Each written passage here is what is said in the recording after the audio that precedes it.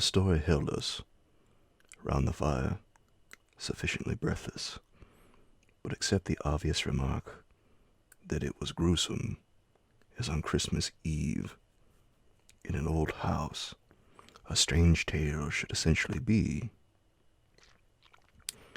I remember no comment uttered till somebody happened to note it as the only case he had met in which such a visitation had fallen on a child. The case, I may mention, was that of an apparition in just such an old house as had gathered us for the occasion. In appearance of a dreadful kind, to a little boy sleeping in the room with his mother, and waking her up in the terror of it.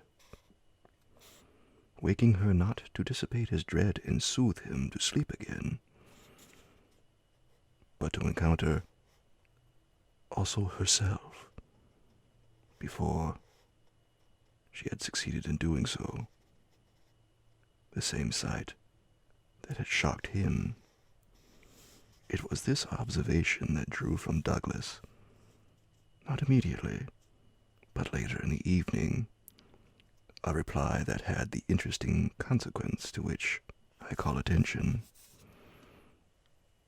Someone else told a story not particularly effective, which I saw he was not following.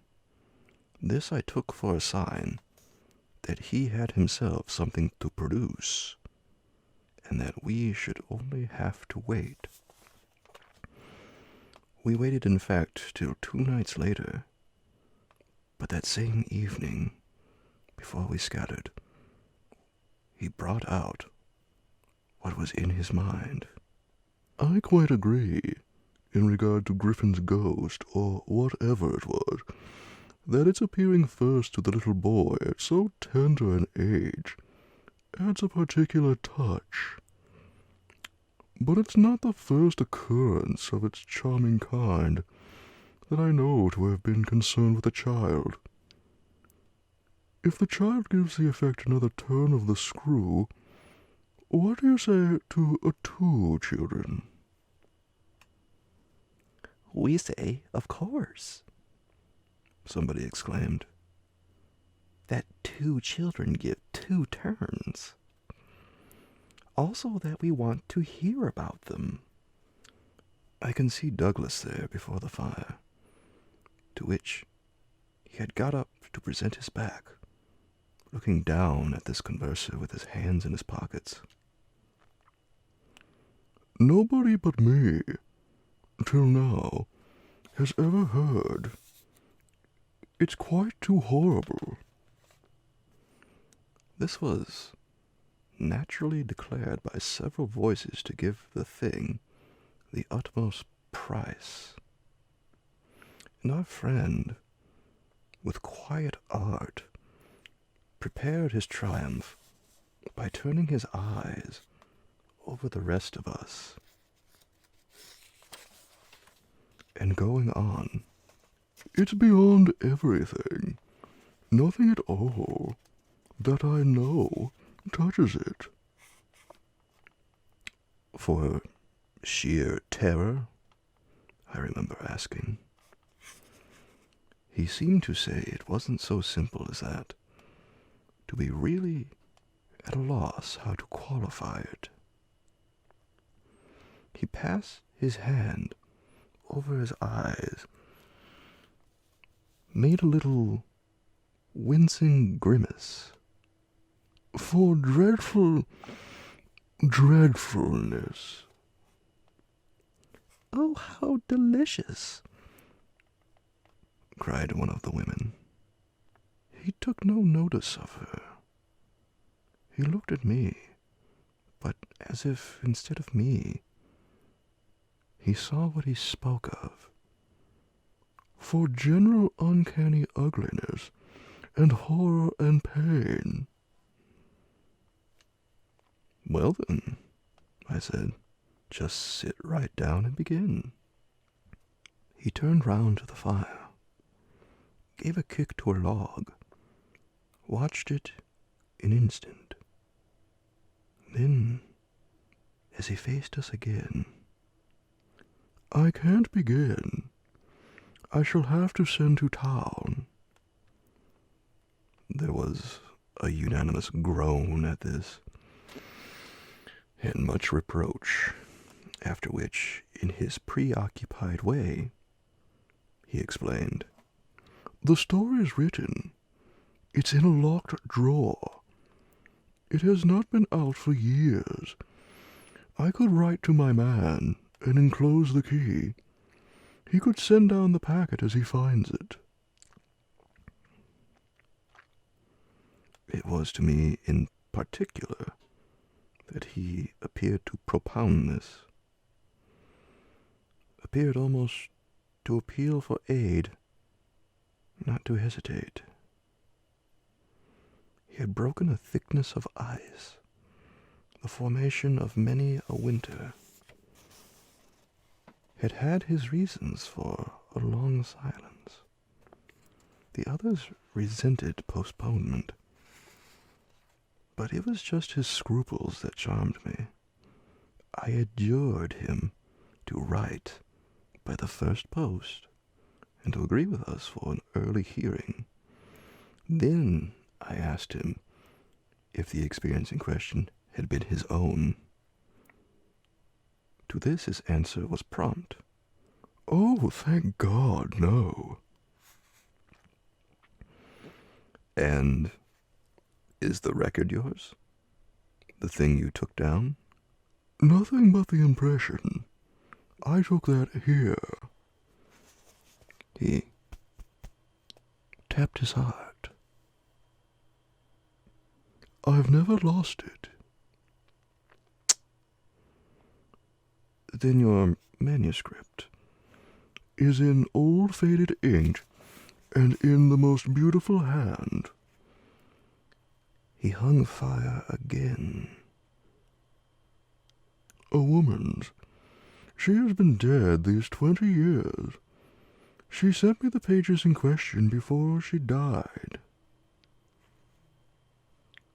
They were all listening now, and of course there was somebody to be arch, or at any rate, to draw the inference. But if he put the inference by without a smile, it was also without hesitation. "She was a most charming person, but she was 10 years older than I. She was my sister's governess," he quietly said.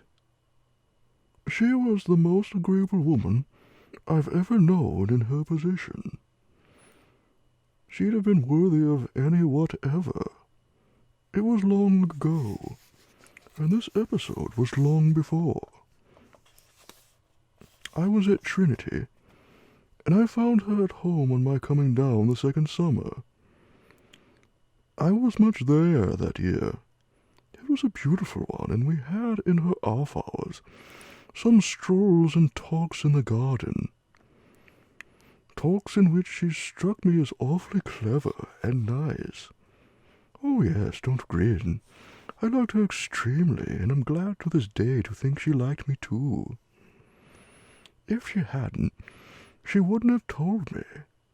She had never told anyone. It wasn't simply that she said so, but that I knew she hadn't. I was sure. I could see. You'll easily judge why when you hear." "Because the thing had been such a scare?" He continued to fix me. "You'll easily judge," he repeated. "You will." I fixed him too. "I see. She was in love." He laughed for the first time. "You are cute. Yes, she was in love. That is, she had been. That came out. She couldn't tell her story without its coming out. I saw it. and she saw I saw it, but neither of us spoke of it. I remember the time and the place, the corner of the lawn, the shade of the great beeches, and the long, hot summer afternoon. It wasn't a scene for a shudder, but oh.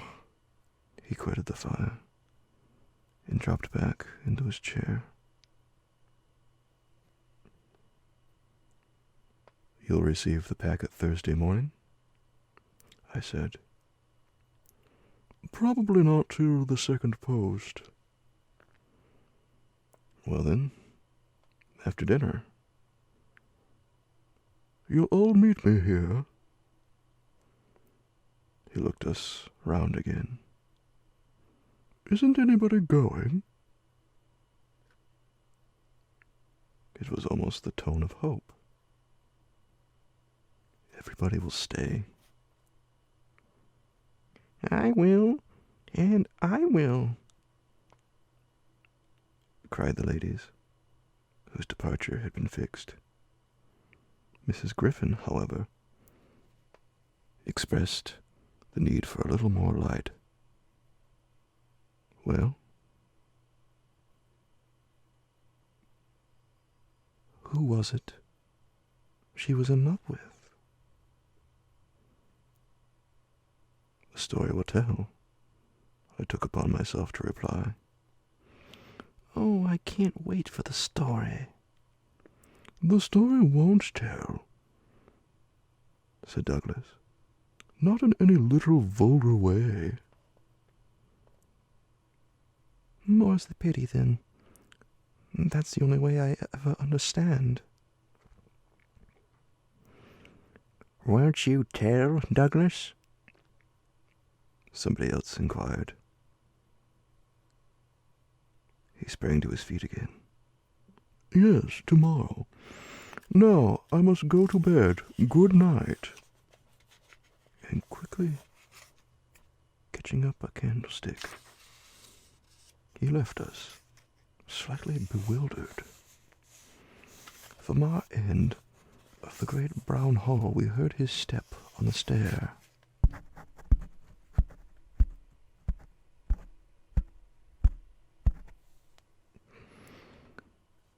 Whereupon Mrs. Griffin spoke. Well, I don't know who she was in love with, but I know who he was. She was 10 years older, said her husband. Raison de plus, at that age, but it's rather nice. His long reticence. 40 years, Griffin put in. With this outbreak, at least. The outbreak, I returned, will make a tremendous occasion of Thursday night.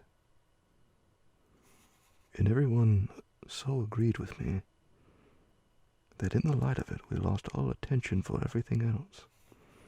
The last story, however incomplete, and like the mere opening of a serial, had been told. We handshook and candlestuck, as somebody said, and went to bed. I knew the next day that a letter containing the key had, by the first post, gone off to London, to his apartments. But in spite of, or perhaps just on account of, the eventual diffusion of this knowledge, we quite let him alone till after dinner, till such an hour of the evening, in fact, as might best accord with the kind of emotion on which our hopes were fixed. Then he became as communicative as we could desire, and indeed gave us his best reason for being so. We had it from him again before the fire in the hall, as we had had our mild wonders of the previous night. It appeared that the narrative he had promised to read us really required for a proper intelligence a few words of prologue. Let me say here, distinctly to have done with it, that this narrative, from an exact transcript of my own made much later, is what I shall presently give. Poor Douglas, before his death, when it was in sight, committed to me the manuscript had reached him on the 3rd of these days, and that, on the same spot, with immense effect, he began to read to our hushed little circle on the night of the 4th. The departing ladies who had said they would stay didn't, of course, thank heaven, stay. They departed in consequence of arrangements made in a rage of curiosity, as they professed, produced by the touches with which he had already worked us up. But that only made his little final auditory more compact and select, kept it around the hearth, subject to a common thrill.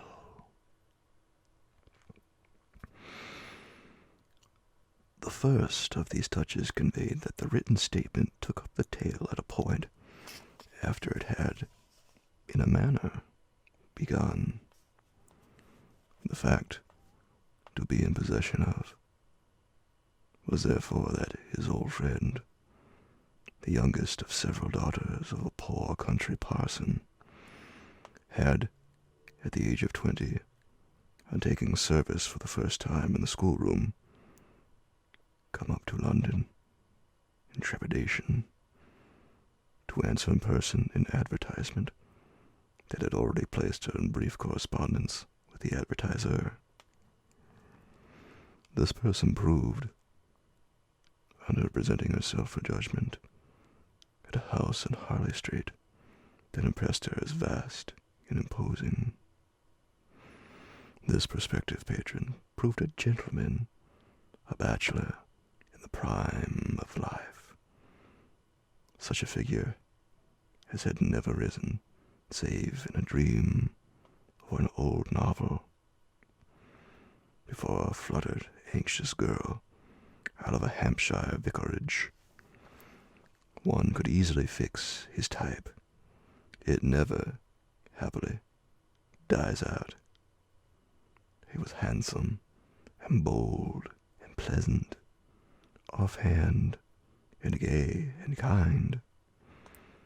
He struck her inevitably as gallant and splendid, but what took her most of all, and gave her the courage she afterward showed, was that he put the whole thing to her as a favor, an obligation he should gratefully incur. She figured him as rich, but as fearfully extravagant, saw him all in a glow of high fashion, of good looks, of expensive habits, of charming ways with women. He had for his town residence a big house filled with the spoils of travel and the trophies of the chase. But it was to his country home, an old family place in Essex, that he wished her immediately to proceed. He had been left, by the death of his parents in India, guardian to a small nephew and a small niece, children of a younger, a military brother, whom he had lost 2 years before.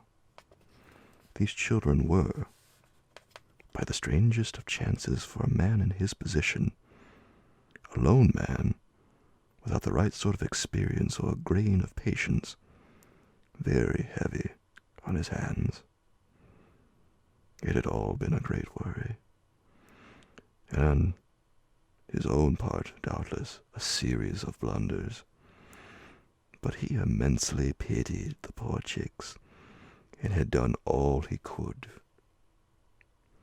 Had in particular sent them down to his other house, the proper place for them being, of course, the country, and kept them there from the first, with the best people he could find to look after them, parting even with his own servants to wait on them, and going down himself whenever he might to see how they were doing. The awkward thing was that they had practically no other relations, and that his own affairs took up all his time. He had put them in possession of Bly, which was healthy and secure, and had placed at the head of their little establishment, but below stairs only, an excellent woman, Mrs. Groves, whom he was sure his visitor would like, and who had formerly been maid to his mother. She was now housekeeper, and was also acting for the time as superintendent to the little girl, of whom, without children of her own, she was by good luck extremely fond. There were plenty of people to help, but of course the young lady who should go down as governess would be in supreme authority. She would also have, in holidays, to look after the small boy who had been for a term at school, young as he was to be sent, but what else could be done? And who, as the holidays were about to begin, would be back from one day to the other. There had been, for the two children at first, a young lady whom they had the misfortune to lose. She had done for them quite beautifully. She was a most respectable person, till her death, the great awkwardness of which had precisely left no alternative but the school for little Miles. Mrs. Groves, since then, in the ways of manners and things, had done as she could for Flora, and there were further a cook, a housemaid, a dairywoman, an old pony, an old groom, and an old gardener, all likewise thoroughly respectable. So far had Douglas presented his picture, when someone put a question. And what did the former governess die of so much respectability? Our friend's answer was prompt. That will come out. I don't anticipate. Pardon me, I thought that was just what you are doing. In her successor's place, I suggested. I should have wished to learn if the office brought with it necessary danger to life. Douglas completed my thought. She did wish to learn, and she did learn. You shall hear tomorrow what she learned. Meanwhile, of course, the prospect struck her as slightly grim. She was young, untried, nervous. It was a vision of serious duties and little company, of really great loneliness. She hesitated, took a couple of days to consult and consider, but the salary offered much exceeded her modest measure, and on a second interview she faced the music. She engaged. And Douglas, with this, made a pause that, for the benefit of the company, moved me to throw in, the moral of which was, of course, the seduction exercised by the splendid young man. She succumbed to it. He got up, and, as he had done the night before, went to the fire, gave a stir to a log with his foot, then stood a moment with his back to us. She saw him only twice.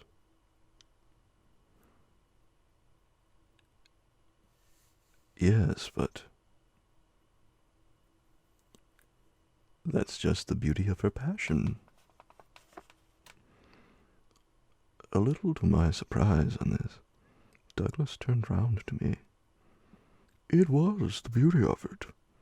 There were others, he went on, who hadn't succumbed. He told her frankly all his difficulty, that for several applicants the conditions had been prohibitive. They were somehow simply afraid. It sounded dull. It sounded strange. And all the more so because of his main condition. Which was? That she should never trouble him, but never, neither appeal, nor complain, nor write about anything. Only meet all questions herself, receive all monies from his solicitor, take the whole thing over, and let him alone. She promised to do this, and she mentioned to me that when, for a moment disburdened, delighted, he held her hand, thanking her for the sacrifice, she already felt rewarded. But was that all her reward? One of the ladies asked. She never saw him again. Oh, said the lady, which, as our friend immediately again left us, was the only other word of importance contributed to the subject till the next night, by the corner of the hearth, in the best chair, he opened the faded red cover of a thin, old-fashioned, gilt-edged album.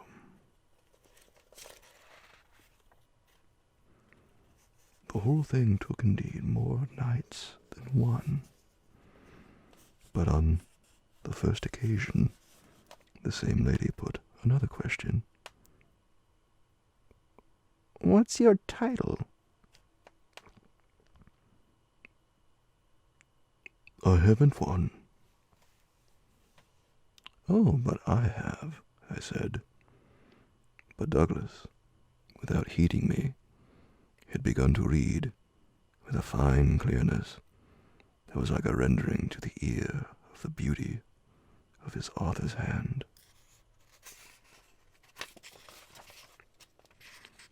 Chapter 1. I remember the whole beginning as a succession of flights and drops, a little seesaw of the right throbs and the wrong. After rising in town to meet his appeal, I had, at all events, a couple of very bad days, found all my doubts bristle again, felt indeed sure I had made a mistake. In this state of mind, I spent the long hours of bumping, swinging coach that carried me to the stopping place at which I was to be met by a vehicle from the house. This convenience, I was told, had been ordered, and I found toward the close of the June afternoon a commodious fly in waiting for me. Driving at that hour, on a lovely day, through a country, the summer sweetness of which served as a friendly welcome, my fortitude revived, and as we turned into the avenue, took a flight that was probably but a proof of the point to which it had sunk. I suppose I had expected, or had dreaded, something so dreary that what greeted me was a good surprise. I remember as a thoroughly pleasant impression the broad, clear front, its open windows, and fresh curtains, and the pair of maids looking out. I remember the lawn and the bright flowers and the crunch of my wheels on the gravel and the clustered treetops over which the rooks circled and cawed in the golden sky.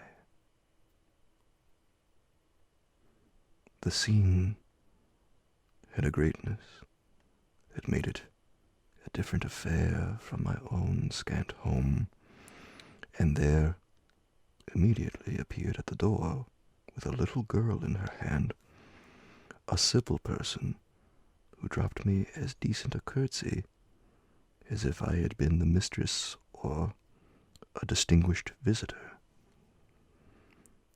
I had received in Harley Street a narrower notion of the place, and that, as I recalled it, made me think the proprietor still more of a gentleman, suggested that what I was to enjoy might be a matter beyond his promise. I had no drop again till the next day, for I was carried triumphantly through the following hours by my introduction to the younger of my pupils. The little girl who accompanied Mrs. Groves affected me on the spot as a creature too charming not to make it a great fortune to have to do with her. She was the most beautiful child I had ever seen, and I afterwards wondered why my employer hadn't made more of a point to me of this. I slept little that night. I was much too excited, and this astonished me too, I recollect. Remained with me, adding to my sense of the liberality with which I was treated. The large, impressive room, one of the best in the house, the great slate bed, as I almost felt it, the figured full draperies, the long glasses, in which, for the first time, I could see myself from head to foot, all struck me like the wonderful appeal of my small charge, as so many things thrown in. It was thrown in as well, from the first moment, that I should get on with Mrs. Groves in a relation over which, on my way in the coach, I fear I had rather brooded. The one appearance, indeed, that in this early outlook might have made me shrink again was that of her being so inordinately glad to see me. I felt within half an hour that she was so glad, stout, simple, plain, clean, wholesome woman, as to be positively on her guard against showing it too much.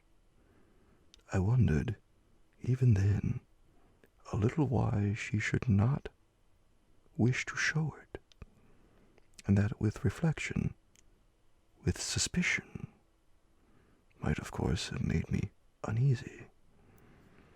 But it was a comfort that there could be no uneasiness in a connection with anything so beatific as the radiant image of my little girl, the vision of whose angelic beauty had probably more than anything else to do with the restlessness that, before morning, made me several times rise and wander about my room to take in the whole picture and prospect, to watch from my open window the faint summer dawn, to look at such stretches of the rest of the house as I could catch, and to listen, while in the fading dusk the first birds begin to twitter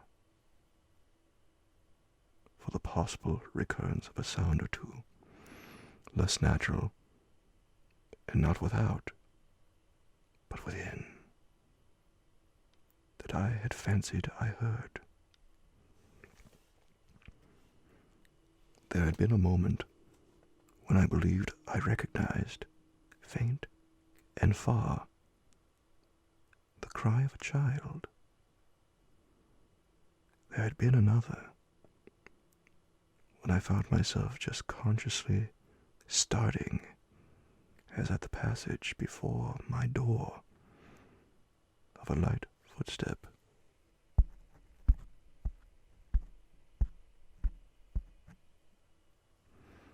But these fancies were not marked enough not to be thrown off.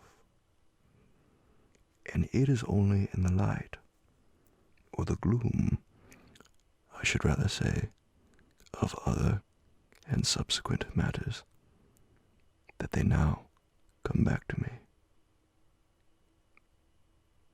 To watch, teach, form little Flora would too evidently be the making of a happy and useful life.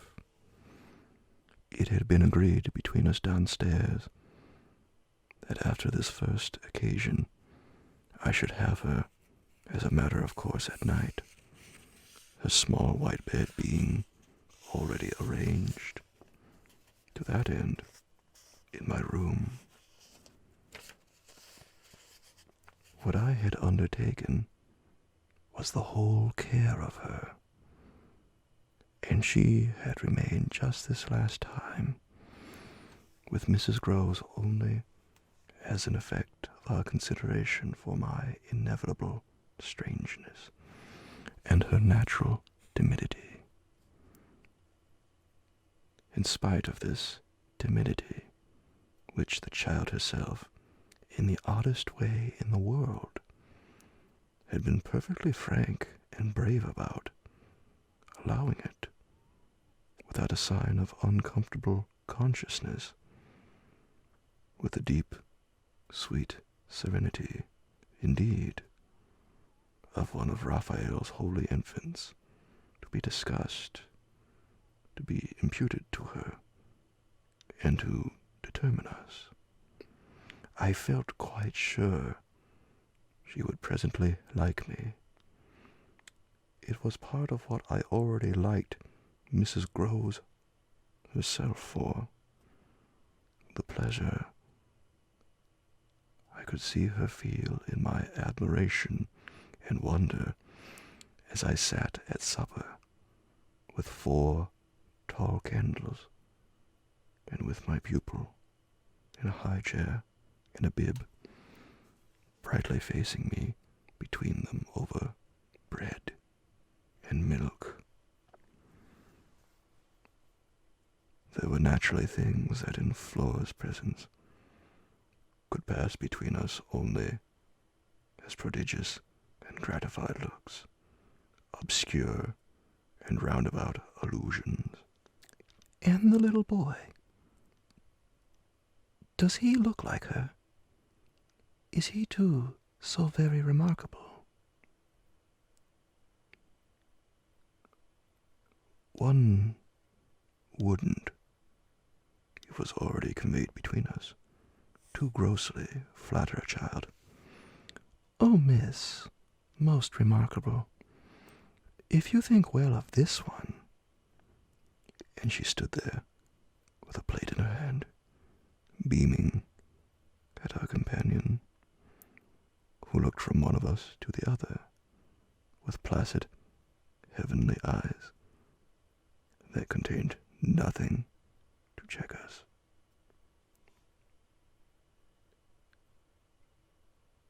Yes, if I do,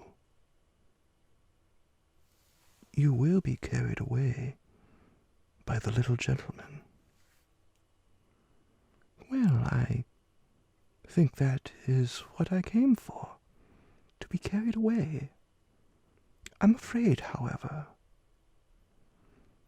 I remember feeling the impulse to add, I'm rather easily carried away. I was carried away in London. I can still see Mrs. Gross's broad face as she took this in. In Harley Street. In Harley Street. Well, miss, you're not the first, and you won't be the last. Oh, I've no pretensions, I could laugh. to being the only one. My other pupil, at any rate, as I understand, comes back tomorrow. Not tomorrow, Friday, miss. He arrives, as you did, by the coach, under care of the guard, and is to be met by the same carriage. I forthwith wanted to know if the proper as well as the pleasant and friendly thing wouldn't therefore be that on the arrival of the public conveyance I should await him with his little sister, a proposition to which Mrs. Groves assented so heartily that I somehow took her manner as a kind of comforting pledge, never falsified. Thank heaven that we should on every question be quite at one. Oh, she was glad I was there. What I felt the next day was, I suppose, nothing that could be fairly called a reaction from the cheer of my arrival. It was probably at the most only a slight oppression produced by a fuller measure of the scale. As I walked round them, gazed up at them, took them in, of my new circumstances, they had, as it were, an extent and mass for which I had not been prepared, and in the presence of which I found myself freshly a little scared, not less than a little proud. Regular lessons in this agitation certainly suffered some wrong. I reflected that my first duty was, by the gentlest arts I could contrive, to win the child into the sense of knowing me. I spent the day with her out of doors. I arranged with her, to her great satisfaction, that it should be she only, who might show me the place. She showed it step by step, and room by room, and secret by secret, with droll, delightful childish talk about it, and with the result, in half an hour, of our becoming tremendous friends. Young as she was, I was struck, throughout our little tour, with her confidence and courage, with the way, in empty chambers and dull corridors, on crooked staircases that made me pause, and even on the summit of an old, matriculated square tower that made me dizzy. Her morning music, a disposition to tell me so many more things than she asked, rang out and led me on. I have not seen Bly since the day I left it, and I dare say that to my present older and more informed eyes it would show a very reduced importance. But as my little conductress with her hair of gold and her frock of blue, danced before me round corners and pattered down passages.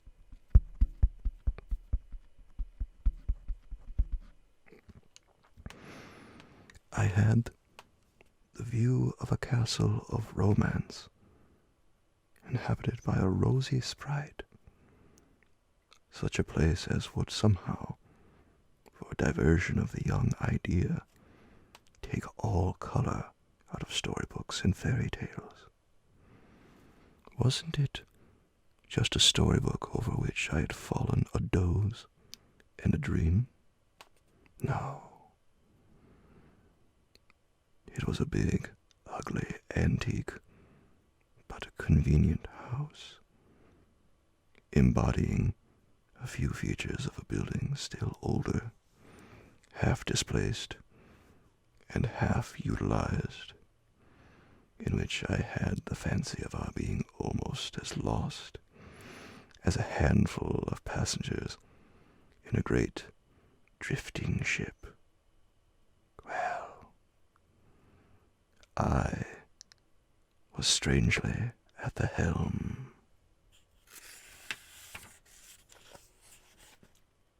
Chapter 2. This came home to me when 2 days later I drove over with Flora to meet, as Mrs. Groves said, the little gentleman. And all the more for an instant that, presenting itself the second evening, had deeply disconcerted me. The first day had been, on the whole, as I have expressed, reassuring. But I was to see it wind up to a change of note.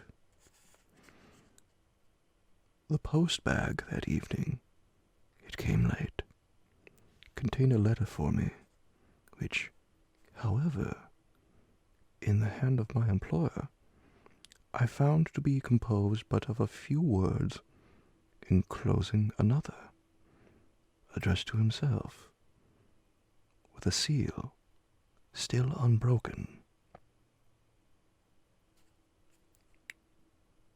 This, I recognize, is from the headmaster, and the headmaster's an awful bore.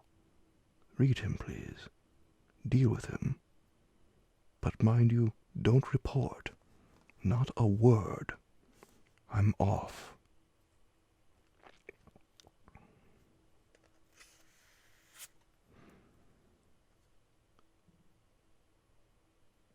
I broke the seal with a great effort.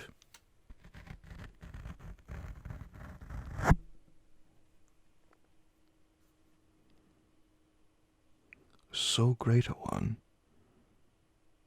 that I was a long time coming to it. Took the unopened missive at last up to my room, and only attacked it just before going to bed. I had better have let it wait till morning, for it gave me a second sleepless night. With no counsel to take, the next day I was full of distress, and it finally got so the better of me that I determined to open myself at least to Mrs. Groves.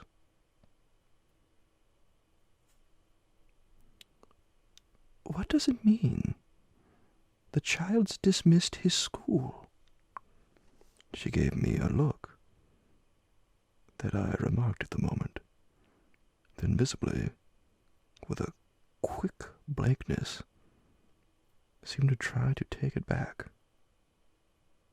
But aren't they all sent home? Yes, but only for the holidays. Miles may never go back at all.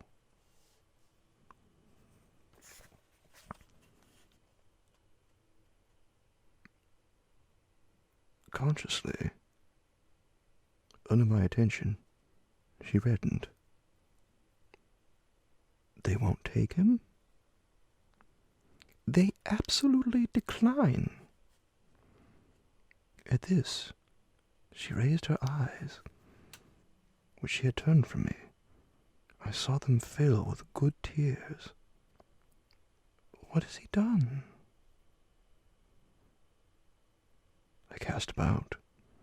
Then I judged best simply to hand her my document, which, however, had the effect of making her, without taking it, simply put her hands behind her.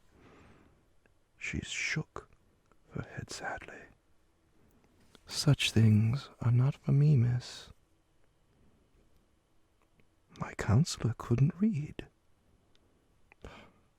I winced at my mistake, which I attenuated as I could, and opened the letter again to repeat it to her, then faltering in the act and folding it up once more, I put it back in my pocket. Is he really bad? The tears were still in her eyes. Do the gentlemen say so? They go into no particulars. They simply express their regret that it should be impossible to keep him. That can have but one meaning. Mrs. Groves listened with dumb emotion.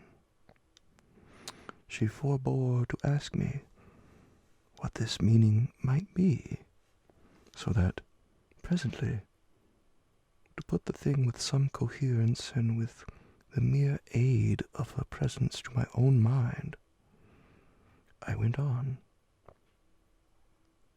That he's an injury to the others. At this, with one of the quick turns of simple folk, she suddenly flamed up. Master Miles, him an injury?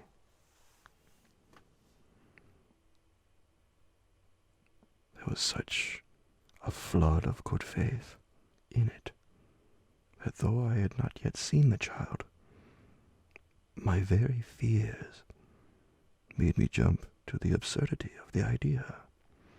I found myself to meet my friend the better, offering it on the spot, sarcastically. To his poor little innocent mates.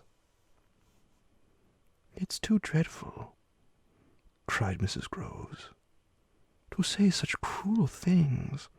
Why, he's scarce 10 years old. Yes, it would be incredible. She was evidently grateful for such a profession. See him, miss, first, then believe it. I felt forthwith a new impatience to see him. It was the beginning of a curiosity that all the next hours was to deepen almost to pain.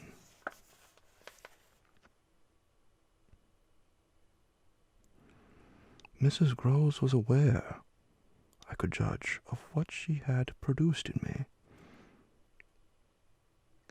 and she followed it up with assurance. You might as well believe it of the little lady, bless her, she added the next moment. Look at her. I turned and saw that Flora, whom 10 minutes before I had established in the schoolroom with a sheet of white paper, a pencil, and a copy of nice roundos, now presented herself to view at the open door.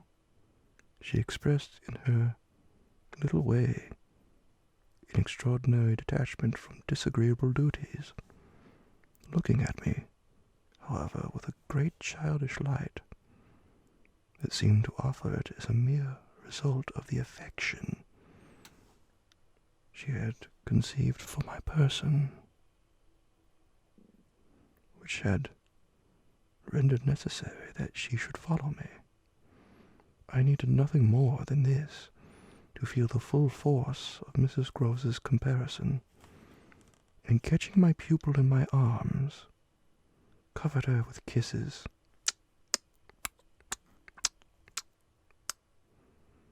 In which there was a sob of atonement. Nonetheless, the rest of the day, I watched for further occasion to approach my colleague, especially as, toward evening, I began to fancy she rather sought to avoid me. I overtook her, I remember, on the staircase. We went down together, and at the bottom, I detained her, holding her there, with a hand on her arm. I take what you said to me at noon was a declaration that you've never known him to be bad. She threw back her head. She had clearly by this time, and very honestly, adopted an attitude. Oh, never known him. I don't pretend that.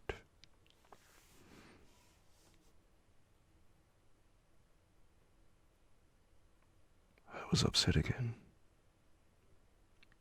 Then you have known him?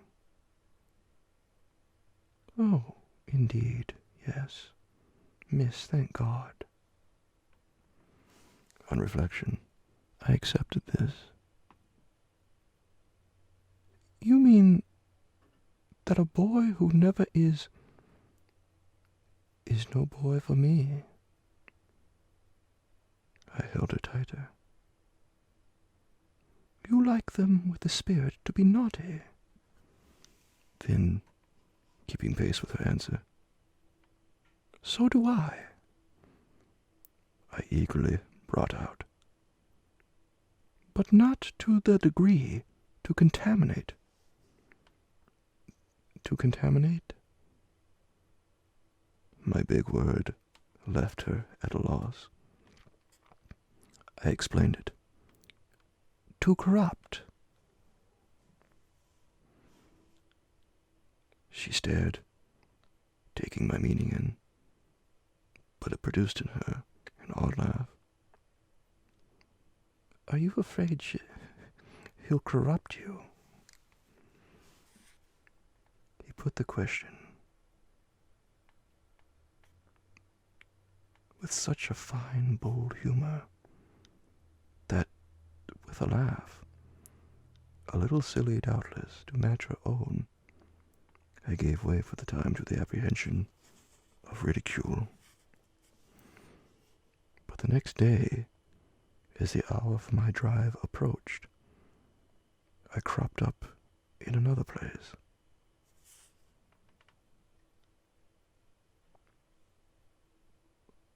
What was the lady who was here before? The last governess? She was also young and pretty. Almost as young and almost as pretty, miss, even as you. Ah, then I hope her youth and her beauty helped her. I recollect throwing off. He seems to like us, young and pretty. Oh, he did. Mrs. Groves assented.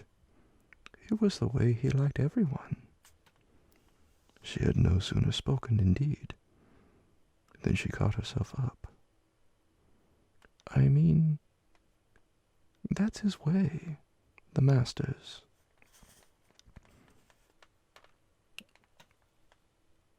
I was struck. But of whom did you speak first? She looked blank,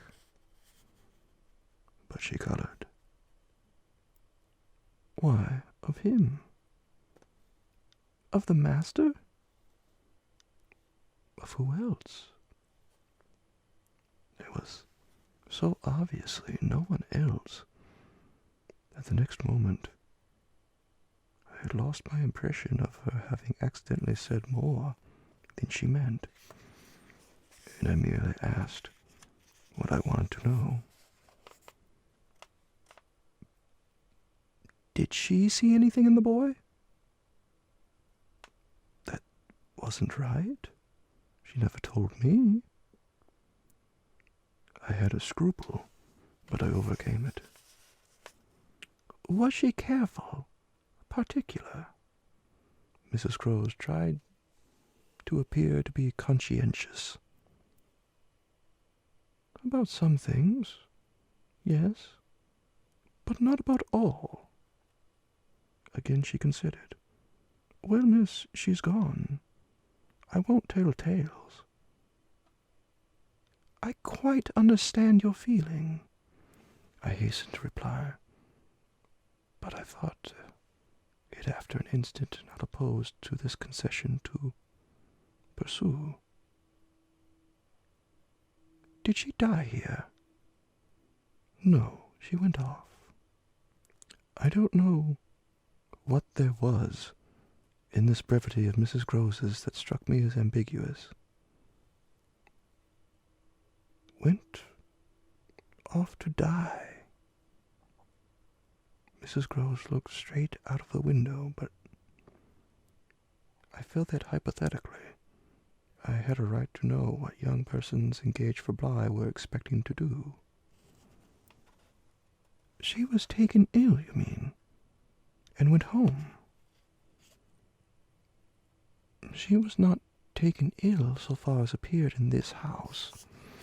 She left it at the end of the year to go home, as she said, for a short holiday, to which the time she had put in had certainly given her a right. We had then a young woman, a nursemaid, who had stayed on, and who was a good girl and clever, and she took the children altogether for the interval. But our young lady never came back, and at the very moment I was expecting her, I heard from the master that she was dead. I turned this over. But of what? He never told me. But please, miss, said Mrs. Groves, I must get back to my work. Her thus turning her back on me was fortunately not, for my just preoccupations, a snub that could check the growth of our mutual esteem. We met after I had brought home little Miles, more intimately than ever on the ground of my stupefaction, my general emotion, so monstrous was I then ready to pronounce it, that such a child, as had now been revealed to me, should be under an interdict. I was a little late on the scene of his arrival, and I felt, as he stood wistfully looking out for me before the door of the inn at which the coach had put him down, that I had seen him on the instant, without and within, in the great glow of freshness, the same positive fragrance of purity, in which I had from the first moment seen his little sister. He was incredibly beautiful, and Mrs. Groves had put her finger on it. Everything but a sort of passion of tenderness was for him swept away by his presence. What I then and there took him to my heart for was something divine that I have never found to the same degree in any child. His indescribable little air of knowing nothing in the world but love It would have been impossible to carry a bad name with a greater sweetness of innocence, and by the time I had got back to Bly with him, I remained merely bewildered, so far, that is, as I was not outraged, by the sense of the horrible letter locked up in one of the drawers of my room. As soon as I could compass a private word with Mrs. Groves, I declared to her that it was grotesque. She promptly understood me.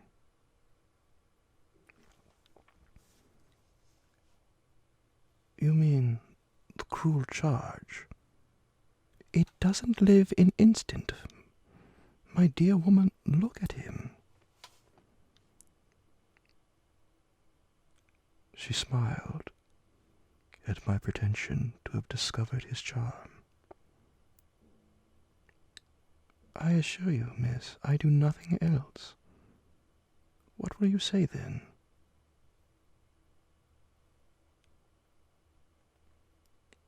She immediately added, in answer to the letter? I had made up my mind. Nothing at all. And to his uncle? I was incisive. Nothing at all. And to the boy himself? I was wonderful. Nothing at all. She gave with her apron a great wipe to her mouth.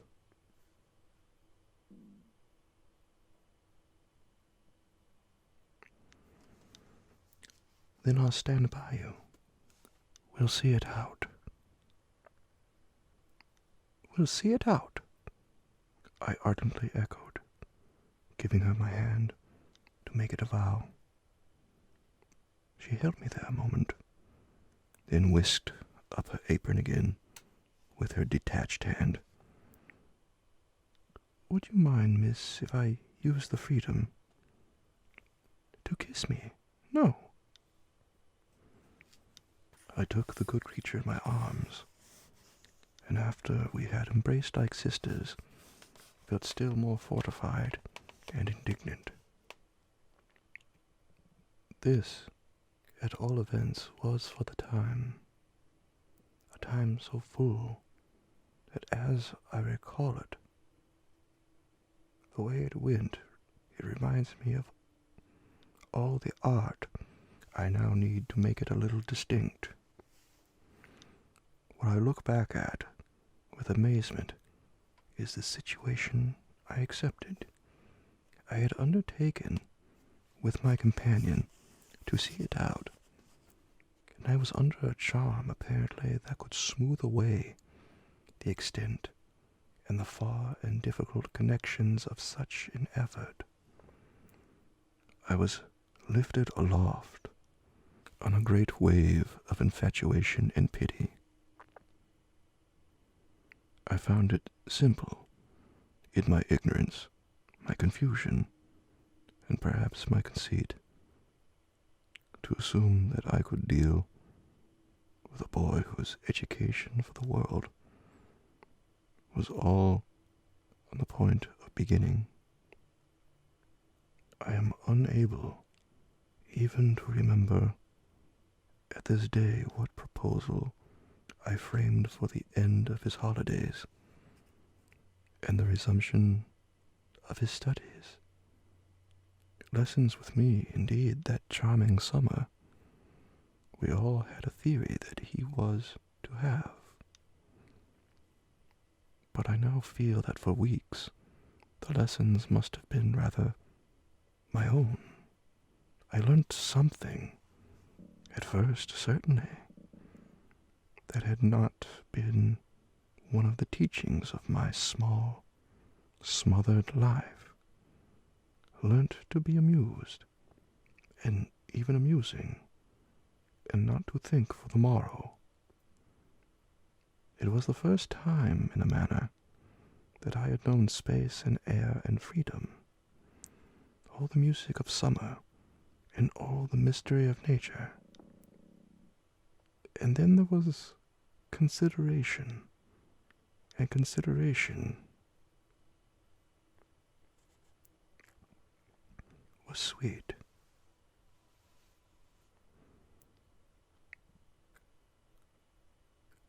Oh, it was a trap, not designed, but deep, to my imagination, to my delicacy, perhaps to my vanity, to whatever in me was most excitable. The best way to picture it all is to say that I was off my guard. They gave me so little trouble. They were of a gentleness so extraordinary. I used to speculate, but even this, with a dim disconnectedness, as to how the rough future, for all futures are rough, would handle them, and might bruise them.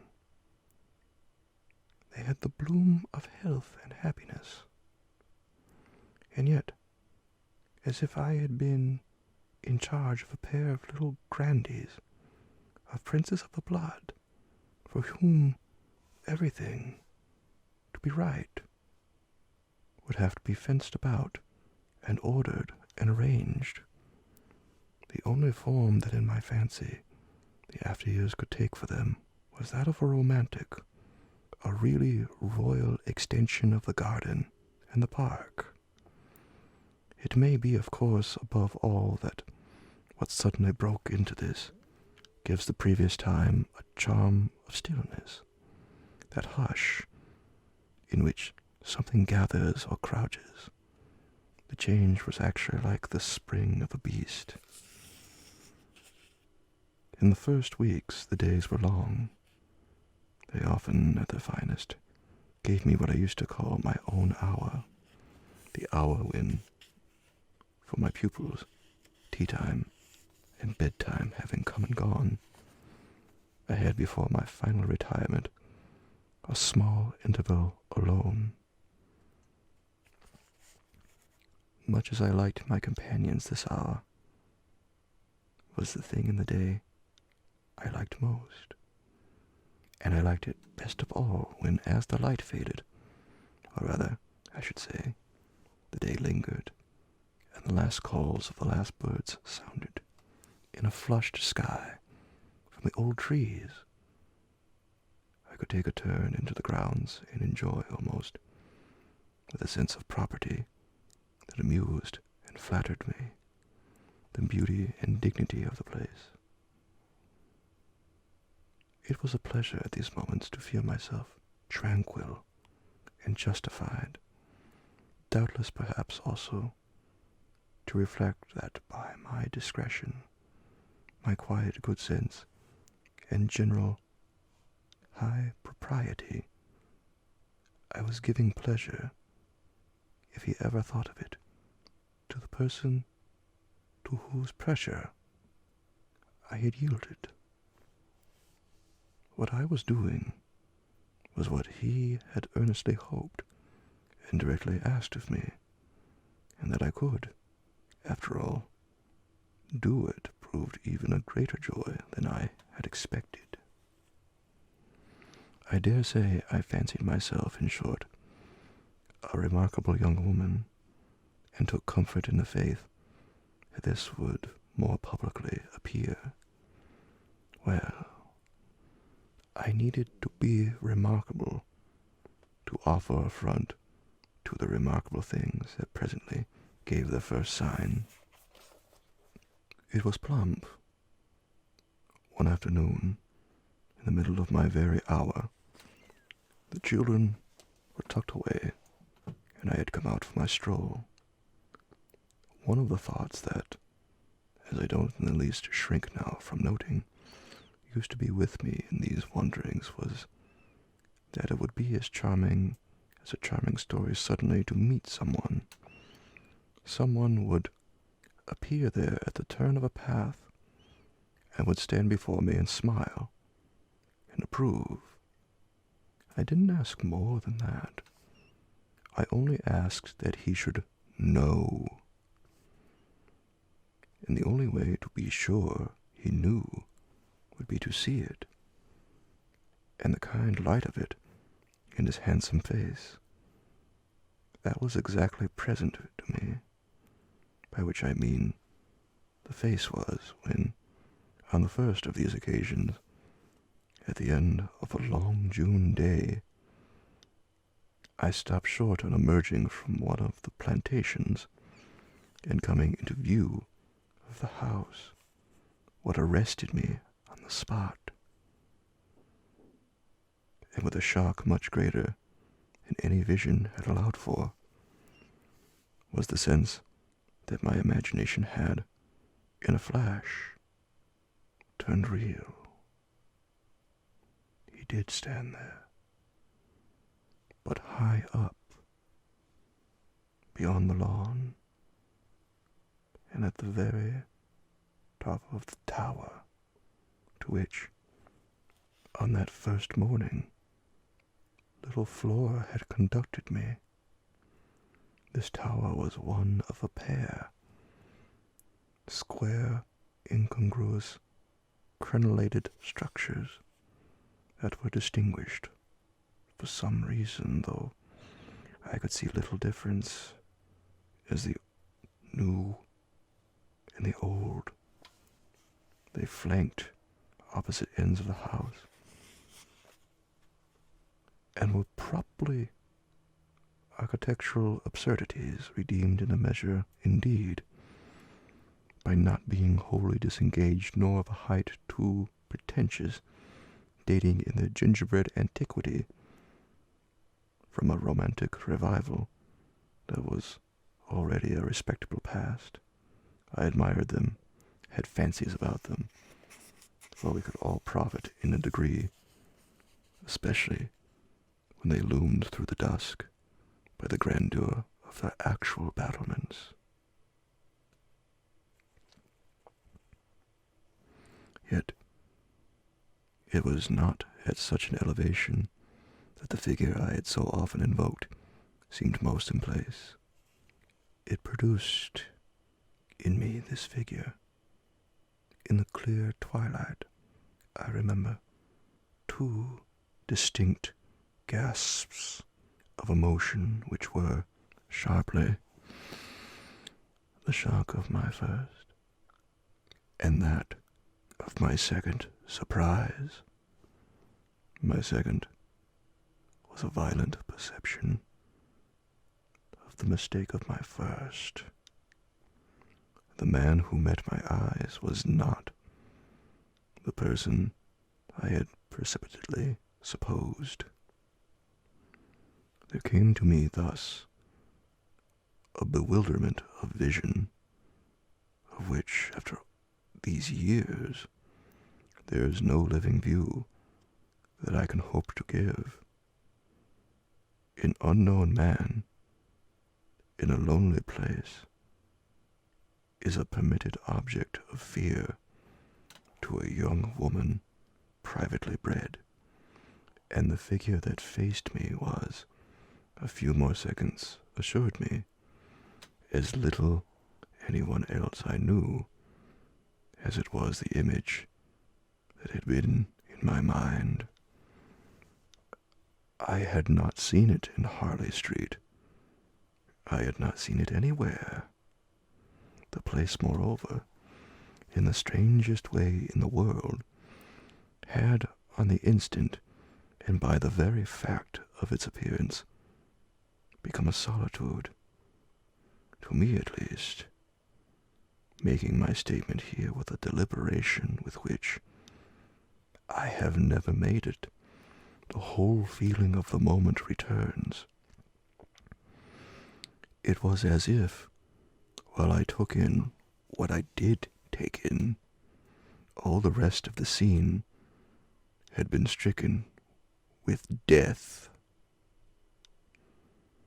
I could hear again, as I write, the intense hush in which the sounds of evening dropped. The rooks stopped cawing in the golden sky, and the friendly hour lost for the unspeakable minute all its voice. But there was no change in nature, unless indeed it were a change that I saw with a stranger sharpness. The gold was still in the sky, the clearness in the air, and the man who looked at me over the battlements was as definite as a picture in a frame. That's how I thought, with extraordinary quickness, of each person he might have been, and that he wasn't.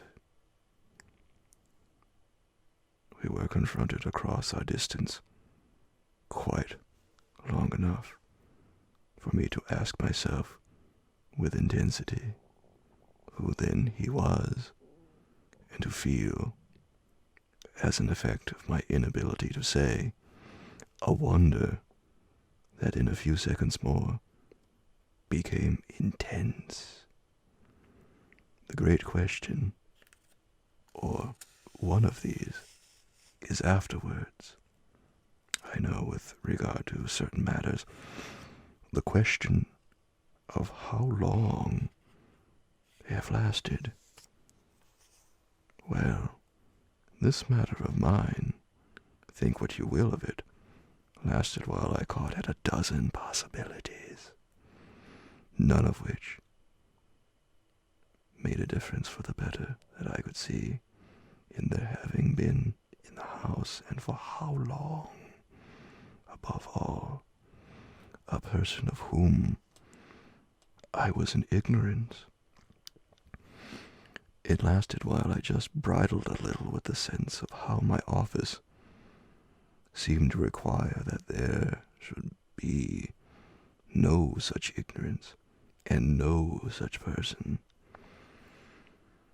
It lasted while this visitant, at all event, and there was a touch of the strange freedom, as I remember, in the sign of familiarity of his wearing no hat, seemed to fix me from his position with just the question, just the scrutiny, through the fading light, that his own presence provoked.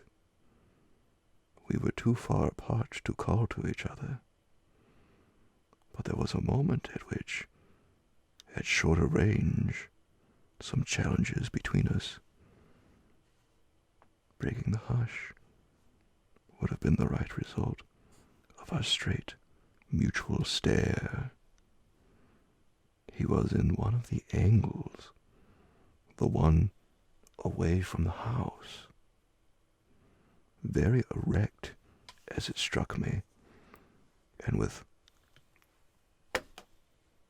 both hands on the ledge. So I saw him as I see the letters I form on this page. Then, exactly after a minute, as if to add to the spectacle, he slowly changed his place.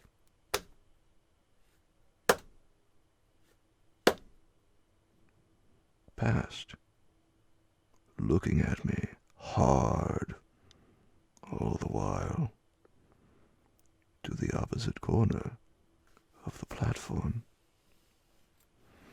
Yes, it was intense to me that during this transit he never took his eyes from me, and I can see at this moment the way his hand, as he went, moved from one of the crenellations to the next. He stopped at the other corner, but less long, and even as he turned away, still markedly fixed me. He turned away all I knew. Chapter 4. It was not that I didn't wait on this occasion for more, since I was as deeply rooted as shaken. Was there a secret at Bly? A mystery of Udolpho, or an insane, unmentionable relative kept in unsuspected confinement? I can't say how long I turned it over, or how long, in a confusion of curiosity and dread, I remained where I had had my collision.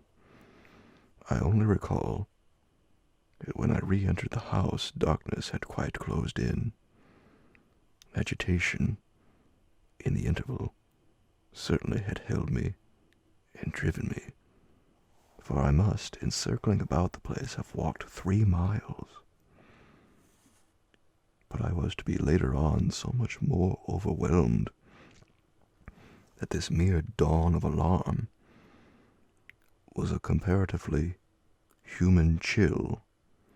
The most singular part of it, in fact, singular as the rest had been, was the part I became in the hall aware of in meeting Mrs. Groves. This picture comes back to me in the general train, the impression as I received it on my return. Of the wide, white-paneled space, bright in the lamplight, and with its portraits and red carpet, and of the good, surprised look of my friend, which immediately told me she had missed me. It came to me straightway, under her contact, that with plain heartiness, mere relieved anxiety at my appearance, she knew nothing whatever that could bear upon the incident I had there ready for her. I had not suspected in advance that her comfortable face would pull me up, and I somehow measured the importance of what I had seen by my thus finding myself hesitate to mention it. Scarce anything in the whole history seems to me so odd as this fact that my real beginning of fear was one, as I may say, with the instinct of sparing my companion. On the spot, accordingly, in the pleasant hall and with her eyes on me, I, for a reason that I couldn't then have phrased, achieved an inward revolution, offered a vague pretext for my lateness, and, with the plea of the beauty of the night, and of the heavy dew and wet feet, went as soon as possible to my room. Here it was another affair. Here, for many days after, it was a queer affair enough. There were hours from day to day, or at least there were moments, snatched even from clear duties, when I had to shut myself up to think. It wasn't so much yet that I was more nervous than I could bear to be, as that I was remarkably afraid of becoming so. For the truth I had now to turn over was simply and clearly the truth, that I could arrive at no account whatever of the visitor with whom I had been so inexplicably, and yet, as it seemed to me, so intimately concerned. It took me a little time to see that I might easily sound, without forms of inquiry and without exciting remark, any domestic complication. The shock I had suffered must have sharpened all my senses. I felt sure, at the end of 3 days, and as the result of mere closer attention, that I had not been practiced upon by the servants, nor made the object of any game of whatever it was that I knew nothing was known around me. But there was one sane inference. Someone had taken a liberty rather monstrous. That was what, repeatedly, I dipped into my room and locked the door to say to myself. We had been, collectively, subject to an intrusion, some unscrupulous traveler, curious in old houses, had made his way in, unobserved, enjoyed the prospect from the best point of view, and then stolen out as he came. If he had given me such a bold, hard stare, that was but a part of his indiscretion. The good thing, after all, was that we should surely see no more of him. This was not so good a thing, I admit, as not to leave me to judge that what essentially made nothing else much signify was simply my charming work. My charming work was just my life with Miles and Flora, and through nothing could I so like it as through feeling that to throw myself into it was to throw myself out of my trouble. The attraction of my small charges was a constant joy, leading me to wonder afresh at the vanity of my original fears, the distaste I had begun by entertaining for the probable gray prose of my office.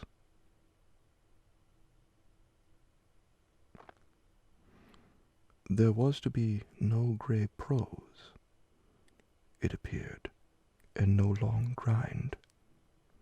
So how could work not be charming that presented itself as daily beauty? It was all the romance of the nursery and the poetry of the schoolroom. I don't mean by this, of course, that we studied only fiction and verse. I mean that how that I can express no otherwise the sort of interest my companions inspired. How can I describe that except by saying that instead of growing deadly used to them, and it's a marvel for a governess, I called the sisterhood to witness. I made constant, fresh discoveries. There was one direction, assuredly, in which these discoveries stopped. Deep obscurity continued to cover the region of the boy's conduct at school. It had been promptly given me, I have noted, to face that mystery without a pang. Perhaps even it would be nearer the truth to say that, without a word, he had cleared it up himself. He had made the whole charge absurd. My conclusion bloomed there, with the real rose flush of his innocence. He was only too fine and fair for the little horrid, unclean school world, and he had paid a price for it. I reflected acutely that the sense of such individual differences, such superiorities of quality, always on the part of the majority, which could include even stupid, sordid headmasters, turns infallibly to the vindictive. Both the children had a gentleness. It was their only fault, and it never made Miles a muff, that kept them, how shall I express it, almost impersonal, and certainly quite unpunishable. They were like those cherubs of the anecdote who had, morally at any rate, nothing to whack. I remember feeling with Miles, in especial, as if he had had, as it were, nothing to call even an infinitesimal history. We expect of a small child scant enough antecedents. But there was in this beautiful little boy something extraordinarily sensitive, yet extraordinarily happy, that more than in any creature of his age I have seen, struck me as beginning anew each day. He had never for a second suffered. I took this as a direct disproof of his having really been chastised. If he had been wicked, he would have caught it, and I should have caught it by the rebound. I should have found the trace, should have felt the wound and the dishonor. I could never reconstitute anything at all, and he was therefore an angel. He never spoke of his school, never mentioned a comrade or a master, and I, for my part, was quite too much disgusted to allude to them. Of course I was under the spell, and the wonderful part is that, even at the time, I perfectly knew I was. But I gave myself up to it. It was an antidote to any pain, and I had more pains than one. I was in receipt, in these days of disturbing letters from home, where things were not going well. But with this joy of my children, what things in the world mattered? That was the question I used to put to my scrappy retirements. I was dazzled by their loveliness. There was a Sunday to get on when it rained with such force and for so many hours that there could be no procession to church, in consequence of which, as the day declined, I had arranged with Mrs. Groves that, should the evening show improvement, we would attend together the late service. The rain happily stopped, and I prepared for our walk, which, through the park and by the good road to the village, would be a matter of 20 minutes. Coming downstairs to meet my colleague in the hall, I remembered a pair of gloves that had required 3 stitches, and that had received them with a publicity perhaps not edifying, while I sat with the children at their tea served on Sundays, by exception in that cold, clean temple of mahogany and brass, the grown-up dining room. The gloves had been dropped there, and I turned in to recover them. The day was gray enough, but the afternoon light still lingered, and it enabled me, on crossing the threshold, not only to recognize on a chair near the wide window then closed the articles I wanted, but to become aware of a person on the other side of the window and looking straight in. One step into the room had sufficed. My vision was instantaneous. It was all there. The person looking straight in was the person who had already appeared to me. He appeared thus again, with, I won't say, greater distinctness, for that was impossible, but with a nearness that represented a forward stride in our intercourse, and made me, as I met him, catch my breath and turn cold.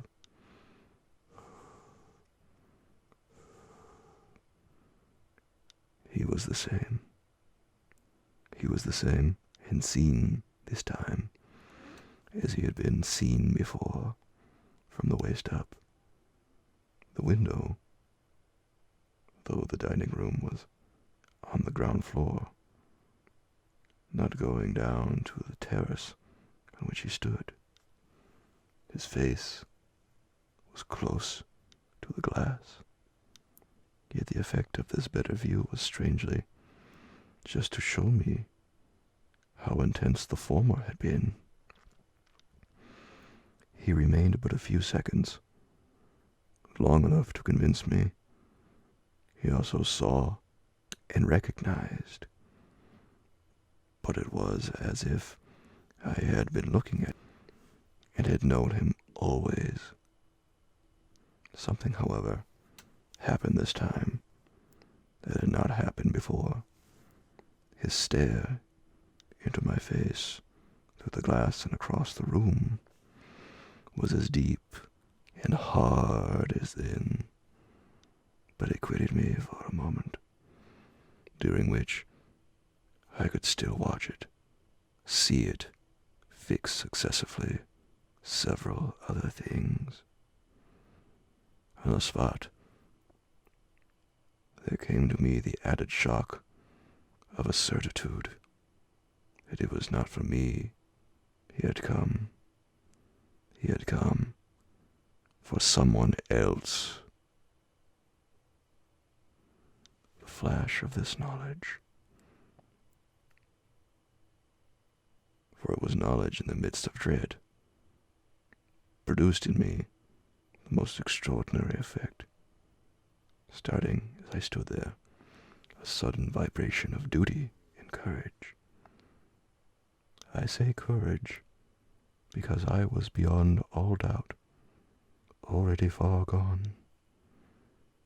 I bounded straight out of the door again, reached that of the house, got in an instant upon the drive, and passing along the terrace as fast as I could rush,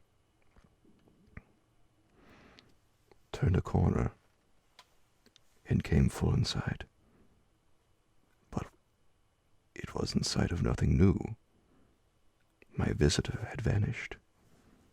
I stopped, almost dropped, with the real relief of this. But I took in the whole scene. I gave him time to reappear. I call it time, but how long was it? I can't speak to the purpose today of the duration of these things. That kind of measure must have left me.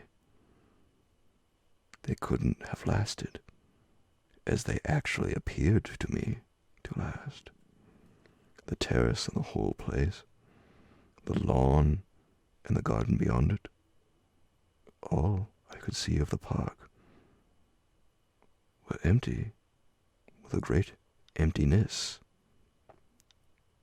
There were shrubberies and big trees, but I remember the clear assurance I felt that none of them concealed him. He was there or was not there. Not there if I didn't see him. I got hold of this then, instinctively. Instead of returning as I had come, went to the window. It was confusedly present to me that I ought to place myself where he had stood. I did so. I applied my face to the pane, and looked, as he had looked, into the room, as if at this moment to show me exactly what his range had been. Mrs. Groves, as I had done for himself just before, came in from the hall. With this, I had the full image of a repetition of what had already occurred. She saw me as I had seen my own visitant. She pulled up short as I had done. I gave her something of the shock that I had received. She turned white,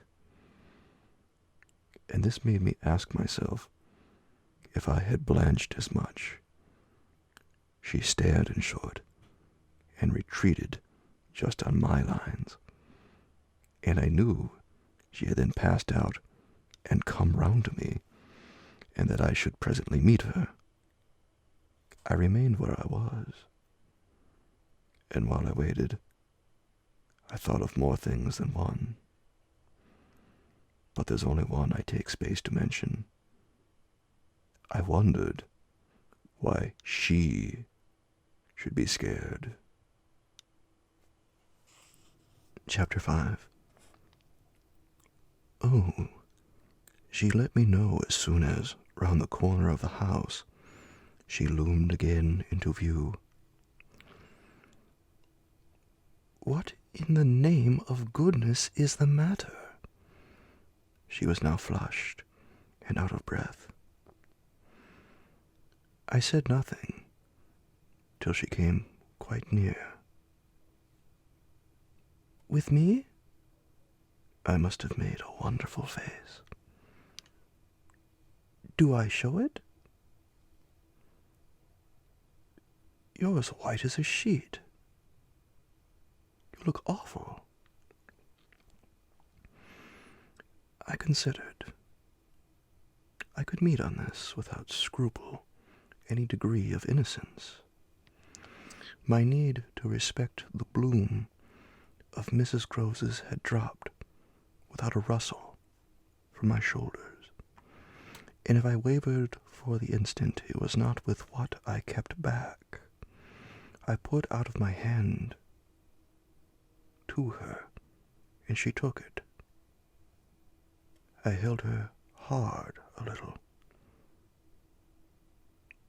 liking to feel her close to me. There was a kind of support in the shy heave of her surprise.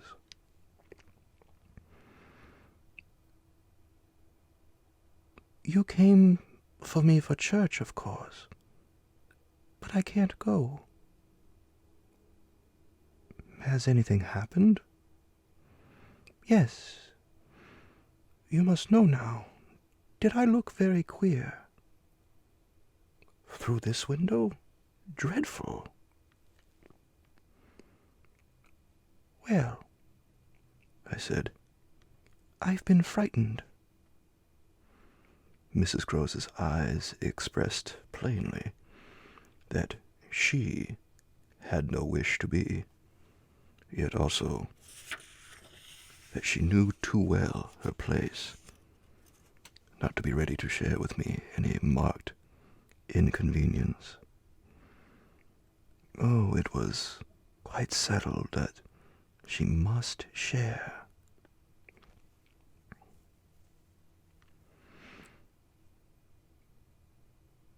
Just what you saw from the dining room a minute ago was the effect of that. What I saw just before was much worse.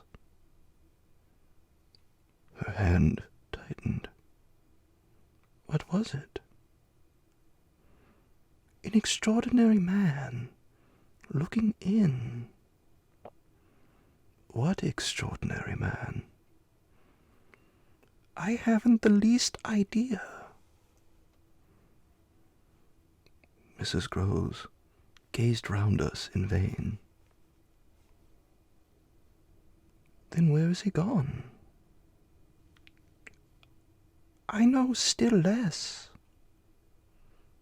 Have you seen him before? Yes, once. On the old tower. She could only look at me harder. Do you mean he's a stranger? Oh, very much. Yet you didn't tell me. No, for reasons.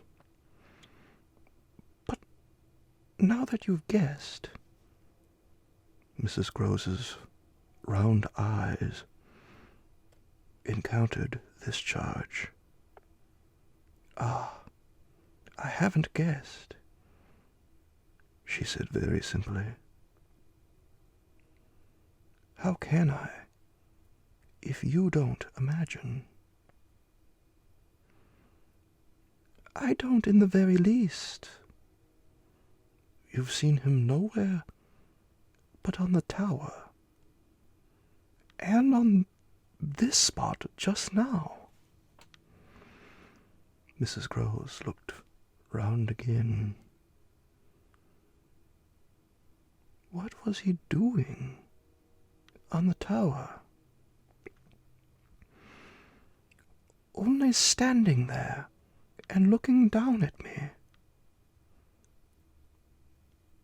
She thought a minute. Was he a gentleman?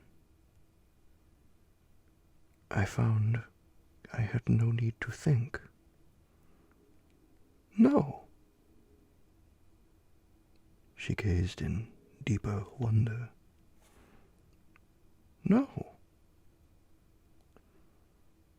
Then nobody about the place? Nobody from the village?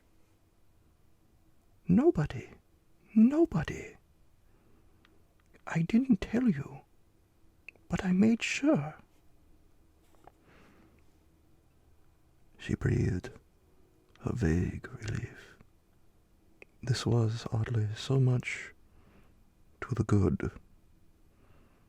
It only went, indeed, a little way. But if he isn't a gentleman, what is he? He's a horror. A horror. He's... God help me if I know what he is. Mrs. Groves looked round once more. She fixed her eyes on the duskier distance, and then, pulling herself together, turned to me with full inconsequence. It's time we should be at church.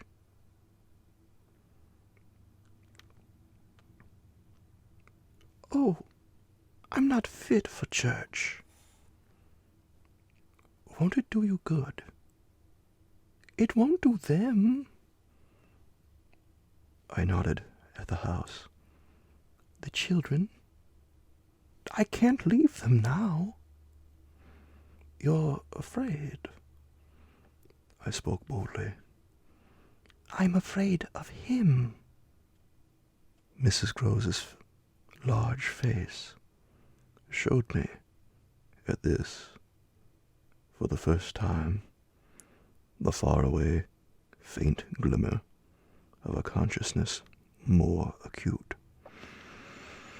I somehow made out in it the delayed dawn of an idea I myself had not given her, and that was as yet quite obscure to me. It comes back to me that I thought instantly of this as something I could get from her, and I felt it to be connected with the desire she presently showed to know more. When was it?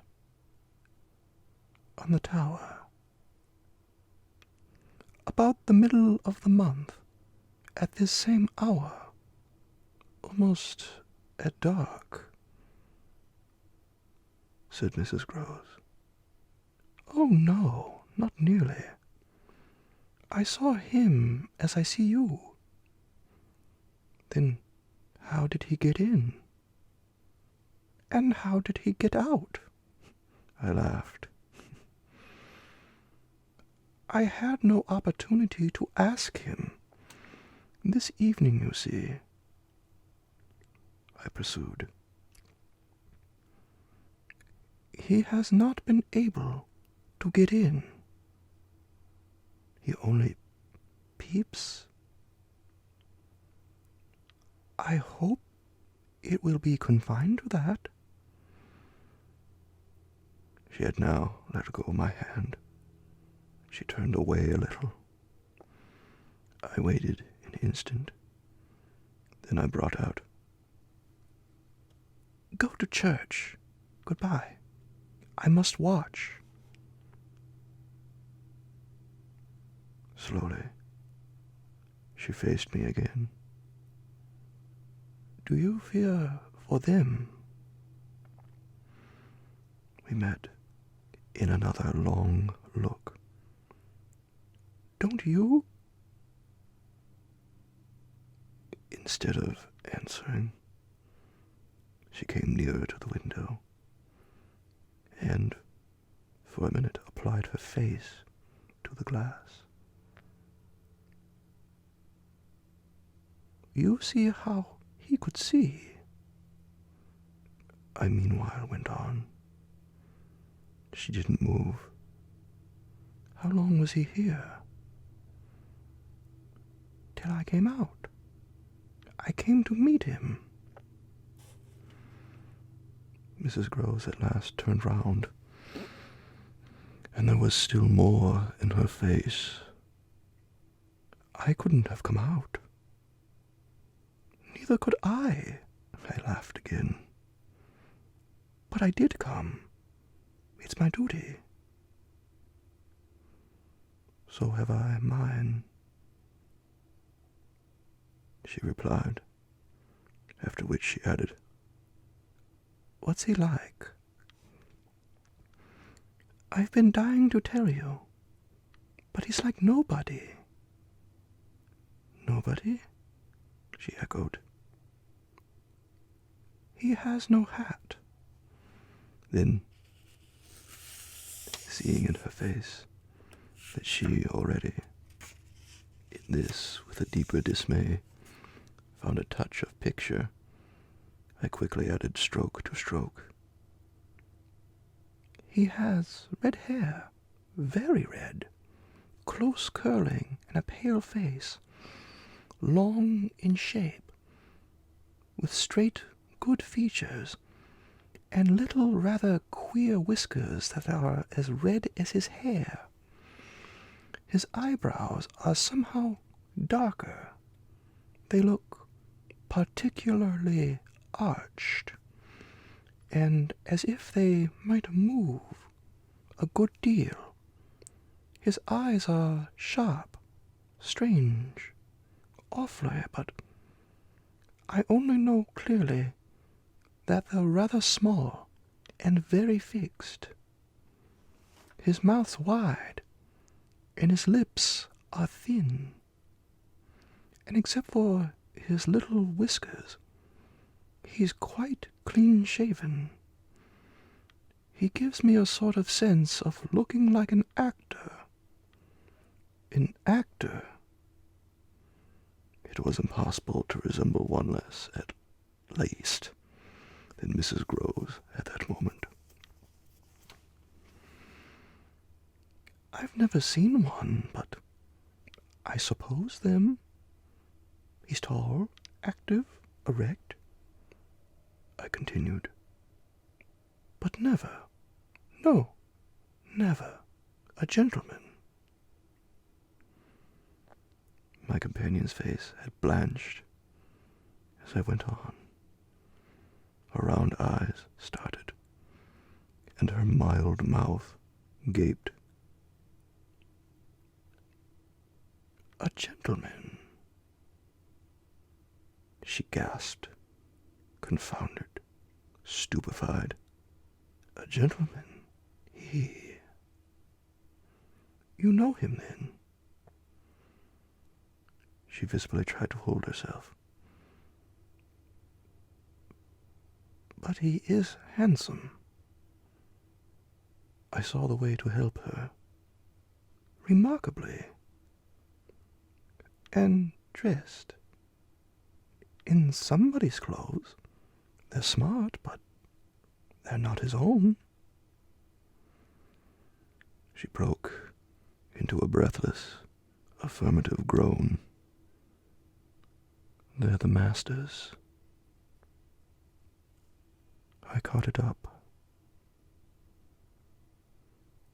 "You do know him?" She faltered but a second. "Quint," she cried. "Quint. Peter Quint, his own man, his valet, when he was here. When the master was." Gasping still, but meeting me, she pieced it all together. "He never wore his hat, but he did wear, well, there were waistcoats missed. They were both here last year. Then the master went, and Quint was alone.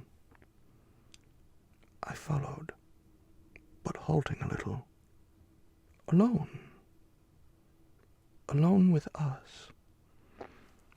Then, as from a deeper depth, in charge, she added. And what became of him? She hung fire so long that I was still more mystified. He went too, she brought out at last. Went where? Her expression at this became extraordinary. God knows where. He died. Died? I almost shrieked. She seemed fairly to square herself, plant herself more firmly, to express the wonder of it. Yes, Mr. Quint's dead. Chapter 6. It took, of course, more than that particular passage to place us together in presence of what we had now to live with as we could. My dreadful liability to impressions of the order so vividly exemplified, and my companion's knowledge henceforth, a knowledge half consternation and half compassion of that liability.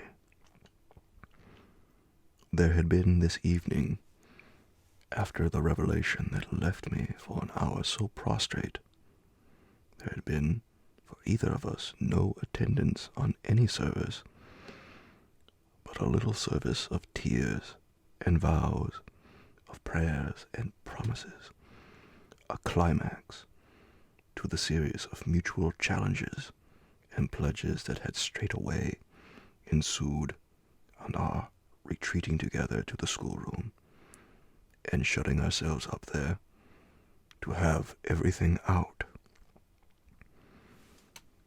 The result of our having everything out was simply to reduce our situation to the last rigor of its elements.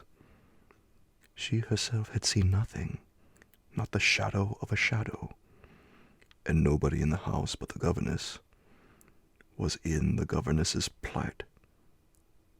Yet she accepted without directly impugning my sanity the truth as I gave it to her, and ended by showing me on this ground an awe-stricken tenderness, a deference to my more than questionable privilege, of which the very breath has remained with me as that of the sweetest of human charities. What was settled between us accordingly that night was that we thought we might bear things together, and I was not even sure that in spite of her exemption, it was she who had the best of the burden. I knew, at this hour, I think, as well as I knew later, what I was capable of meeting to shelter my pupils, but it took me some time to be wholly sure of what my honest comrade was prepared for, to keep terms with so stiff an agreement. I was queer company enough, quite as queer as the company I received. But as I trace over what we went through, I see how much common ground we must have found in the one idea that by good fortune could steady us. It was the idea, the second movement, that led me straight out, as I may say, of the inner chamber of my dread. I could take the air in the court at least, and there Mrs. Groves could join me. Perfectly can I recall now the particular way strength came to me before we separated for the night. We had gone over and over every feature of what I had seen.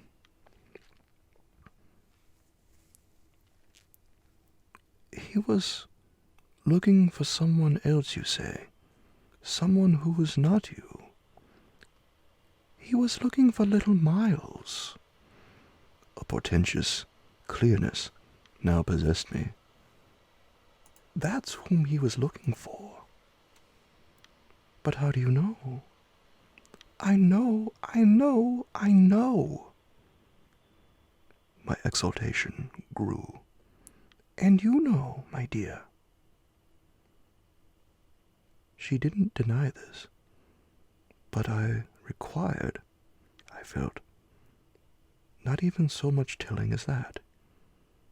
She took it up again in a moment. What if he should see him? Little Miles, that's what he wants. She looked immensely scared again. The child? Heaven forbid! The man. He wants to appear to them. That he might was an awful conception, and yet somehow I could keep it at bay, which, moreover, as we lingered there, was what I succeeded in practically proving. I had an absolute certainty that I should see again what I had already seen, but something within me said that by offering myself bravely as the sole subject of such experience, by accepting, by inviting, by surmounting it all, I should serve as an expiatory victim and guard the tranquility of the rest of the household. The children, in especial, I should thus fence about and absolutely save. I recall one of the last things I said that night to Mrs. Groves. It does strike me that my pupils have never mentioned. She looked at me hard as I musingly pulled up. His having been here and the time they were with him. The time they were with him, and his name, his presence, his history, in any way. They've never alluded to it. Oh, the little lady doesn't remember. She never heard or knew. The circumstances of his death,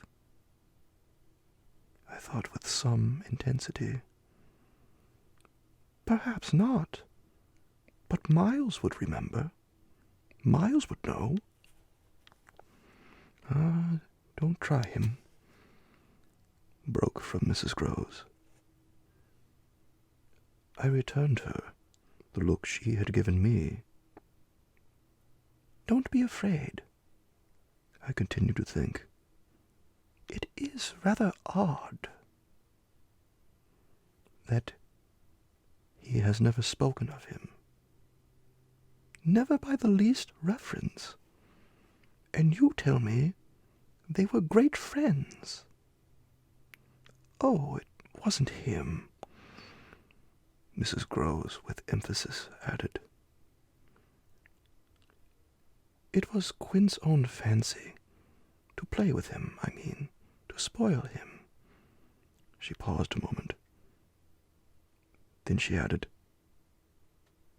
Quint was much too free. This gave me straight from my vision of his face. Such a face. A sudden sickness of disgust. Too free with my boy. Too free with everyone. I forbore, for the moment, to analyze this description further than by the reflection that a part of it applied to several of the members of the household, of the half-dozen maids and men who were still of our small colony. But there was everything for our apprehension in the lucky fact that no discomfortable legend, no perturbation of scullions had ever, within anyone's memory, attached to the kind old place. It had neither bad name nor ill fame, and Mrs. Groves, most apparently, only desired to cling to me and to quake in silence. I even put her, the very last thing of all, to the test. It was when, at midnight, she had her hand on the schoolroom door to take leave. I have it from you, then, for it's of great importance, that he was definitely and admittedly bad. Oh, not admittedly. I knew it, but the master didn't. And you never told him. Well, he didn't like tale-bearing. He hated complaints. He was terribly short with anything of that kind. And if people were all right to him, he wouldn't be bothered with more.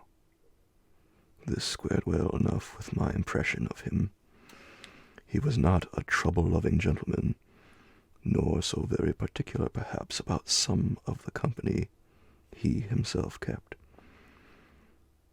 All the same, I pressed my informant. I promise you I would have told. She felt my discrimination. I dare say I was wrong, but really I was afraid. Afraid of what? Of things that man could do. Quint was so clever. He was so deep.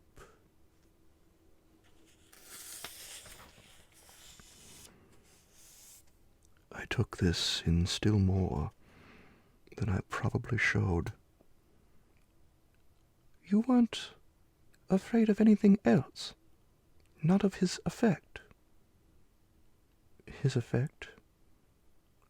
She repeated, with a face of anguish and waiting while I faltered. On innocent little precious lives. They were in your charge. No, they weren't in mine. She roundly and distressfully returned. The master believed in him and placed him here because he was supposed not to be quite in health, and the country air so good for him. So he had everything to say. Yes. She let me have it. Even about them. Them. That creature. I had to smother a kind of howl. "And you could bear it?" "No, I couldn't, and I can't now." And the poor woman burst into tears. A rigid control from the next day was, as I have said, to follow them.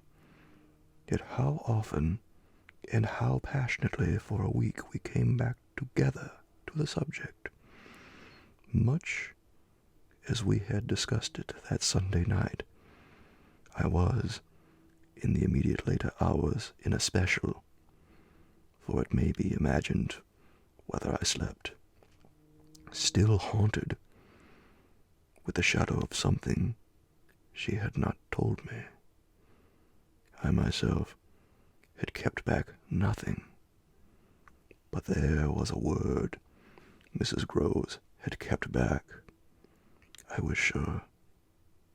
Moreover, by morning, that this was not from a failure of frankness, but because on every side there were fears. It seems to me, indeed, in raking it all over, that by the time the morrow's sun was high, I had restlessly read into the facts before us almost all the meaning they were to receive from subsequent and more cruel occurrences. What they gave me above all was just the sinister figure of the living man. The dead one would keep a while, and of the months he had continuously passed at Bly, which, added up, made a formidable stretch. The limit of this evil time had arrived only when, on the dawn of a winter's morning, Peter Quint was found by a laborer going to early work, stone dead on the road from the village. A catastrophe explained, superficially at least, by a visible wound to his head, such a wound as might have been produced, and as, on the final evidence, had been, by a fatal slip. In the dark, and after leaving the public house, on the steepish, icy slope, a wrong path altogether, at the bottom of which he lay. The icy slope, the turn mistaken at night and in liquor, accounted for much. Practically, in the end and after the inquest and boundless chatter, for everything. But there had been matters in his life, strange passages and perils, secret disorders, vices more than suspected, that would have accounted for a good deal more. I scarce know how to put my story into words that shall be a credible picture of my state of mind. But I was, in these days, literally able to find a joy in the extraordinary flight of heroism the occasion demanded of me. I now saw that I had been asked for a service admirable and difficult, and there would be a greatness in letting it be seen. Oh, in the right quarter, that I could succeed where many another girl might have failed. It was an immense help to me. I confess I rather applaud myself as I look back, that I saw my response so strongly and so simply. I was there to protect and defend the little creatures in the world, the most bereaved and the most lovable, the appeal of whose helplessness had suddenly become only too explicit, a deep, constant ache of one's own engaged affection. We were cut off, really, together. We were united in our danger. They had nothing but me, and I had them. It was, in short, a magnificent chance. This chance presented itself to me in an image richly material. I was a screen. I was to stand before them. The more I saw, the less they would. I began to watch them in a stifled suspense, a disguised tension that might well, had it continued too long, have turned to something like madness. What saved me, as I now see, was that it turned to another matter altogether. It didn't last as suspense. It was superseded by horrible proofs. Proofs, I say, yes, from the moment I really took hold. This moment dated from an afternoon hour that I happened to spend in the grounds with the younger of my pupils alone. We had left Miles indoors on the red cushion of a deep window seat. He had wished to finish a book, and I had been glad to encourage a purpose so laudable in a young man whose only defect was a certain ingenuity of restlessness. His sister, on the contrary, had been alert to come out, and I strolled with her half an hour, seeking the shade, for the sun was still high, and the day exceptionally warm. I was aware afresh with her, as we went, of how, like her brother, she contrived. It was the charming thing in both children to let me alone without appearing to drop me, and to accompany me without appearing to oppress. They were never importunate, and yet never listless. My attention to them all really went to seeing them amuse themselves immensely without me. This was a spectacle they seemed actively to prepare, and that employed me as an active admirer. I walked in a world of their invention. They had no occasion whatever to draw upon mine, so that my time was taken only with being for them some remarkable person or thing that the game of the moment required, and that was merely thanks to my superior, my exalted stamp, a happy and highly distinguished sinecure. I forget what I was on the present occasion. I only remember that I was something very important and very quiet, and that Flora was playing very hard. We were on the edge of the lake, and as we had lately begun geography, the lake was the Sea of Azov. Suddenly, amid these elements, I became aware that on the other side of the Sea of Azov we had an interested spectator. The way this knowledge gathered in me was the strangest thing in the world. The strangest, that is, except the very much stranger in which it quickly merged itself. I had sat down with a piece of work, for I was something or other that could sit on the old stone bench which overlooked the pond.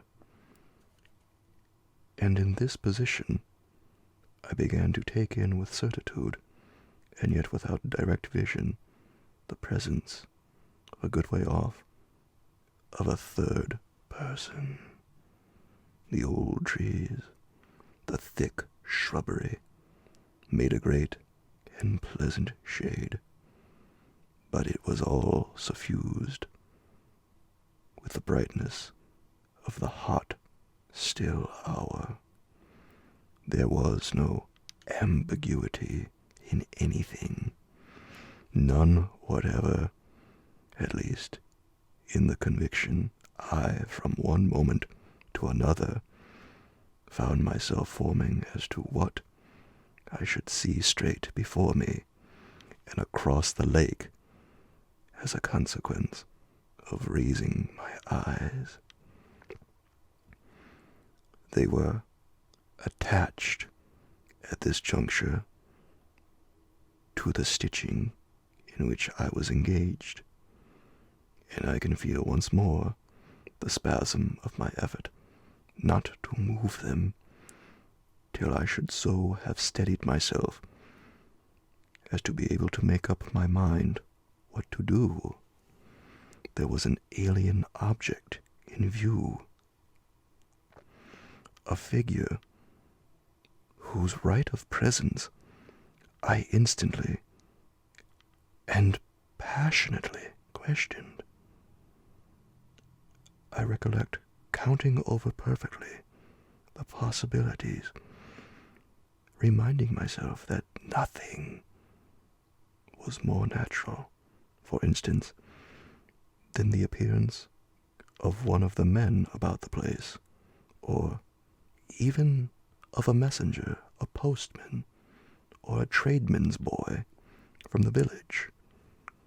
That reminder had as little effect on my practical certitude as I was conscious, still even without looking, of its having upon the character and attitude of our visitor.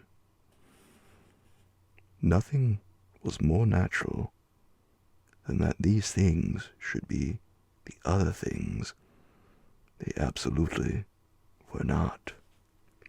Of the positive identity of the apparition, I would assure myself as soon as the small clock of my courage should have ticked out the right second. Meanwhile, with an effort that was already sharp enough, I transferred my eyes straight to little Flora, who at the moment was about 10 yards away.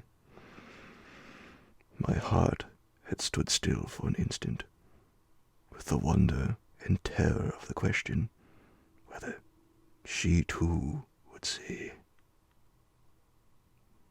And I held my breath while I waited for what a cry from her, what some sudden, innocent sign either of interest or of alarm would tell me.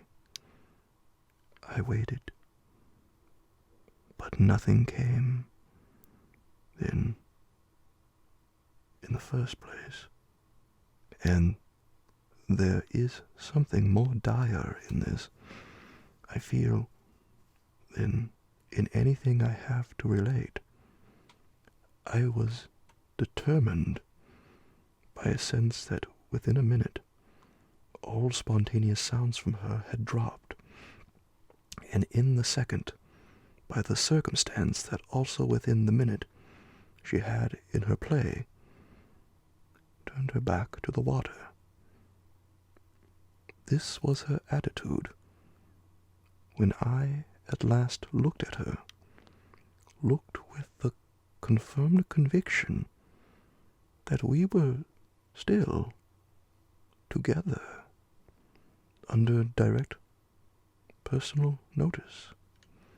She had picked up a small flat piece of wood, which happened to have in it a little hole that had evidently suggested to her the idea of sticking in another fragment that might figure as a mast and make the thing a boat. This second morsel, as I watched her, she was very markedly and intently attempting to tighten in its place. My apprehension of what she was doing sustained me, so that after some seconds I felt I was ready for more. Then I again shifted my eyes. I faced what I had to face. Chapter 7.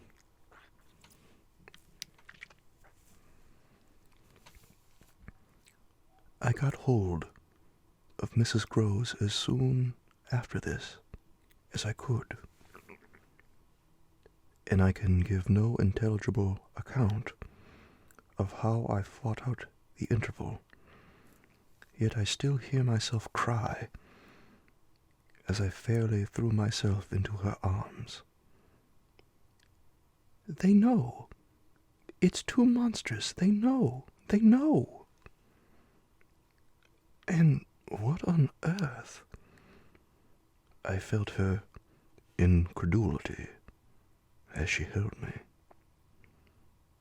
Why, all that we know, and heaven knows what more besides. Then, as she released me, I made it out to her. Made it out, perhaps, only now, with full coherency, even to myself. 2 hours ago in the garden, I could scarce articulate. Flora saw. Mrs. Groves took it as she might have taken a blow in the stomach. She has told you, she panted. Not a word. That's the horror. She kept it to herself. The child of 8, that child. Unutterable still for me was the stupefaction of it. Mrs. Groves, of course, could only gape the wider. Then how do you know? I was there. I saw with my eyes, saw she was perfectly aware.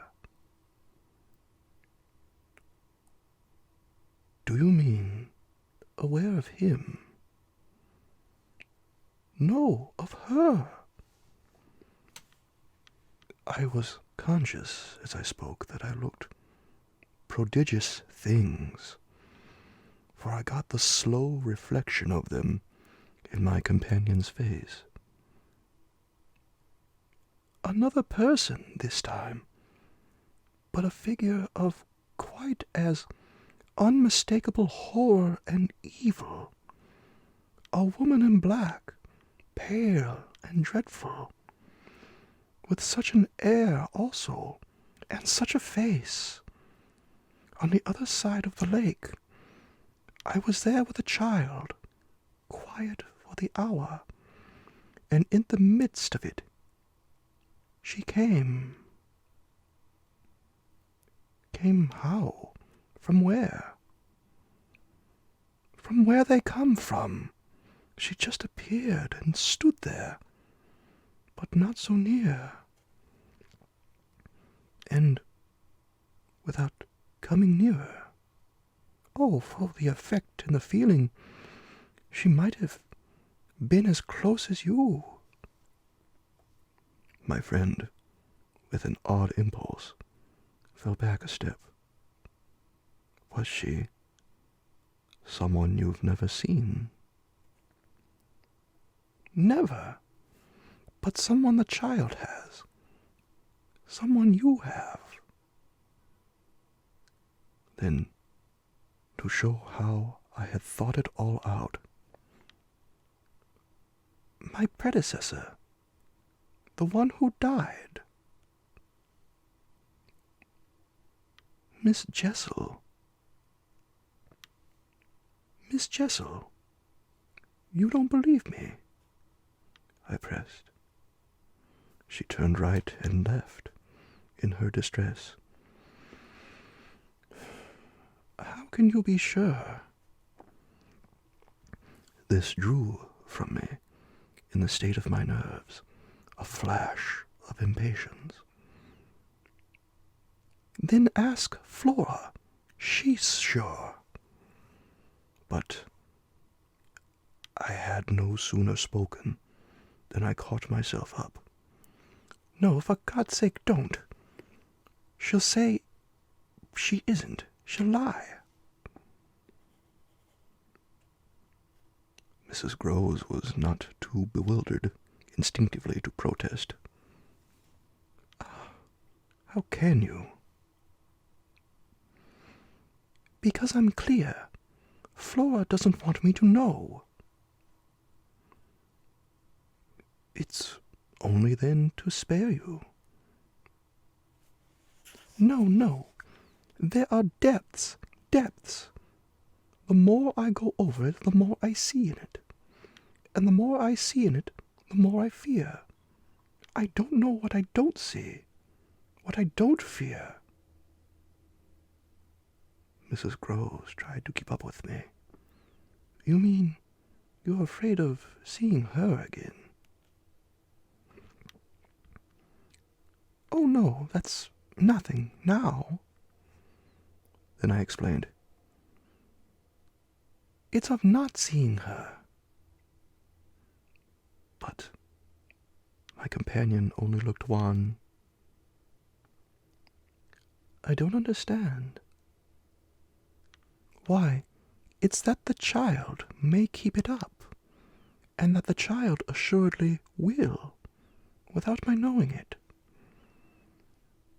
At the image of this possibility, Mrs. Groves for a moment collapsed, yet presently, to pull herself together again as from the positive force of the sense of what, should we yield an inch, there would really be to give away. Dear, we must keep our heads, and after all, if she doesn't mind it. She even tried a grim joke. Perhaps she likes it. Like such things, a scrap of an infant.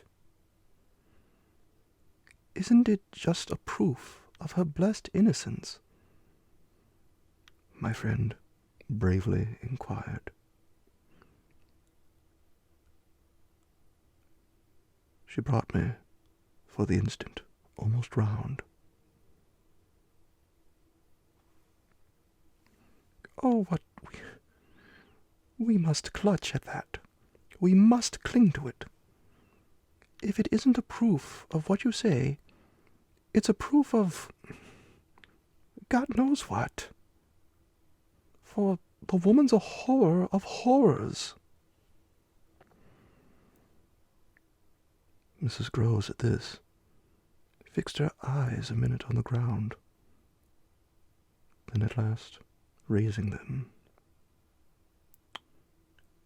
Tell me how you know, she said. Then you admit it's what she was, I cried. Tell me how you know. My friend simply repeated. No, by seeing her, by the way she looked at you. Do you mean so wickedly? Dear me, no. I could have borne that. She gave me never a glance. She only fixed the child. Mrs. Groves tried to see it. Fix her. Ah, with such awful eyes?" She stared at mine as if they might really have resembled them. "Do you mean of dislike?" "God help us, no! Of something much worse." "Worse than dislike?" This left her indeed at a loss. "With a determination indescribable, with a kind of fury of intention."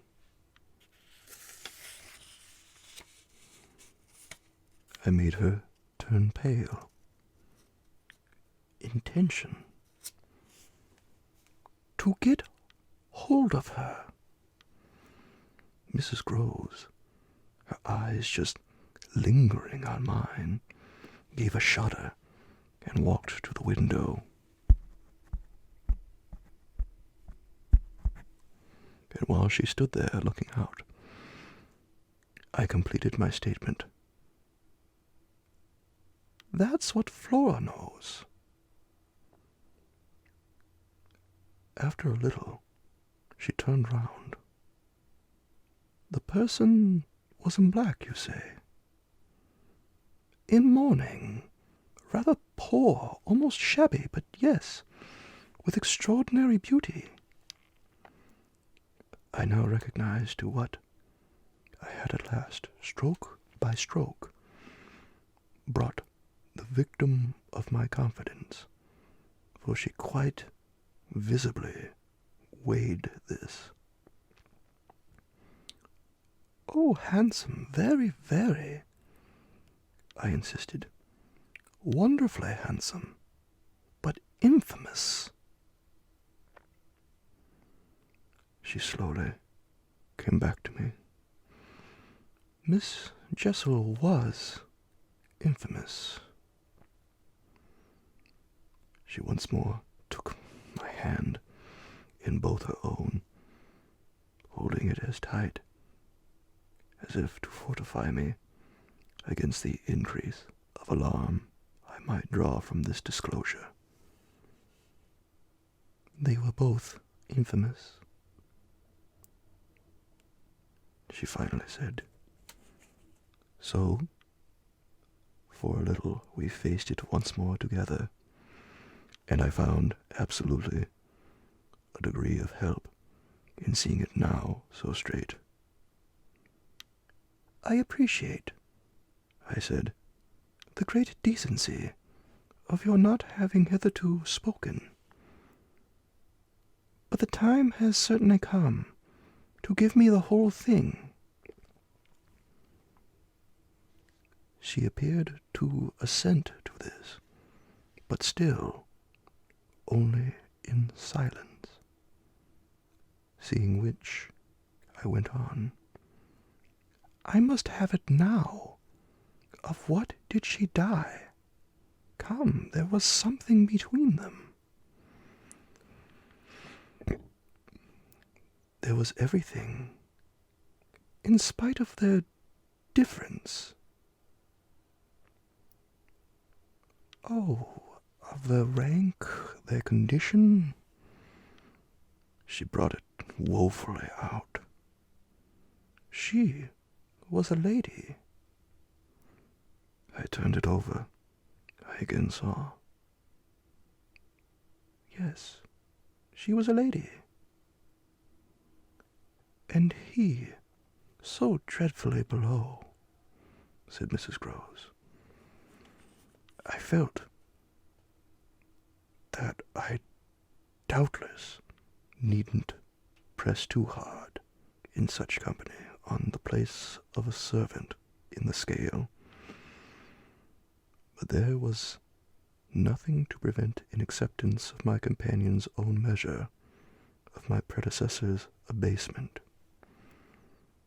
There was a way to deal with that, and I dealt the more readily for my full vision on the evidence of our employer's late clever, good-looking own man. Impudent, assured, spoiled, depraved. The fellow was a hound. Mrs. Groves considered as if it were perhaps a little a case for a sense of shades. I've never seen one like him. He did what he wished. With her? With them all. It was as if now, in my friend's own eyes, Miss Jessel had again appeared. I seemed at any rate for an instant to trace the evocation of her as distinctly as I had seen her by the pond, and I brought out with decision,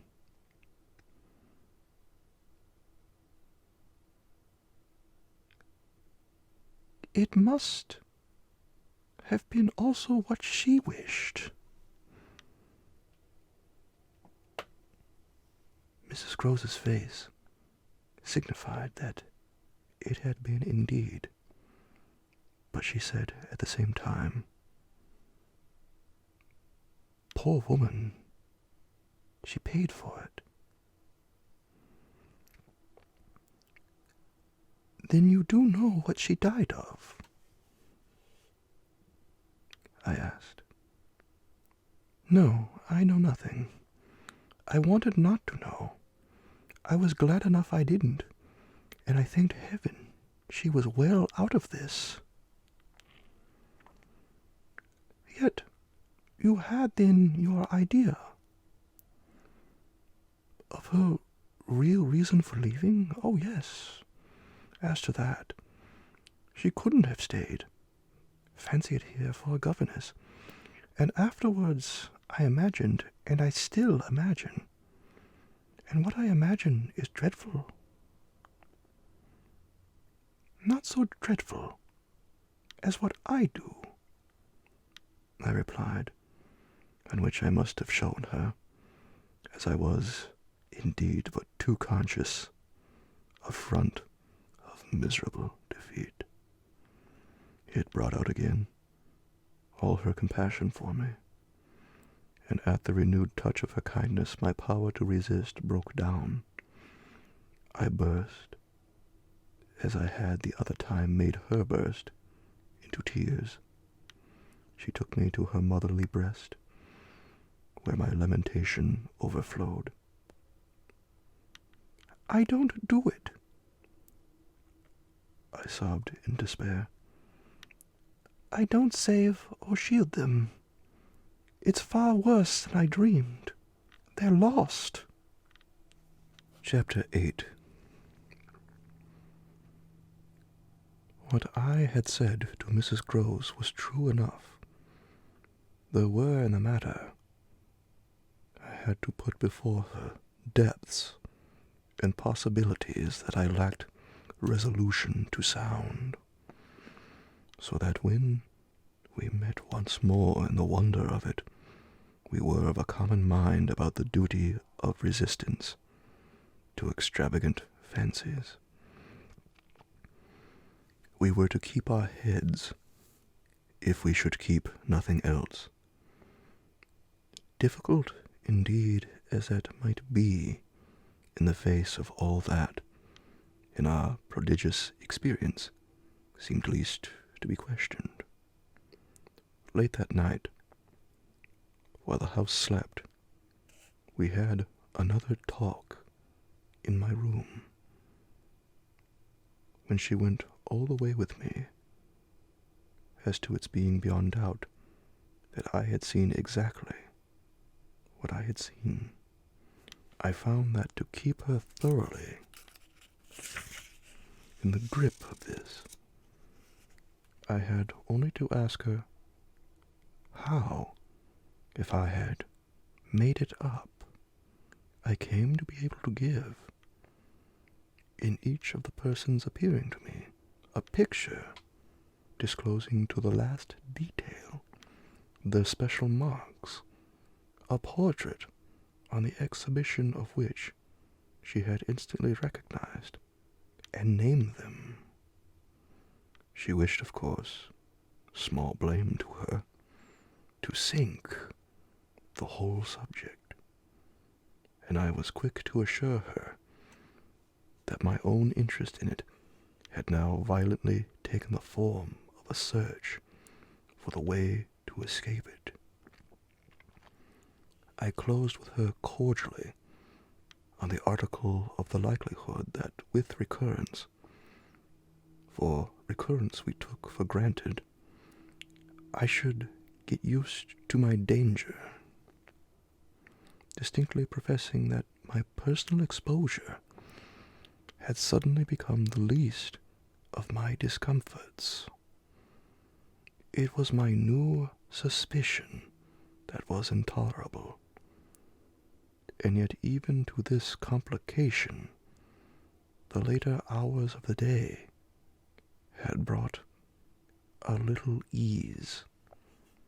On leaving her, after my first outbreak, I had of course returned to my pupils, associating the right remedy for my dismay with that sense of their charm, which I had already recognized as a resource I could positively cultivate, and which had never failed me yet.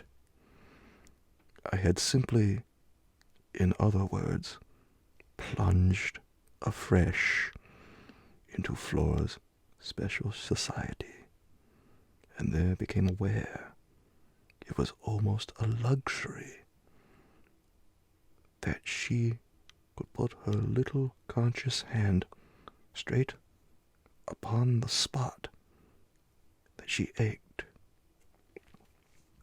She had looked at me in sweet speculation, and then had accused me to my face of having cried.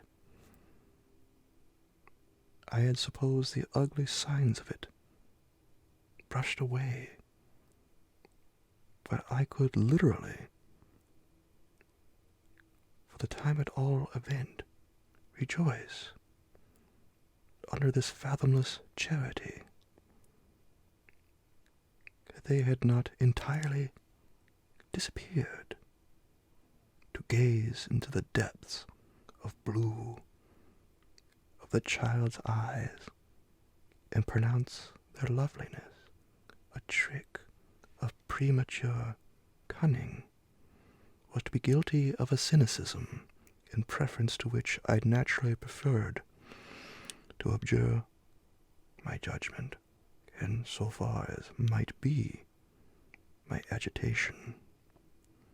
I couldn't abjure for merely wanting to, but I could repeat to Mrs. Groves, as I did there, over and over in the small hours, that with our small friends' voices in the air, the pressure on one's heart, and the fragrant faces against one's cheek, everything fell to the ground but the incapacity and the beauty. It was a pity that somehow, to settle this once for all, I had equally to re-enumerate the signs of subtlety that, in the afternoon, by the lake, had made a miracle of my show of self-possession. It was a pity to be obliged to re-investigate the certitude of the moment itself, and repeat how it had come to me as a revelation that the inconceivable communion I then surprised must have been for both parties a matter of habit.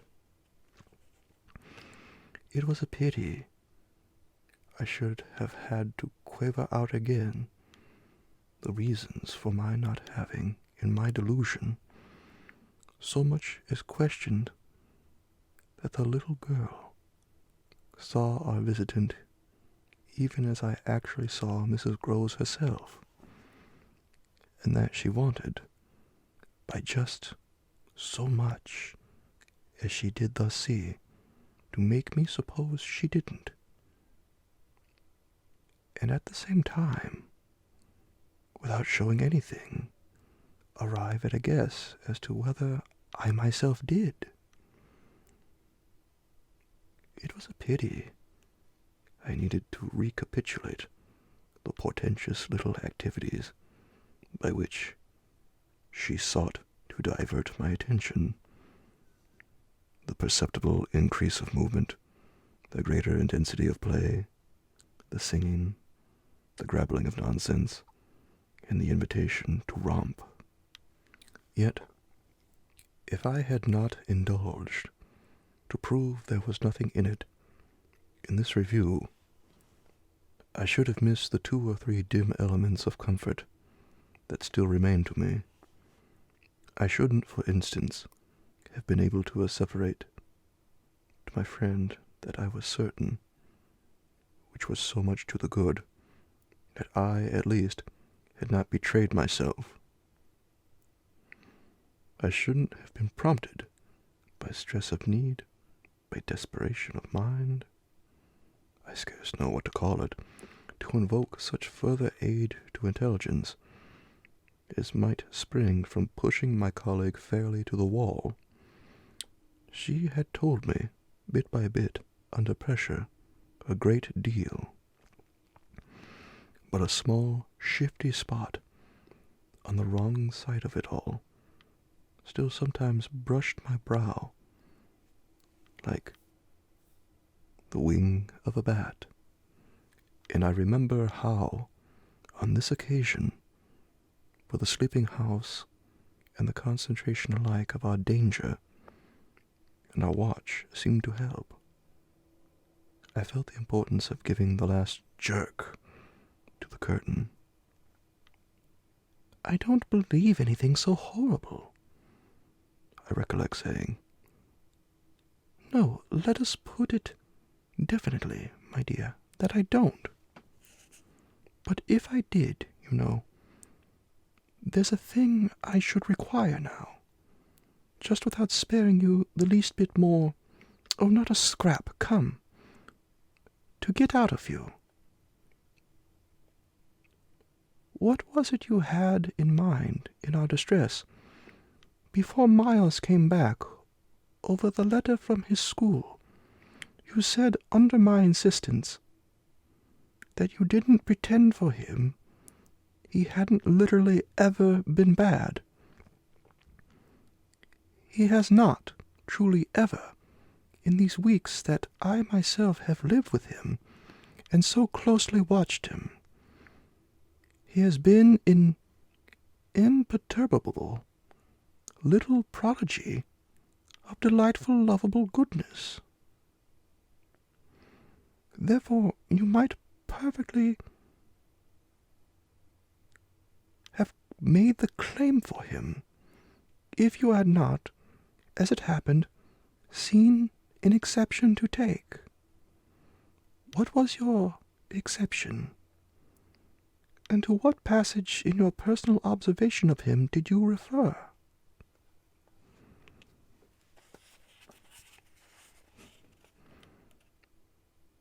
It was a straight question enough, but levity was not our note, and in any case, I had before the grey dawn admonished us to separate, got my answer.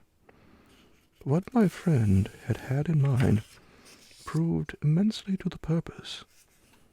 It was neither more nor less than the particular fact that for a period of several months Quint and the boy had been perpetually together.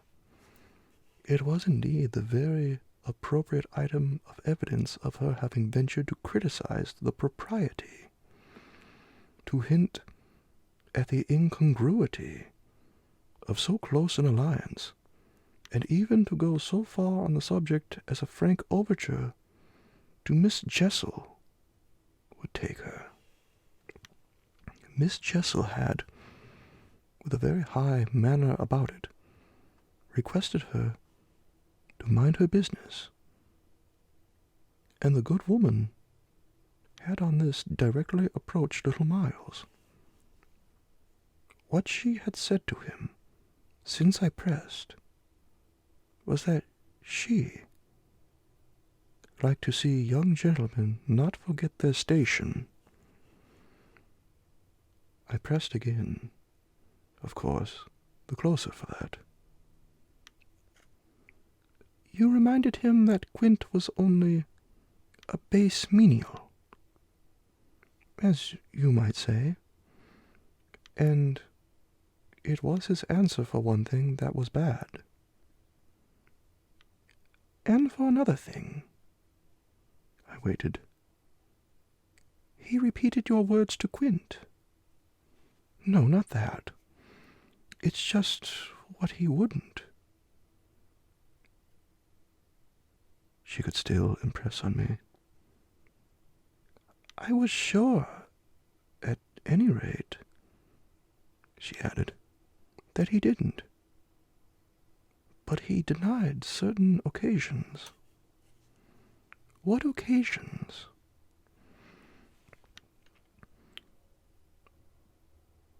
When they had been about together quite as if Quint were his tutor, and a very grand one, and Miss Jessel only for the little lady.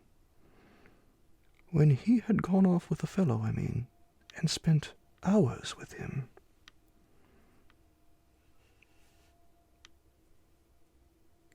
He then prevaricated about it. He said he hadn't. Her assent was clear enough to cause me to add in a moment. I see. He lied. Oh, Mrs. Groves mumbled.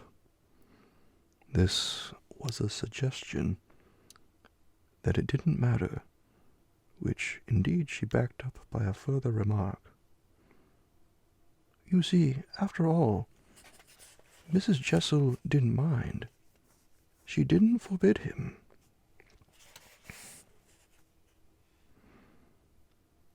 I considered. Did he put that to you as a justification? At this she dropped again. No, he never spoke of it. Never mentioned her in connection with Quint. She saw, visibly flushing, where I was coming out. Well, he didn't show anything. He denied. She repeated. He denied. Lord, how I pressed her now. So that you could see he knew what was between the two wretches. I don't know, the poor woman wailed. You do know, you dear thing, I replied.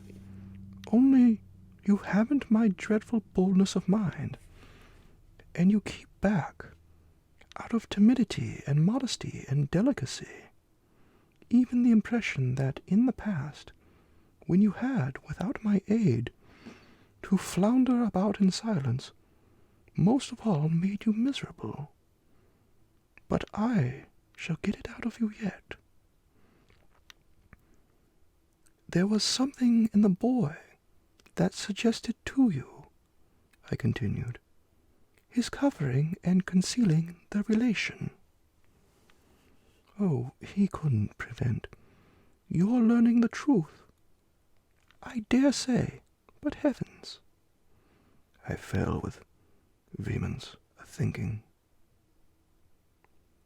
What it shows that they must, to that extent, have succeeded in making of him. Nothing that's not nice now. Mrs. Groves lugubriously pleaded. I don't wonder you looked queer, I persisted. When I mentioned to you the letter from his school, I doubt if I looked as queer as you, she retorted with homely force. And if he was so bad then as that comes to, how is he such an angel now? Yes, indeed. And if he was a fiend at school, how? Well, I said in my torment, you must put it to me again, though I shall not be able to tell you for some days.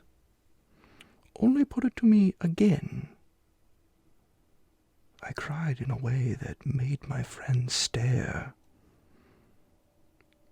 There are directions in which I mustn't for the present let myself go. Meanwhile, I returned to her first example, the one to which she had just previously referred, of the boy's happy capacity for an occasional slip. If Quint, on your remonstrance at the time you speak of, was a base menial, one of the things Miles said to you, I find myself guessing, was that you were another. Again, her admission was so adequate that I continued. And you forgave him that? Wouldn't you? Oh, yes. And we exchanged there, in the stillness, a sound of the oddest amusement. Then I went on. At all events, while he was with the man, Miss Flora was with the woman. It suited them all. It suited me, too, I felt. Only too well, by which I mean that it suited exactly the particular deadly view I was in the very act of forbidding myself to entertain. But I so far succeeded in checking the expression of this view that I will throw just here no further light on it than may be offered by the mention of my final observation to Mrs. Groves. His having lied and been impudent are, I confess, less engaging specimens than I had hoped to have from you of the outbreak in him of the little natural man. Still, I mused, they must do, for they make me feel more than ever that I must watch. It made me blush the next minute to see in my friend's face how much more unreservedly she had forgiven him than her anecdote struck me as pointing out to my own tenderness any way to do. This was marked when, at the schoolroom door, she quitted me. Surely you don't accuse him of carrying on an intercourse that he conceals from me? Ah, remember that, until further evidence, I now accuse nobody. Then, before shutting her out to go by another passage to her own place, I must just wait, I wound up. Chapter 9. I waited and waited, and the days took, as they elapsed, something from my consternation. A very few of them, in fact, passing in constant sight of my pupils, without a fresh incident. sufficed to give to grievous fancies, and even to odious memories, a kind of brush of the sponge. I have spoken of the surrender to their extraordinary childish grace as a thing I could actively promote in myself, and it may be imagined, if I neglected now to apply at the source for whatever balm it would yield, stranger than I can express certainly, was the effort to struggle against my new lights. It would doubtless have been a greater tension still, however, had it not been so frequently successful. I used to wonder how my little charges could keep guessing that I thought strange things about them, and the circumstance that these things only made them more interesting was not by itself a direct aid to keeping them in the dark. I trembled lest they should see that they were so immensely more interesting. Putting things at the worst, at all events, as in meditation I so often did, any clouding of their innocence could be only blameless, and foredoomed as they were, a reason the more for taking risks. There were moments when I knew myself to catch them up by an irresistible impulse and press them to my heart. As soon as I had done so, I used to wonder, what will they think of that? Doesn't it betray too much? It would have been easy to get into a sad, wild tangle about how much I might betray, but the real account, I feel, of the hours of peace I could still enjoy was that the immediate charm of my companions was a beguilement still effective even under the shadow of the possibility that it was studied. For if it occurred to me that I might occasionally excite suspicion by the little outbreaks of my sharper passion for them, so too I remember asking if I mightn't see a queerness in the traceable increase of their own demonstrations. They were, at this period, extravagantly and preternaturally fond of me, which, after all, I could reflect, was no more than a graceful response in children perpetually bowed down over and hugged, the homage of which they were so lavish succeeded in truth for my nerves quite as well as if I never appeared to myself, as I may say, literally to catch them at a purpose in it. They had never, I think, wanted to do so many things for their poor protectress.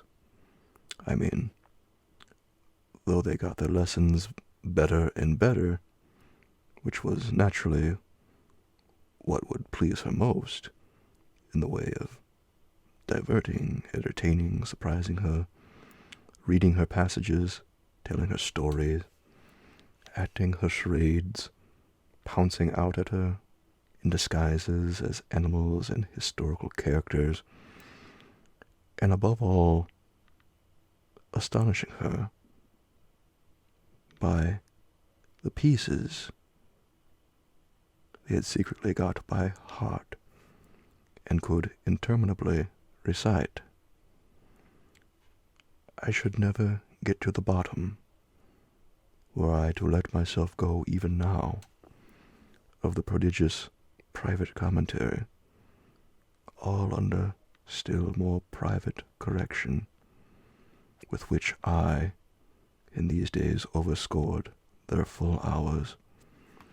They had shown me from the first a facility for everything, a general faculty which, taking a fresh start, achieved remarkable flights. They got their little tasks as if they loved them. They indulged from the mere exuberance of the gift in the most unimposed little miracles of memory. They not only popped out at me as tigers and as Romans, but as Shakespeareans, astronomers, and navigators. This was so singularly the case that it had presumably much to do with the fact as to which, at the present day, I am at a loss for a different explanation. I allude to my unnatural composure on the subject of another school for miles. What I remember is that I was content for the time not to open the question, and that contentment must have sprung from the sense of his perpetually striking show of cleverness. He was too clever for a bad governess, for a parson's daughter to spoil. And the strangest, if not the brightest thread in the pensive embroidery I just spoke of was the impression I might have got, if I had dared to work it out, that he was under some influence operating in his small intellectual life as a tremendous incitement.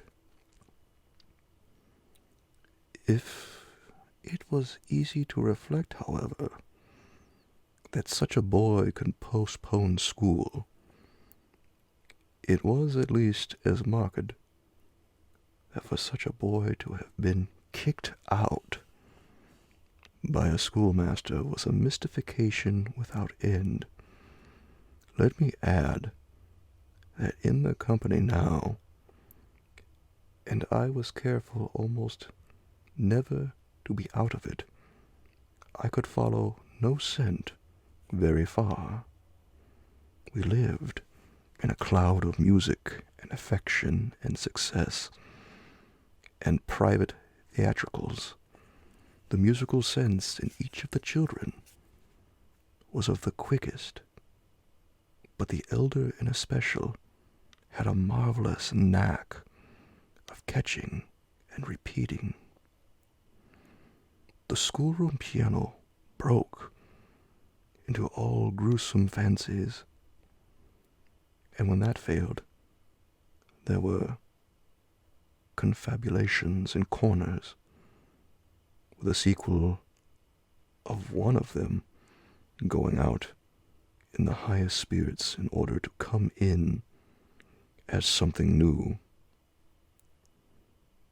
I had brothers myself, and it was no revelation to me that little girls could be slavish idolaters of little boys. What surpassed everything was that there was a little boy in the world who could have for the inferior age, sex, and intelligence so fine a consideration. They were extraordinarily at one, and to say that they never either quarreled or complained is to make the note of praise coarse for the quality of sweetness. Sometimes, perhaps, indeed, when I dropped into coarseness, I came across traces of little understandings between them, by which one of them should keep me occupied while the other slipped away. There's a naif side, I suppose, in all diplomacy. But if my pupils practiced upon me, it was surely with the minimum of grossness.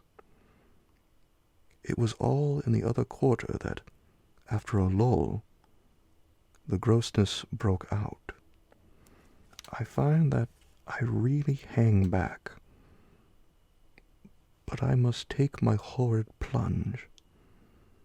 In going on with the record of what was hideous at Bly, I not only challenge the most liberal faith, for which I little care, but, and this is another matter, I renew what I myself suffered.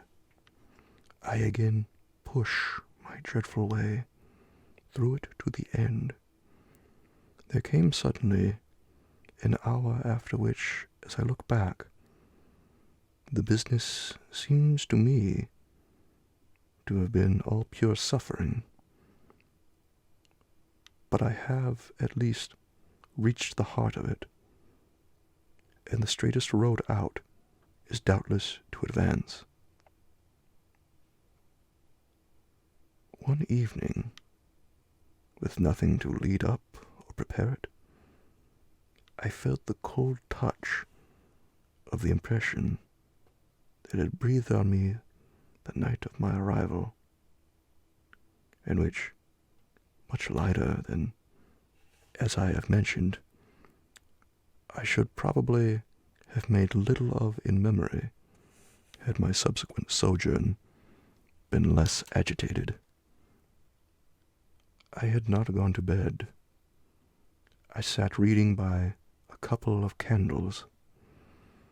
There was a room full of old books at Bly, last century fiction, some of it, which, to the extent of a distinctly deprecated renown, but never to so much as that of a stray specimen, had reached the sequestered home and appealed to the unavowed curiosity of my youth. I remember that the book I had in my hand was Fielding's Amelia. Also that I was wholly awake. I recall further, but the general conviction that it was horribly late.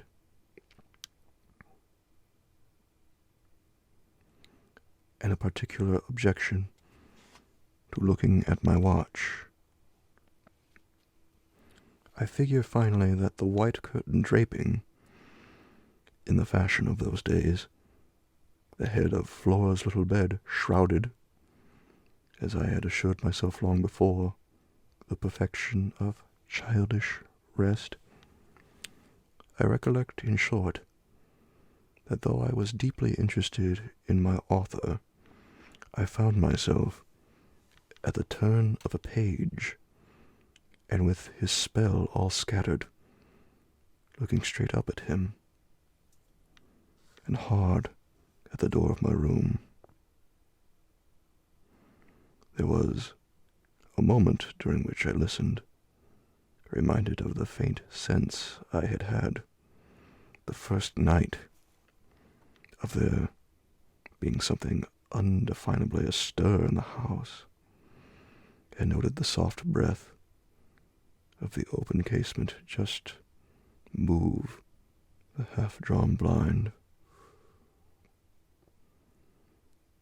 Then, with all the marks of a deliberation that must have seemed magnificent, had there been any one to admire it, I laid down my book, rose to my feet, and taking a candle, went straight out of the room, and from the passage, on which my light made little impression, noiselessly closed and locked the door.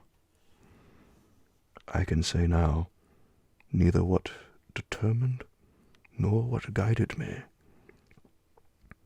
but I went straight along the lobby, holding my candle high, till I came within sight of the tall window that presided over the great turn of the staircase. At this point, I precipitately found myself aware of three things. They were practically simultaneous, yet they had flashes of succession.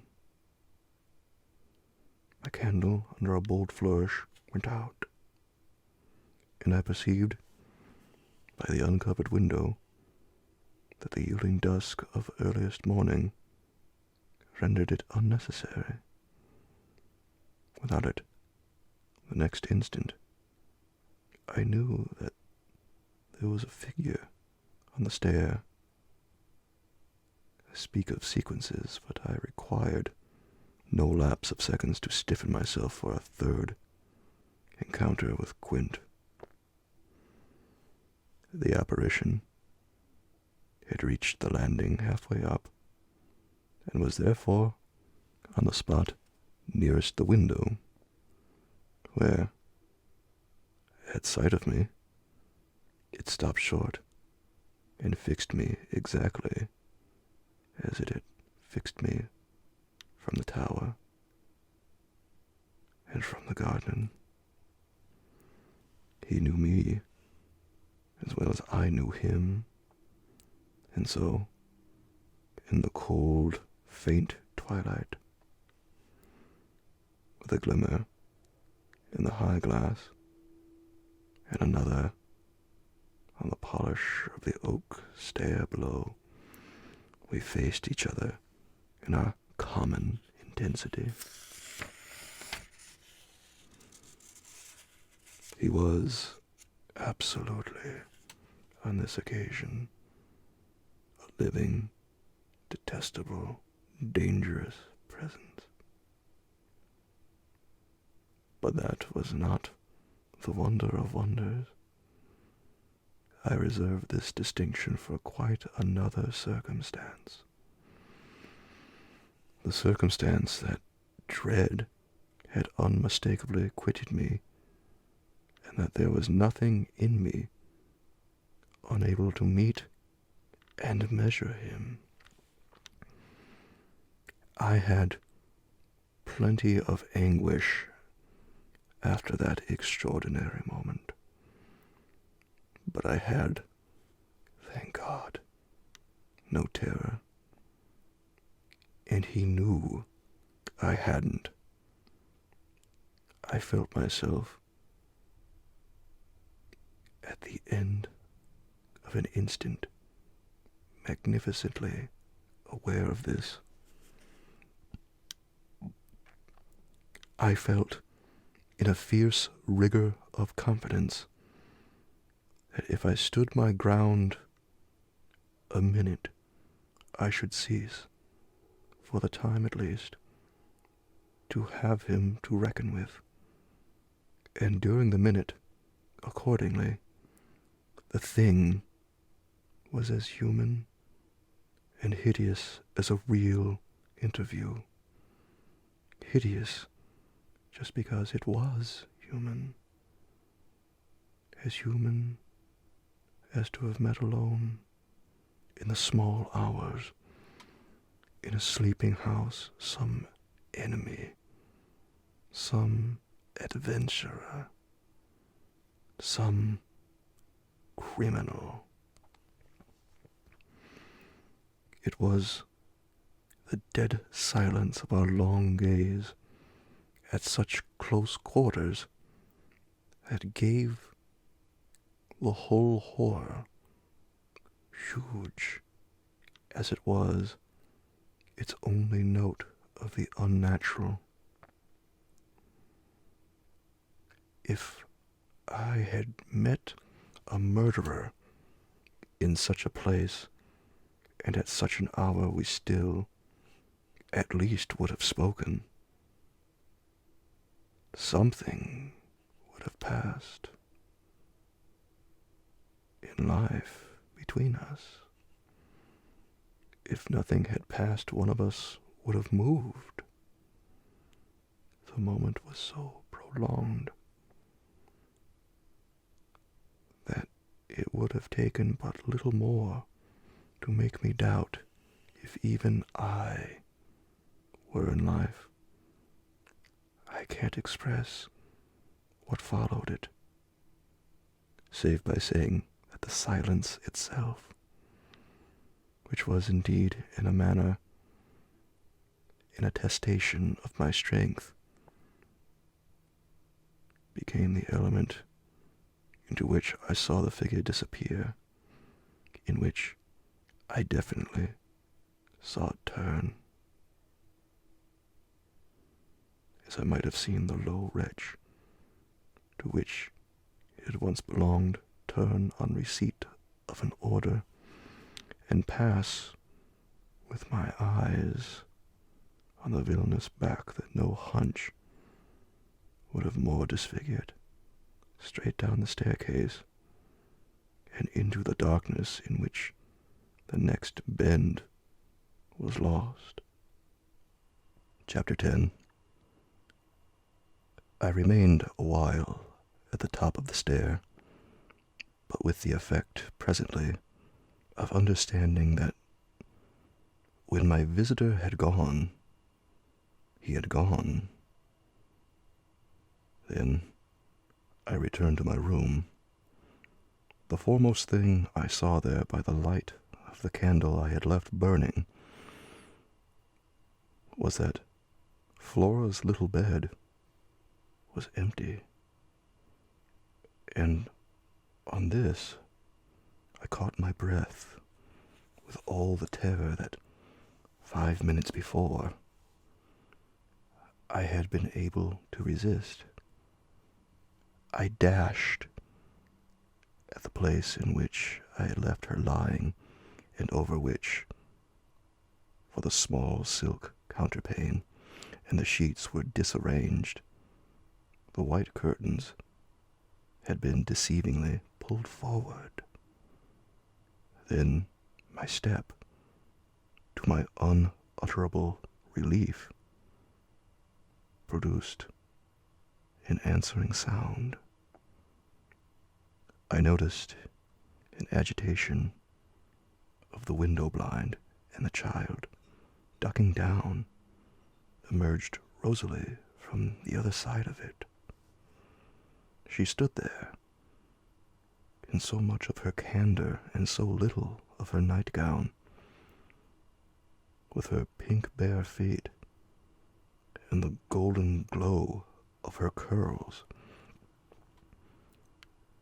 She looked intensely grave, and I had never had such a sense of losing an advantage acquired, the thrill of which had just been so prodigious, as on my consciousness that she addressed me with a reproach.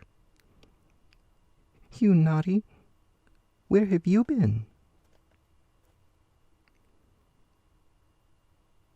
Instead of challenging her own irregularity, I found myself arraigned and explaining. She herself explained, for that matter, with the loveliest, eagerest simplicity. She had known suddenly, as she lay there, that I was out of the room, and had jumped up to see what had become of me. I had dropped, with the joy of her reappearance, back into my chair, feeling then, and then only, a little faint, and she had pattered straight over to me, thrown herself upon my knee, given herself to be held with the flame of the candle full in the wonderful little face that was still flushed with sleep. I remember closing my eyes an instant, yielding consciously, as before the excess of something beautiful that shone out of the blue of her own. "You were looking for me out of the window," I said. "You thought I might be walking in the grounds. Well, you know, I thought someone was. She never blanched as she smiled out that at me.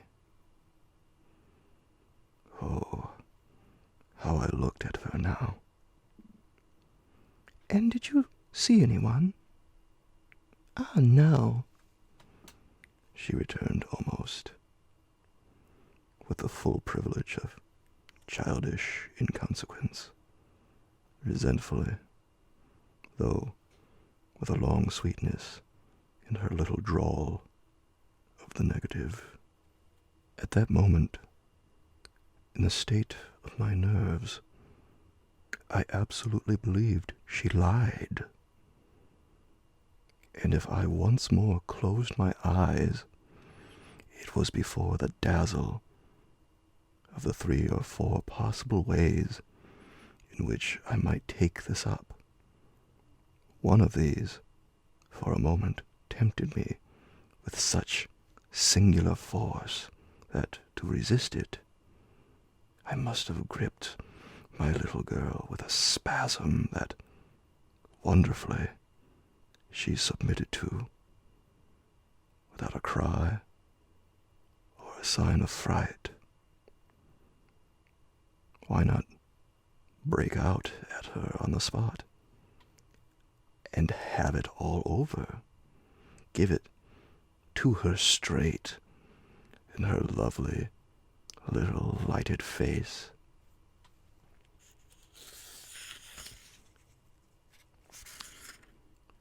You see, you know that you do, and that you already quite suspect I believe it. Therefore, why not frankly confess it to me, so that we may at least live with it together and learn, perhaps, in the strangeness of our fate, where we are and what it means. This solicitation dropped, alas, as it came. If I could immediately have succumbed to it, I might have spared myself, well, you'll see what. Instead of succumbing, I sprang again to my feet, looked at her bed, and took a helpless middle way.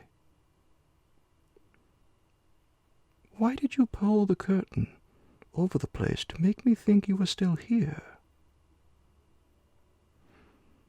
Flora luminously considered, after which, with her little divine smile,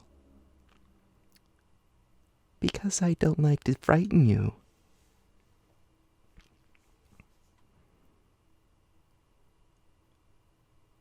But if I had, by your idea, gone out...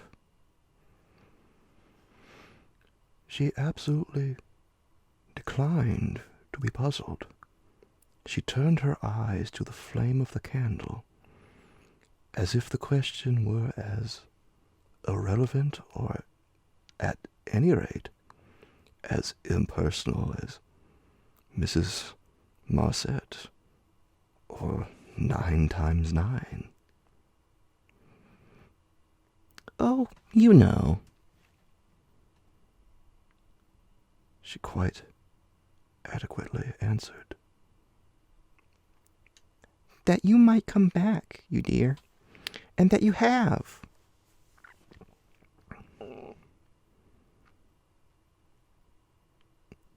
And after a little, when she had got into bed, I had a long time by almost sitting on her for the retention of her hand to show how I recognized the pertinence of my return. You may imagine the general complexion from that moment of my nights. I repeatedly sat up until I didn't know when.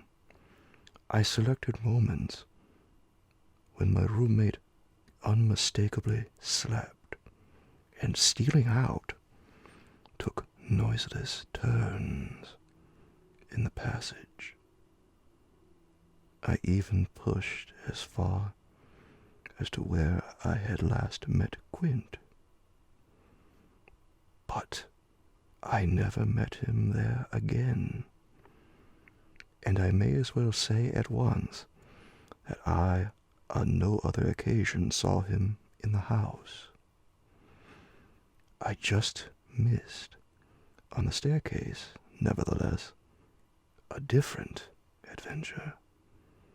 Looking down it from the top, I once recognized the presence of a woman seated on one of the lower steps with her back presented to me, her body half bowed, and her head in an attitude of woe in her hands. I had been there but an instant, however, when she vanished without looking round at me. I knew, for all that, exactly what dreadful face she had to show, and I wondered whether, if instead of being above, I had been below, I should have had the same nerve for going up that I had lately shown Quint. Well, there continued to be plenty of call for nerve. On the 11th night, after my latest encounter with that gentleman, they were all numbered now, I had an alarm that perilously skirted it, and that indeed, from the particular quality of its unexpectedness, proved quite my sharpest shock. It was precisely the first night during the series that, weary with vigils, I had conceived I might again, without laxity, lay myself down at my old hour. I slept immediately, and, as I afterwards knew, till about 1 o'clock. But when I woke, it was to sit straight up, as completely roused as if a hand had shaken me. I had left a light burning, but it was now out, and I felt an instant certainty that Flora had extinguished it. This brought me to my feet and straight, in the darkness, to her bed, which I found she had left. A glance at the window enlightened me further, and the striking of a match completed the picture. The child had again got up, this time blowing out the taper, and had again, for some purpose of observation or response, squeezed in behind the blind, and was peering out into the night. That she now saw, as she had not, I had satisfied myself. The previous time was proved to me by the fact that she was disturbed neither by my re-illumination nor by the haste I made to get into slippers and into a wrap. Hidden, protected, absorbed. She evidently rested on the sill, the casement open forward, and gave herself up. There was a great still moon to help her, and this fact had counted in my quick decision.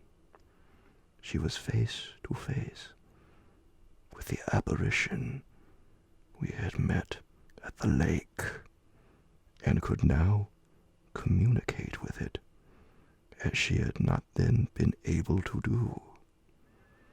What I, on my side, had to care for was, without disturbing her, to reach, from the corridor, some other window turned to the same quarter. I got to the door without her hearing me. I got out of it, closed it, and listened from the other side for some sound from her.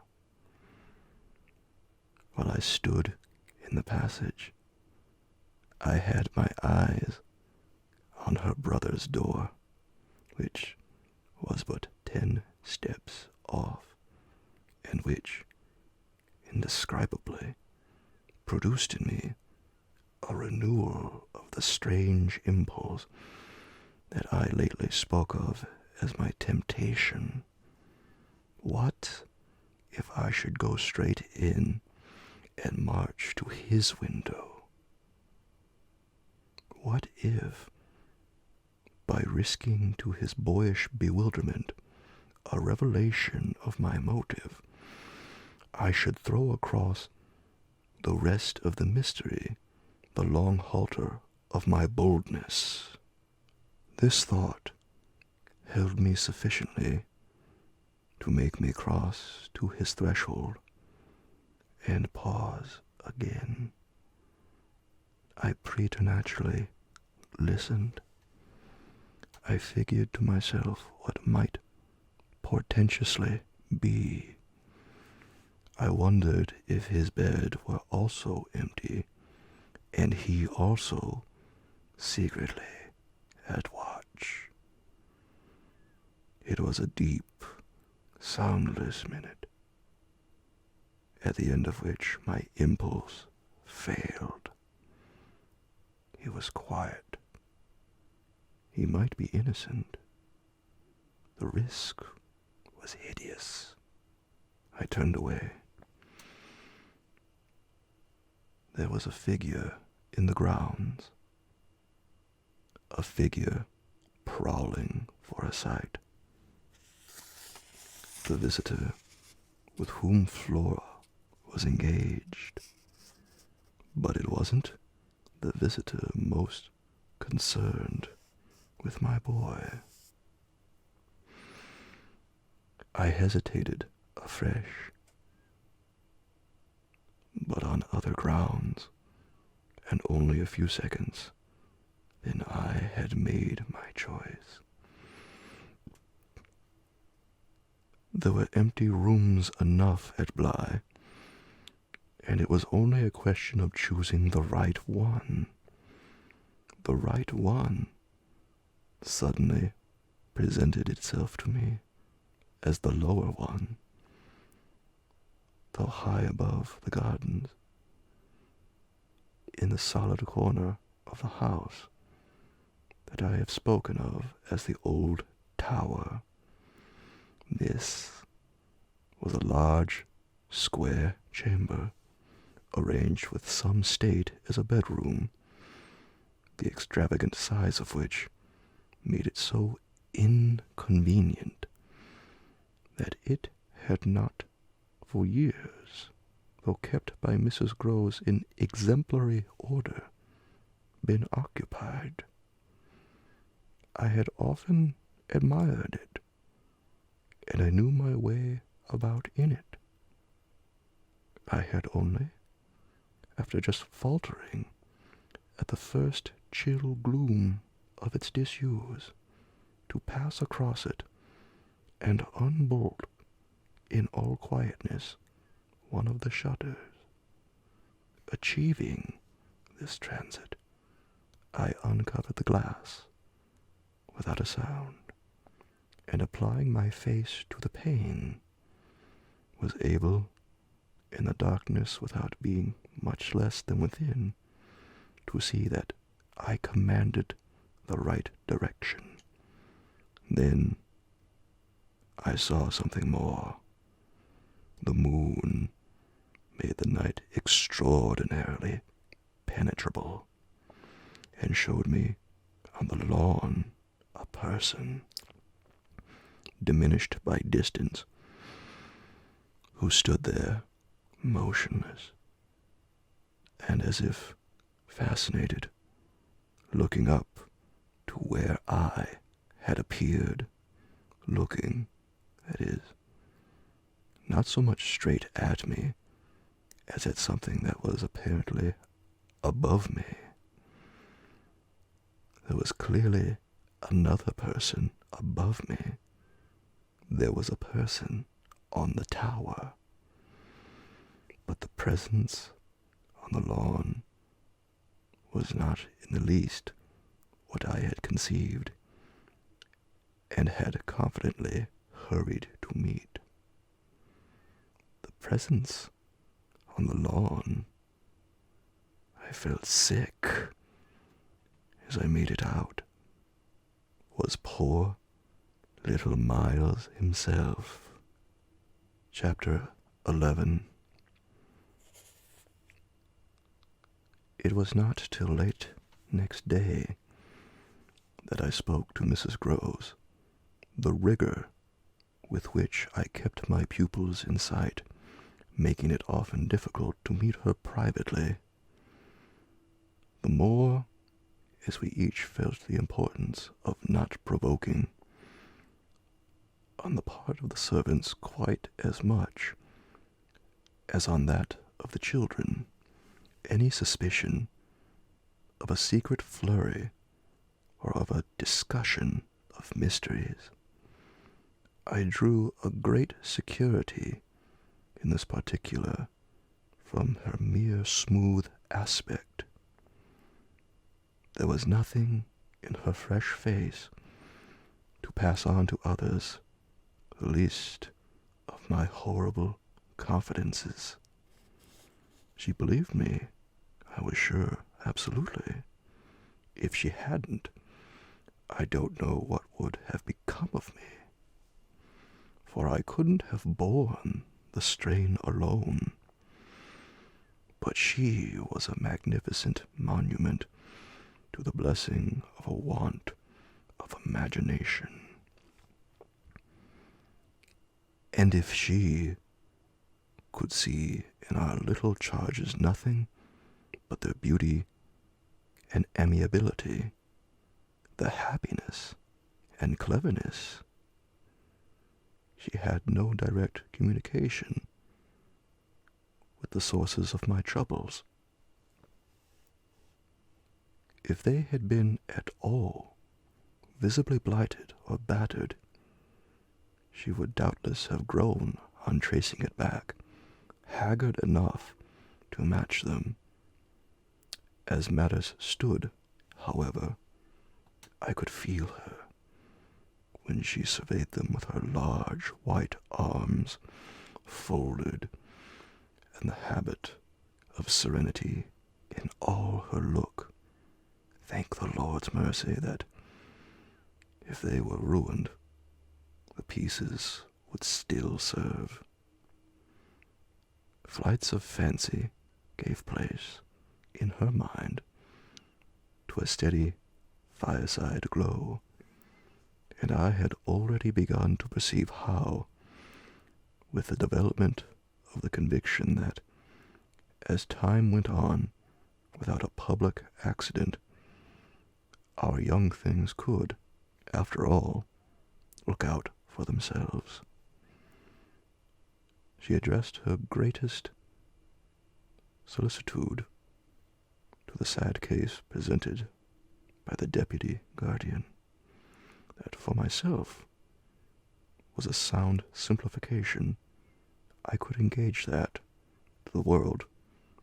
My face should tell no tales. But it would have been, in the conditions, an immense added worry to find myself anxious about hers. At the hour I now speak of, she had joined me under pressure on the terrace, where, with the lapse of the season, the afternoon sun was now agreeable, and we sat there together, while before us, and at a distance, yet within call if we wished, the children strolled to and fro in one of their most manageable moods. They moved slowly, in unison, below us, over the lawn. The boy, as they went, reading aloud from a storybook, and passing his arm round his sister to keep her quite in touch. Mrs. Groves watched them with positive placidity. Then I caught the suppressed intellectual creak with which she conscientiously turned to take from me a view of the back of the tapestry. I had made her a receptacle of lurid things, but there was an odd recognition of my superiority, my accomplishments and my function, in her patience under my pain. She offered her mind to my disclosures as, had I wished to mix a witch's broth and proposed it with assurance, she would have held out a large, clean saucepan. This had become thoroughly her attitude by the time that, in my recital of the events of the night, I reached the point of what Miles had said to me when, after seeing him at such a monstrous hour, almost on the very spot where he happened now to be, I had gone down to bring him in, choosing then at the window, with a concentrated need of not alarming the house, rather that method than any noisier process. I had left her meanwhile in little doubt of my small hope of representing with success even to her actual sympathy my sense of the real splendor of the little inspiration with which, after I had got him into the house, the boy met my final articulate challenge. As soon as I appeared in the moonlight on the terrace, he had come to me as straight as possible, on which I had taken his hand without a word and led him through the dark spaces up the staircase where Quint had so hungrily hovered for him, along the lobby where I had listened and trembled, and so to his forsaken room. Not a sound on the way had passed between us, and I had wondered, oh, how I wondered, if he were groping about in his dreadful little mind for something plausible and not too grotesque. It would tax his invention, certainly, and I felt this time, over his real embarrassment, a curious thrill of triumph. It was a sharp trap for any game hitherto successful. He could play no longer at perfect propriety, nor could he pretend to it. So how the deuce would he get out of the scrape? There beat in me, indeed, with the passionate throb of this question, an equal dumb appeal as to how the deuce I should. I was confronted at last, as never yet, with all the risk attached, even now, to sounding my own horrid note. I remember, in fact, that as we pushed into his little chamber, where the bed had not been slept in at all, and the window, uncovered to the moonlight, made the place so clear that there was no need of striking a match. I remember how I suddenly sank upon the edge of the bed, from the force of the idea that he must know how he really, as they say, had me. He could do what he liked, with all his cleverness to help him, so long as I should continue to defer to the old tradition of the criminality of those caretakers of the young who minister to superstitions and fears. He had me, indeed, and in a cleft stick, for who would ever absolve me?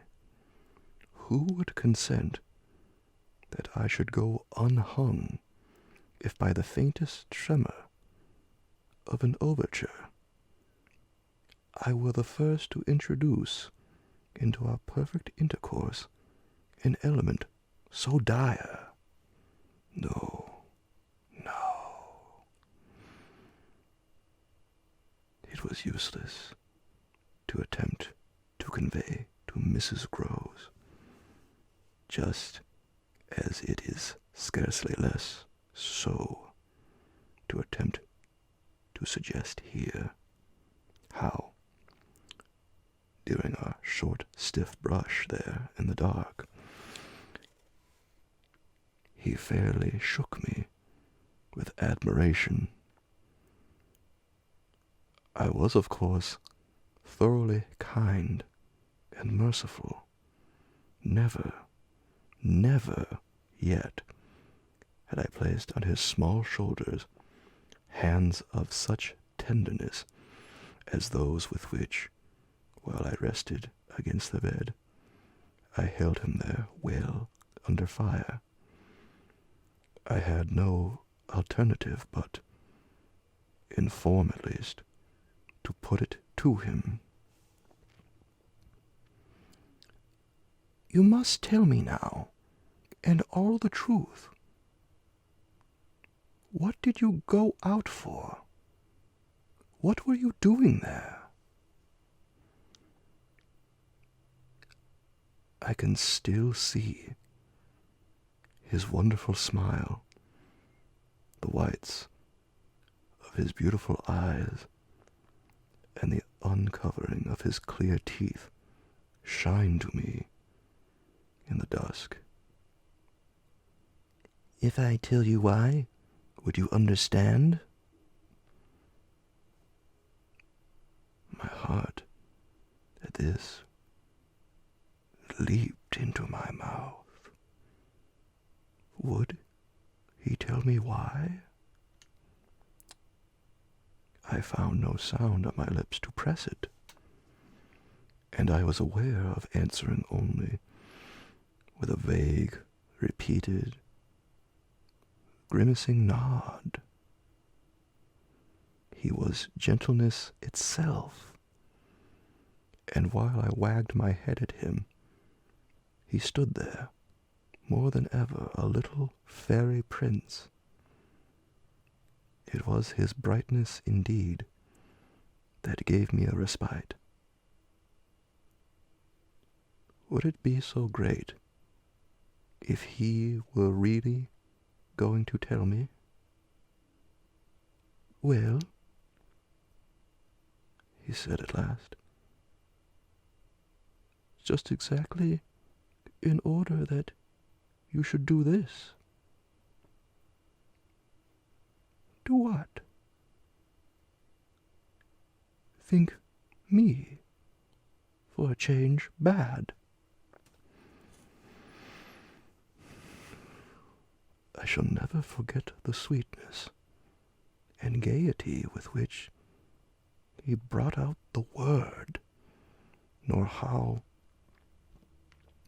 on top of it, he bent forward and kissed me. It was practically the end of everything. I met his kiss, and I had to make, while I folded him for a minute in my arms, the most stupendous effort not to cry.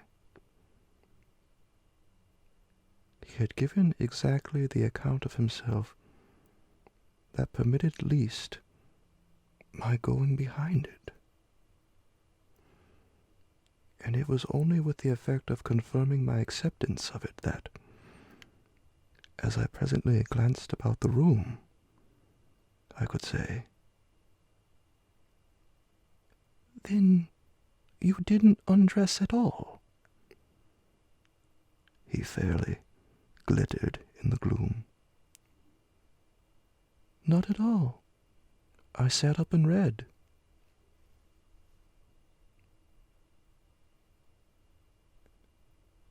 "And when did you go down?"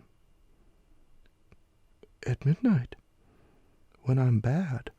I am bad." I see. It's charming. But how could you be sure I should know it?"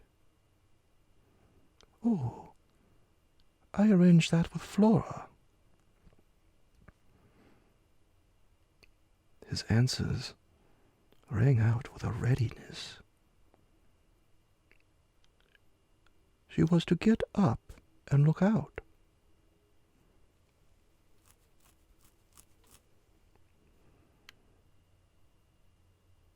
Which is what she did do. It was I who fell into the trap.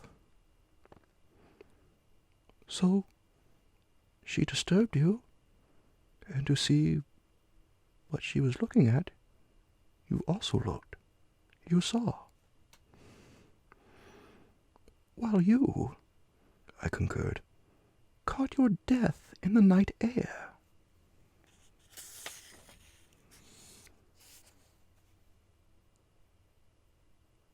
He literally bloomed so from this exploit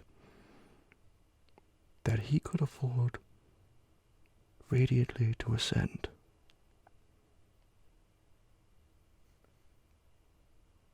How otherwise should I have been bad enough?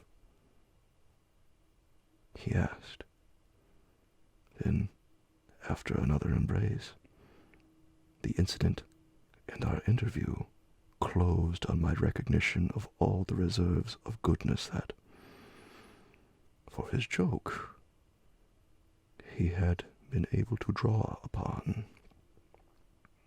Chapter 12.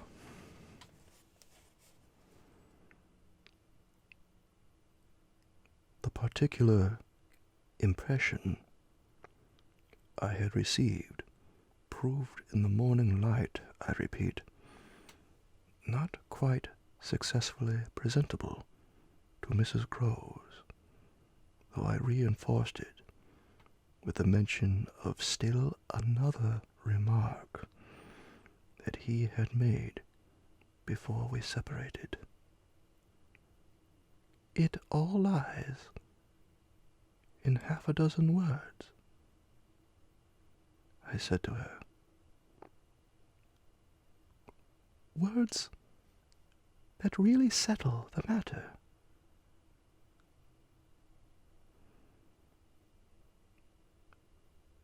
"Think, you know, what I might do." He threw that off to show me how good he is. He knows down to the ground what he might do. That's what he gave them a taste of at school.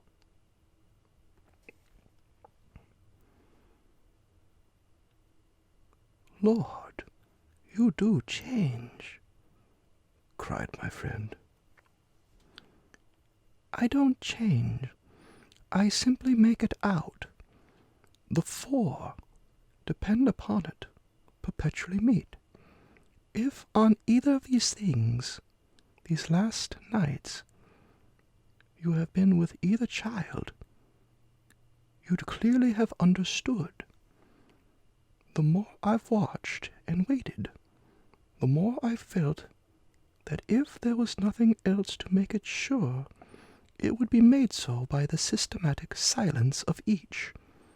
Never, by a slip of the tongue, have they so much as alluded to either of their old friends, any more than Miles has alluded to his expulsion. Oh, yes, we may sit here and look at them, and they may show off to us to their fill, but even while they pretend to be lost in their fairy tale, they're steeped in the vision of the dead restored to them. He's not reading to her, I declared. They're talking of them. They're talking horrors.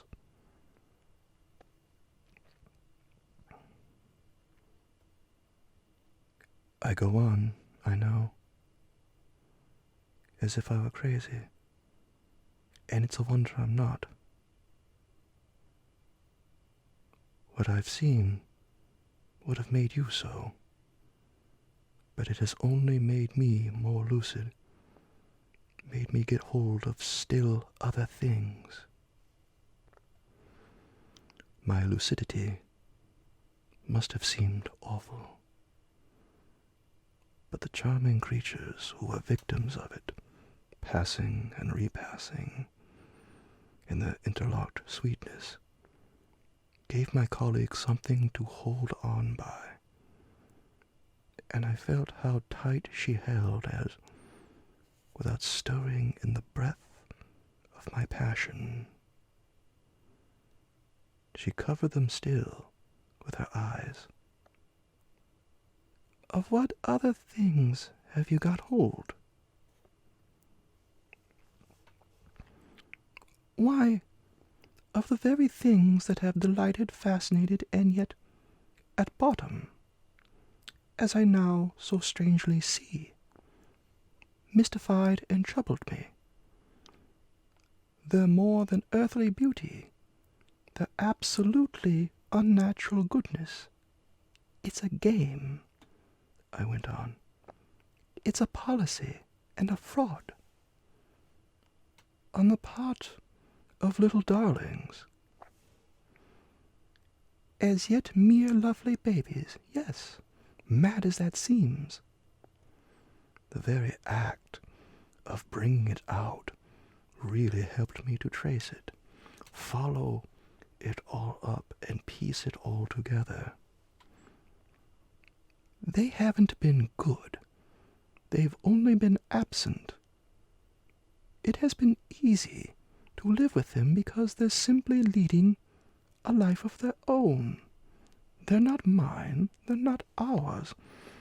They're his, and they're hers. Quint and that woman's. Quint's and that woman's. They want to get to them. Oh, how at this poor Mrs. Groves appeared to study them. But for what? For the love of all the evil that in those dreadful days the pair put into them, and to ply them with that evil still, to keep up the work of demons, is what brings the others back. Laws, said my friend, under her breath, The exclamation was homely, but it revealed a real acceptance of my further proof of what, in the bad time, for there had been a worse even than this, must have occurred. There could have been no such justification for me as the plain assent of her experience to whatever depth of depravity I found credible in our brace of scoundrels. It was in obvious submission of memory that she brought out after a moment. They were rascals. But what can they do now? She pursued. Do, I echoed, so loud that Miles and Flora, as they passed at their distance, paused an instant in their walk and looked at us. Don't they do enough? I demanded in a lower tone, while the children, having smiled and nodded and kissed hands to us, resumed their exhibition. We were held by it a minute. Then I answered, "They can destroy them." At this, my companion did turn, but the appeal she had launched was a silent one, the effect of which was to make me more explicit.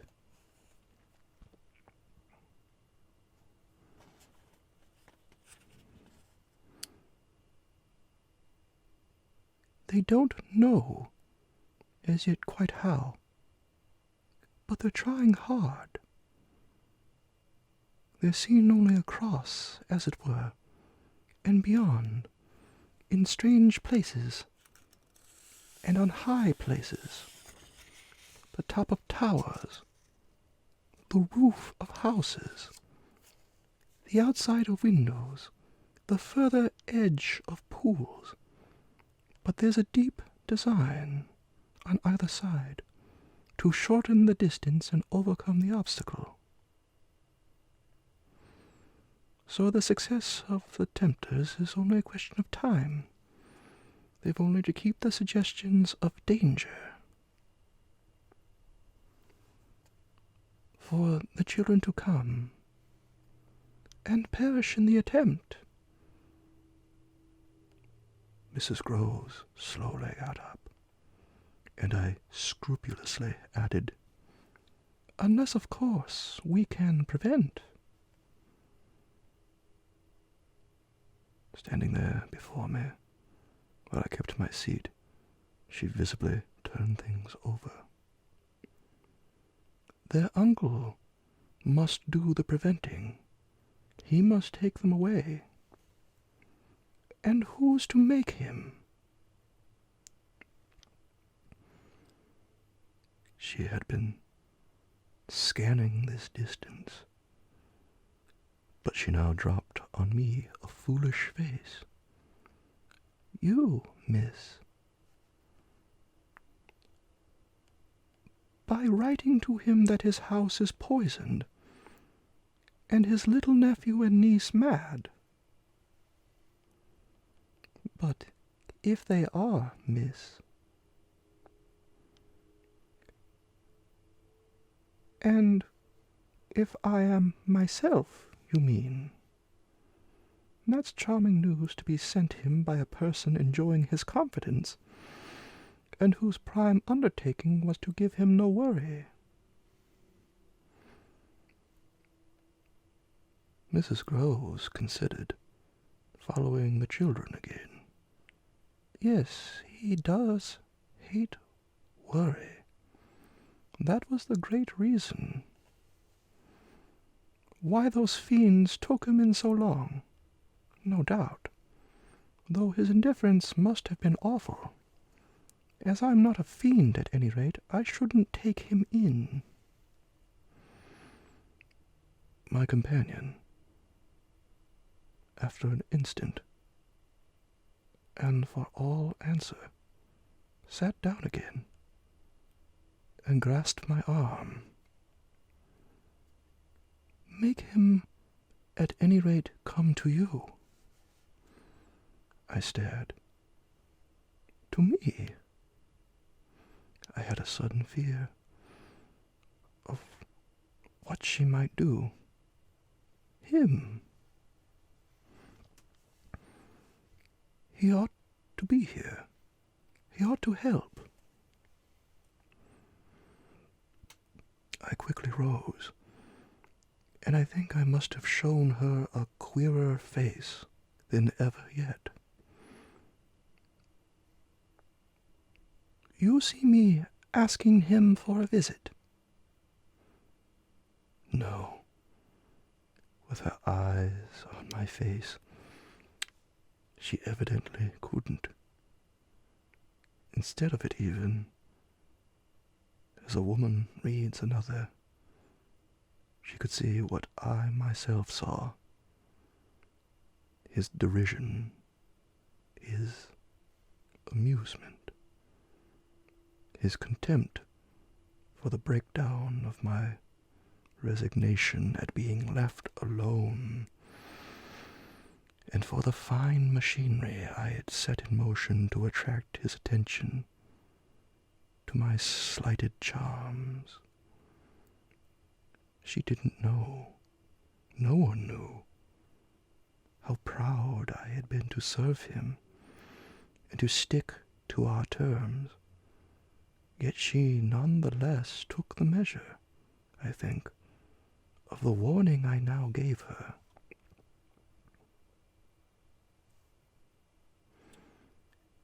If you should so lose your head as to appeal to him for me. She was really frightened. Yes, miss, I would leave on the spot, both him and you. Chapter 13.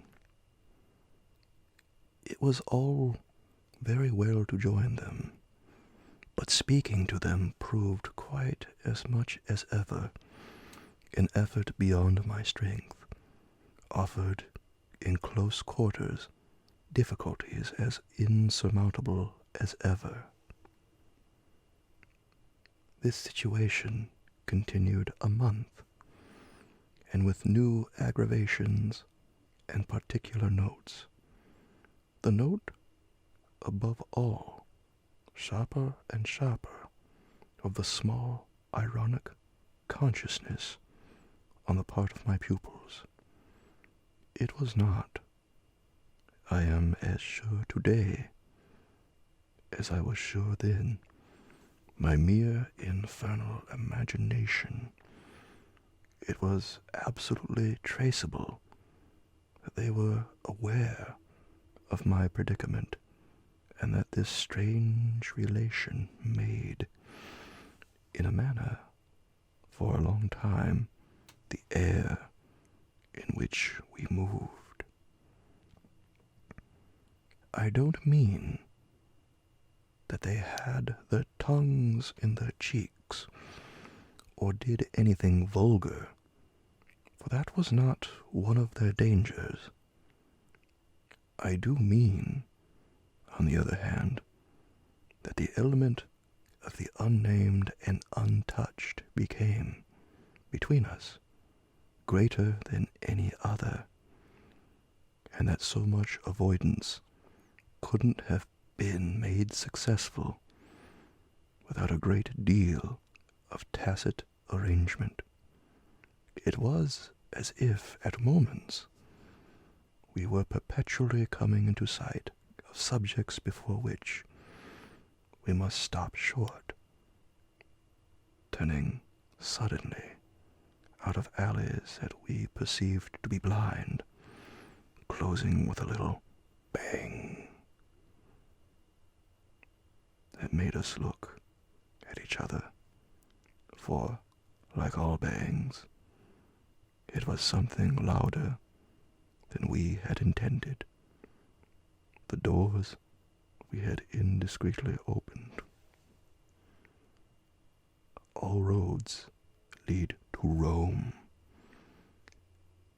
and there were times when it might have struck us that almost every branch of study or subject of conversation skirted forbidden ground. Forbidden ground was the question of the return of the dead in general, and of whatever in especial might survive for memory of the friends little children had lost. There were days when I could have sworn that one of them had, with a small, invisible nudge, said to the other, "She thinks she'll do it this time, but she won't." To do it would have been to indulge, for instance, and for once, in a way, in some direct reference to the lady who had prepared them for my discipline. They had a delightful, endless appetite for passages in my own history, to which I had again and again treated them. They were in possession of everything that had ever happened to me, had, with every circumstance, the story of my smallest adventures, and of those of my brothers and sisters, and of the cat and the dog at home, as well as many particulars of the whimsical bent of my father, of the furniture and arrangement of a house, and of the conversation of the old women of our village. There were things enough, taking one with another, to chatter about. If one went very fast, and knew by instinct when to go round, they pulled, with an art of their own, the strings of my invention and my memory, and nothing else, perhaps. When I thought of such occasions afterwards, gave me so the suspicion of being watched from under cover. It was in any case over my life, my past, and my friends alone, that we could take anything like our ease, a state of affairs that led them sometimes without the least pertinence to break out into sociable reminders. I was invited, with no visible connection, to repeat afresh Goody Gosling's celebrated mot, or to confirm the details already supplied as to the cleverness of the vicarage pony. It was partly at such junctures as these, and partly at quite different ones, that, with the turn my matters had now taken, my predicament, as I have called it, grew most sensible. The fact that the days passed for me without another encounter ought, it would have appeared, to have done something towards soothing my nerves, since the light brush, that second night on the upper landing, of the presence of a woman at the foot of the stair. I had seen nothing, whether in or out of the house. That one had better not have seen. There was many a corner around which I expected to come upon Quint, and many a situation that, in a merely sinister way, would have favored the appearance of Miss Jessel. The summer had turned. The summer had gone.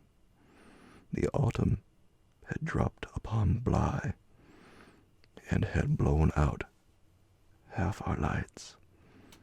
The place, with its gray sky and withered garlands, its bared spaces and scattered dead leaves, was like a theater after the performance, all strewn with crumpled playbills.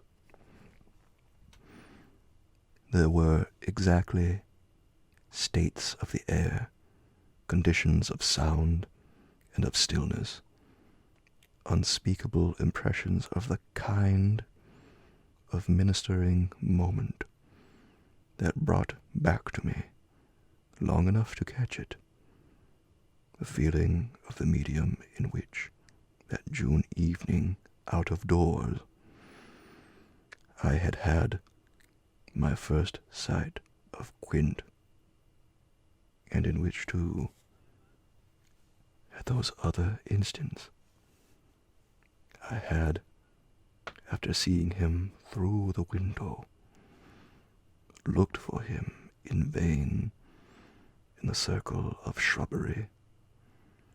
I recognized the signs, the portents. I recognized the moment, the spot, but they remained unaccompanied and empty, and I continued unmolested, if unmolested one could call a young woman whose sensibility had, in the most extraordinary fashion, not declined, but deepened. I had said, in my talk with Mrs. Groves on that horrid scene of Flora's by the lake, and had perplexed her by so saying, that it would from that moment distress me much more to lose my power than to keep it. I had then expressed what was vividly in my mind, the truth that, whether the children really saw or not, since, that is, it was not yet definitely proved, I greatly preferred, as a safeguard, the fullness of my own exposure. I was ready to know the very worst that was to be known. What I had then had an ugly glimpse of was that my eyes might be sealed just while theirs were most opened. Well, my eyes were sealed, it appeared, at present, a consummation for which it seemed blasphemous not to thank God. There was, alas, a difficulty about that. I would have thanked him with all my soul had I not had, in a proportion, this conviction of the secret of my pupils.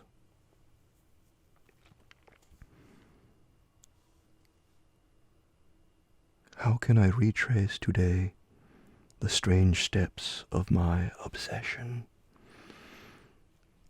There were times of our being together when I would have been ready to swear that literally in my presence, but with my direct sense of it closed, they had visitors who were known and were welcome.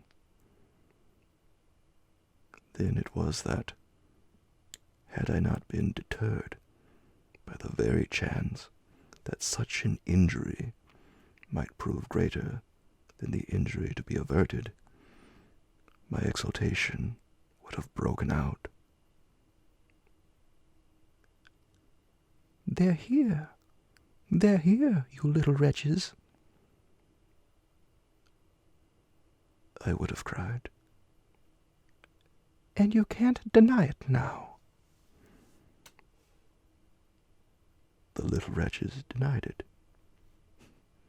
with all the added volume of their sociability and their tenderness, just in the crystal depths of which, like the flash of a fish in a stream, the mockery of their advantage peeped up. The shock had in truth sunk into me still deeper than I knew on the night when, looking out either for Quint or for Miss Jessel under the stars, I had seen there the boy over whose rest I watched, and who had immediately brought in with him, had straightway there turned on me the lovely upward look with which, from the battlements above us, the hideous apparition of Quint had played. If it was a question of a scare, my discovery on this occasion had scared me more than any other, and it was essentially in the scared state that I drew my actual conclusions. They harassed me so that sometimes, at odd moments, I shut myself up audibly to rehearse. It was at once a fantastic relief and a renewed despair, the manner in which I might come to the point. I approached it from one side and the other, while, in my room, I flung myself about. But I always broke down in the monstrous utterance of names. As they died away on my lips, I said to myself that I should indeed help them to represent something infamous, if by pronouncing them I should violate as rare a little case of instinctive delicacy as any schoolroom probably had ever known. When I said to myself, "They have the manners to be silent, and you, trusted as you are, the baseness to speak," I felt myself crimson and covered my face with my hands. After these secret scenes, I chattered more than ever, going on volubly enough till one of our prodigious palpable hushes occurred. I can call them nothing else. A strange, dizzy lift or swim, I try for terms, into a stillness, a pause of all life that had nothing to do with the more or less noise we at the moment might be engaged in making, and that I could hear or any intensified mirth, or quickened recitation, or louder strum of the piano. Then it was that the others, the outsiders, were there.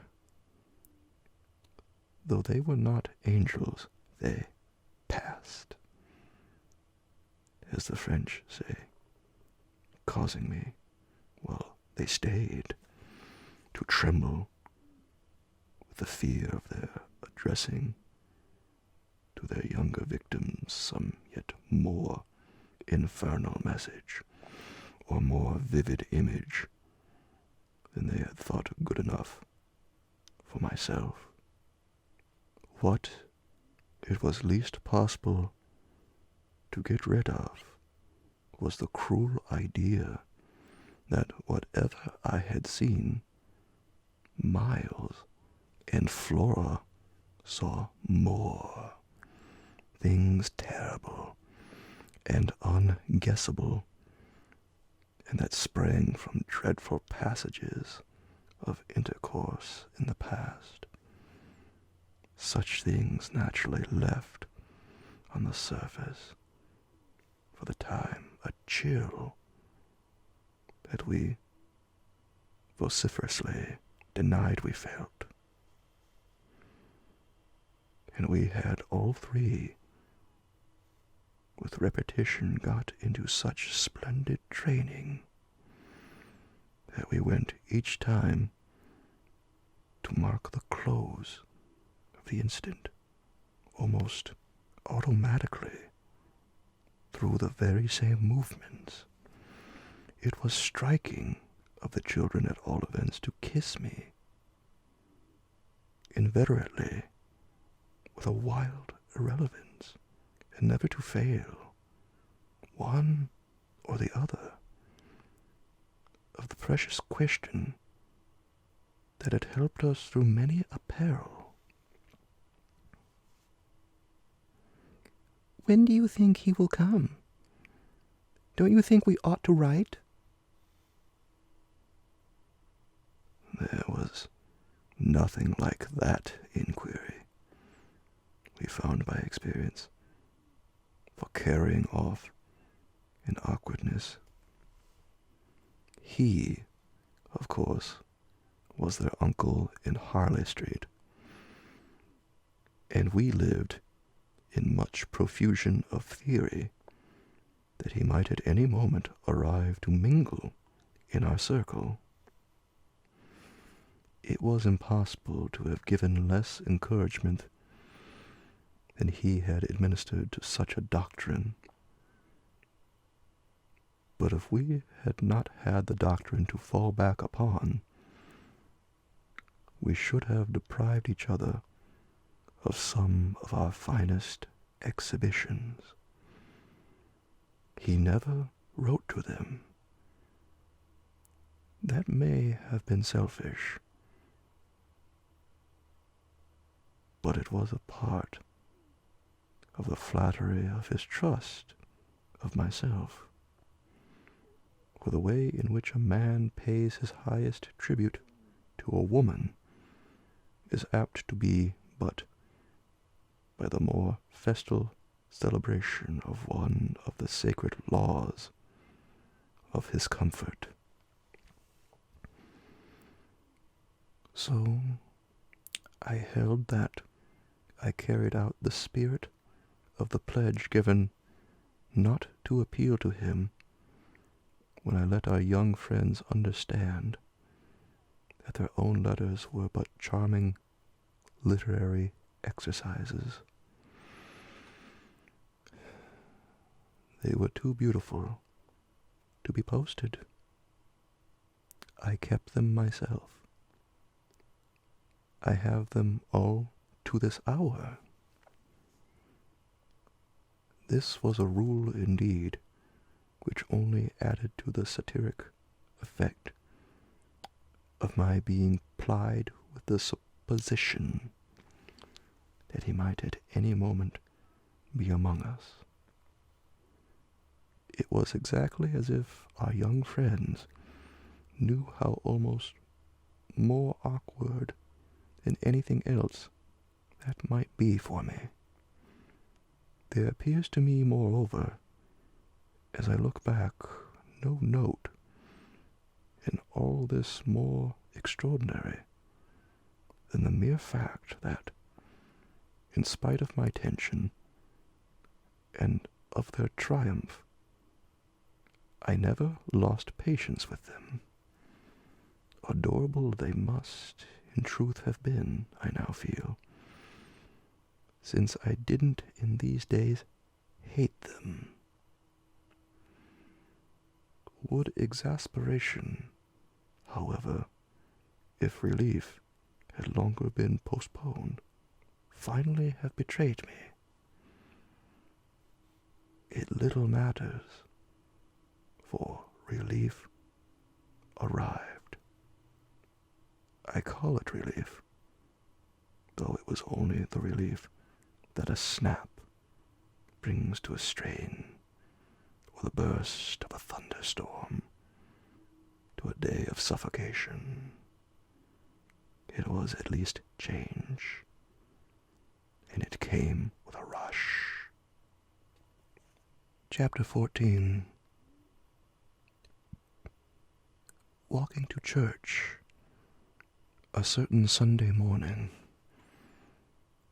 I had little Miles at my side and his sister in advance of us, and at Mrs. Grose's well in sight. It was a crisp, clear day, the first of its order for some time. The night had brought a touch of frost, and the autumn air, bright and sharp, made the church bells almost gay. It was an odd accident of thought that I should have happened at such a moment to be particularly and very gratefully struck with the obedience of my little charges. Why did they never resent my inexorable, my perpetual society? Something or other had brought nearer home to me that I had all but pinned the boy to my shawl, and that in the way our companions were marshaled before me, I might have appeared to provide against some danger of rebellion. I was like a gaoler with an eye to possible surprises and escapes. But all this belonged, I mean, their magnificent little surrender,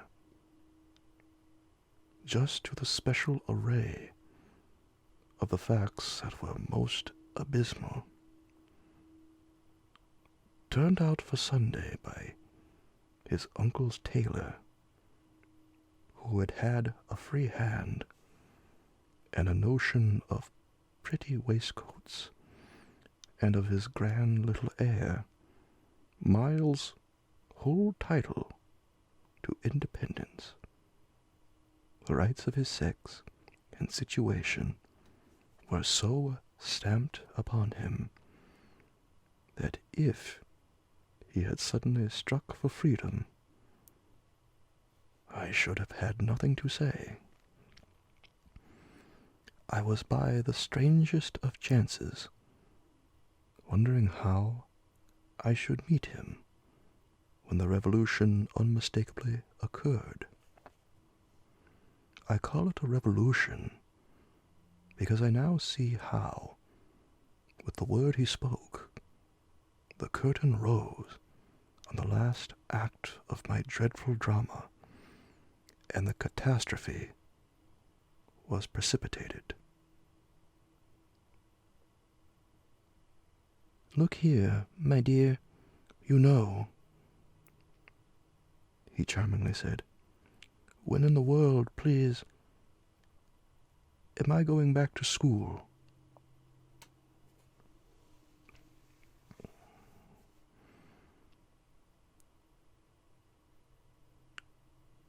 transcribed here, the speech sounds harmless enough,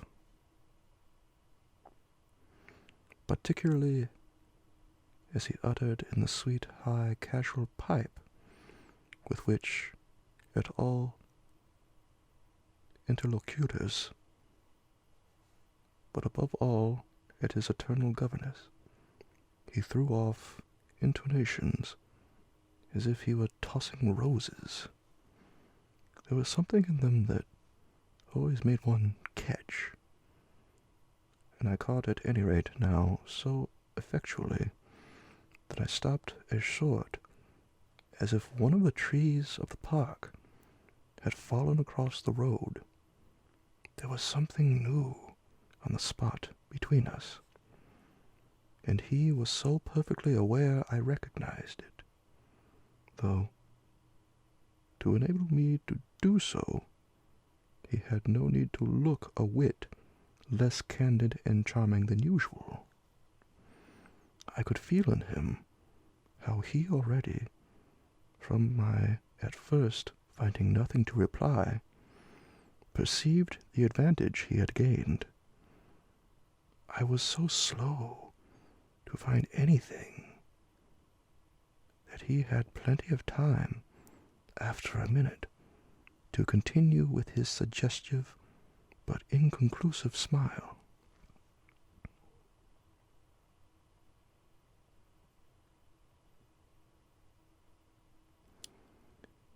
You know, my dear, that for a fellow to be with a lady always, his "my dear" was constantly on his lips for me, and nothing could have expressed more the exact shade of the sentiment with which I desired to inspire my pupils than its fond familiarity. It was so respectfully easy.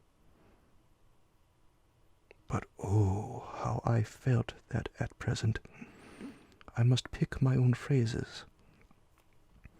I remember that to gain time I tried to laugh, and I seemed to see in the beautiful face with which he watched me how ugly and queer I looked. "And always with the same lady?" I returned. He neither blanched nor winked. The whole thing was virtually out between us. "Ah, of course, she's a jolly perfect lady. But after all, I'm a fellow, don't you see, who's, well, getting on." I lingered there with him an instant, ever so kindly. "Yes, you're getting on." Oh, but I felt helpless. I have kept to this day the heartbreaking little idea of how he seemed to know that and to play with it.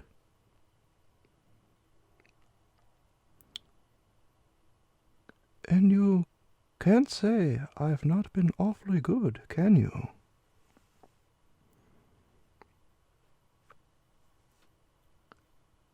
I laid my hand on his shoulder,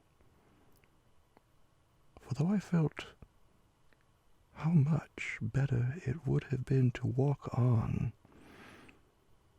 I was not yet quite able. "No, I can't say that, Miles. Except just that one night, you know." "That one night?" I couldn't look as straight as he. "Why, when I went out of the house." "Oh, yes, but I forget what you did it for." "You forget." He spoke with the sweet extravagance of childish reproach. "Why, it was just to show you I could." Oh, yes, you could. And I can again. I felt I might perhaps, after all, succeed in keeping my wits about me. Certainly, but you won't. No, not that again. It was nothing. It was nothing, I said. But we must go on. He resumed our walk with me, passing his hand into my arm. Then when am I going back? I wore, in turning it over, my most responsible air. Were you very happy at school? He just considered. Oh, I'm happy enough anywhere. Well then, I quavered, if you're just as happy here. Ah, but that isn't everything. Of course, you know a lot.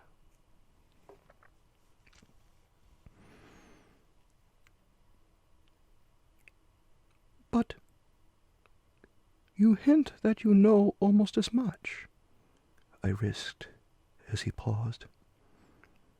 Not half I want to, Miles honestly professed. But it isn't so much that. What is it, then? Well, I want to see more life. I see, I see. We had arrived within sight of the church, and of various persons, including several of the household of Bly, on the way to it, and clustered about the door to see us go in. I quickened our step. I wanted to get there before the question between us opened up much further. I reflected hungrily that he would have for more than an hour to be silent. And I thought with envy of the comparative dusk of the pew, and of the almost spiritual help of the hassock, on which I might bend my knees. I seemed literally to be running a race with some confusion to which he was about to reduce me. But I felt he had got in first when, before we had even entered the churchyard, he threw out, I want my own sort. It literally made me bound forward. There aren't many of your sort, Miles. I laughed. Unless perhaps dear little Flora. You really compare me to a baby girl. This found me singularly weak. Don't you then love our sweet Flora? If I didn't, and you too, if I didn't, he repeated, as if retreating for a jump, yet leaving his thoughts so unfinished that, after we had come into the gate, another stop, which he imposed on me by the pressure of his arm, had become inevitable. Mrs. Groves and Flora had passed into the church. The other worshippers had followed, and we were, for the minute, alone among the old thick graves. We had paused on the path from the gate, by a low, oblong, table-like tomb.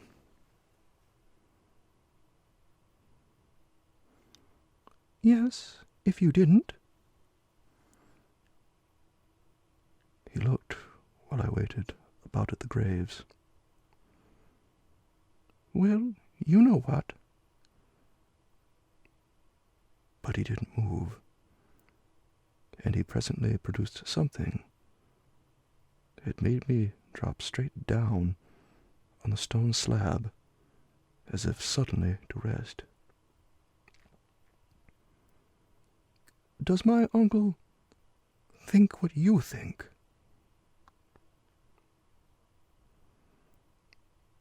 I markedly resist.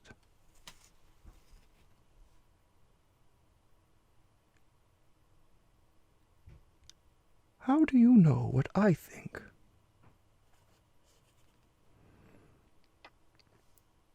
Oh, well, of course I don't. For it strikes me you never tell me. But I mean, does he know? Know what, Miles? Why, the way I'm going on. I recognized quickly enough that I could make to this inquiry no answer that wouldn't involve something of a sacrifice of my employer. Yet it struck me that we were all at Bly sufficiently sacrificed to make that venial. I don't think your uncle much cares. Miles, on this, stood looking at me. Then you don't think he can be made to? In what way? Why, by his coming down.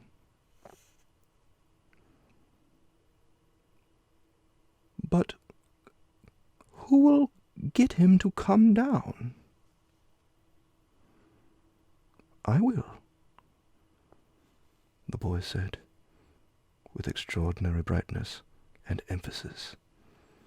He gave me another look, charged with that expression, and then marched off, alone, into church. Chapter 15. The business was practically settled from the moment I never followed him. It was a pitiful surrender to agitation, but my being aware of this had somehow no power to restore me. I only sat there on my tomb and read into what our young friend had said to me, the fullness of its meaning. By the time I had grasped the whole of which I had also embraced for absence, the pretext that I was ashamed to offer my pupils and the rest of the congregation such an example of delay. What I said to myself, above all, was that Miles had got something out of me, and that the gauge of it for him would be just this awkward collapse. He had got out of me that there was something I was much afraid of, and that he should probably be able to make use of my fear to gain, for his own purpose, more freedom. My fear was of having to deal with the intolerable question of the grounds of his dismissal from school, since that was really but the question of the horrors gathered behind. That his uncle should arrive to treat with me of these things was a solution that, strictly speaking, I ought now to have desired to bring on. But I could so little face the ugliness and the pain of it that I simply procrastinated and lived from hand to mouth. The boy, to my deep discomposure, was immensely in the right, was in a position to say to me, "Either you clear up with my guardian the mystery of this interruption of my studies, or you cease to expect me to lead with you a life that's so unnatural for a boy."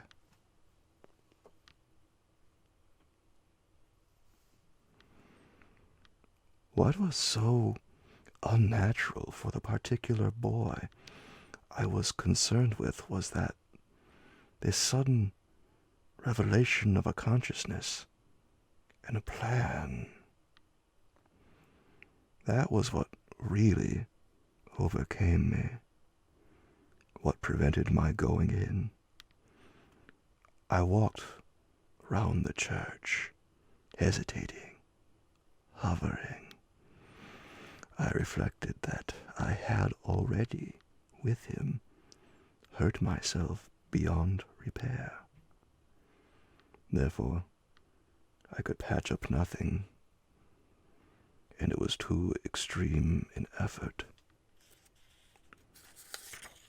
to squeeze beside him into the pew.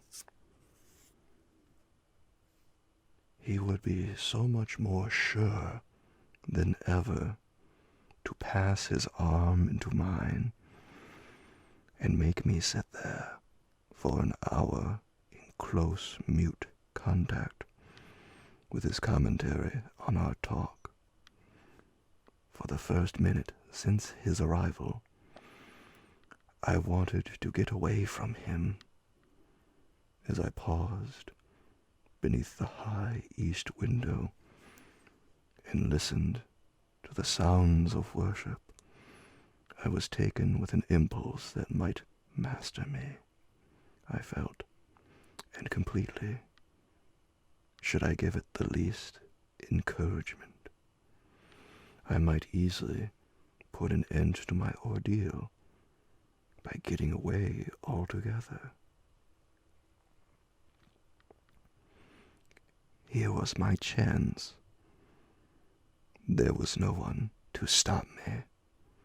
I could give the whole thing up, turn my back and bolt. It was only a question of hurrying again for a few preparations to the house which the attendance at church of so many of the servants would practically have left unoccupied. No one, in short, could blame me if I should just drive desperately off. What was it to get away if I should get away only till dinner? That would be in a couple of hours, at the end of which I had the acute prevision. My little pupils would play at innocent wonder about my non-appearance in their train.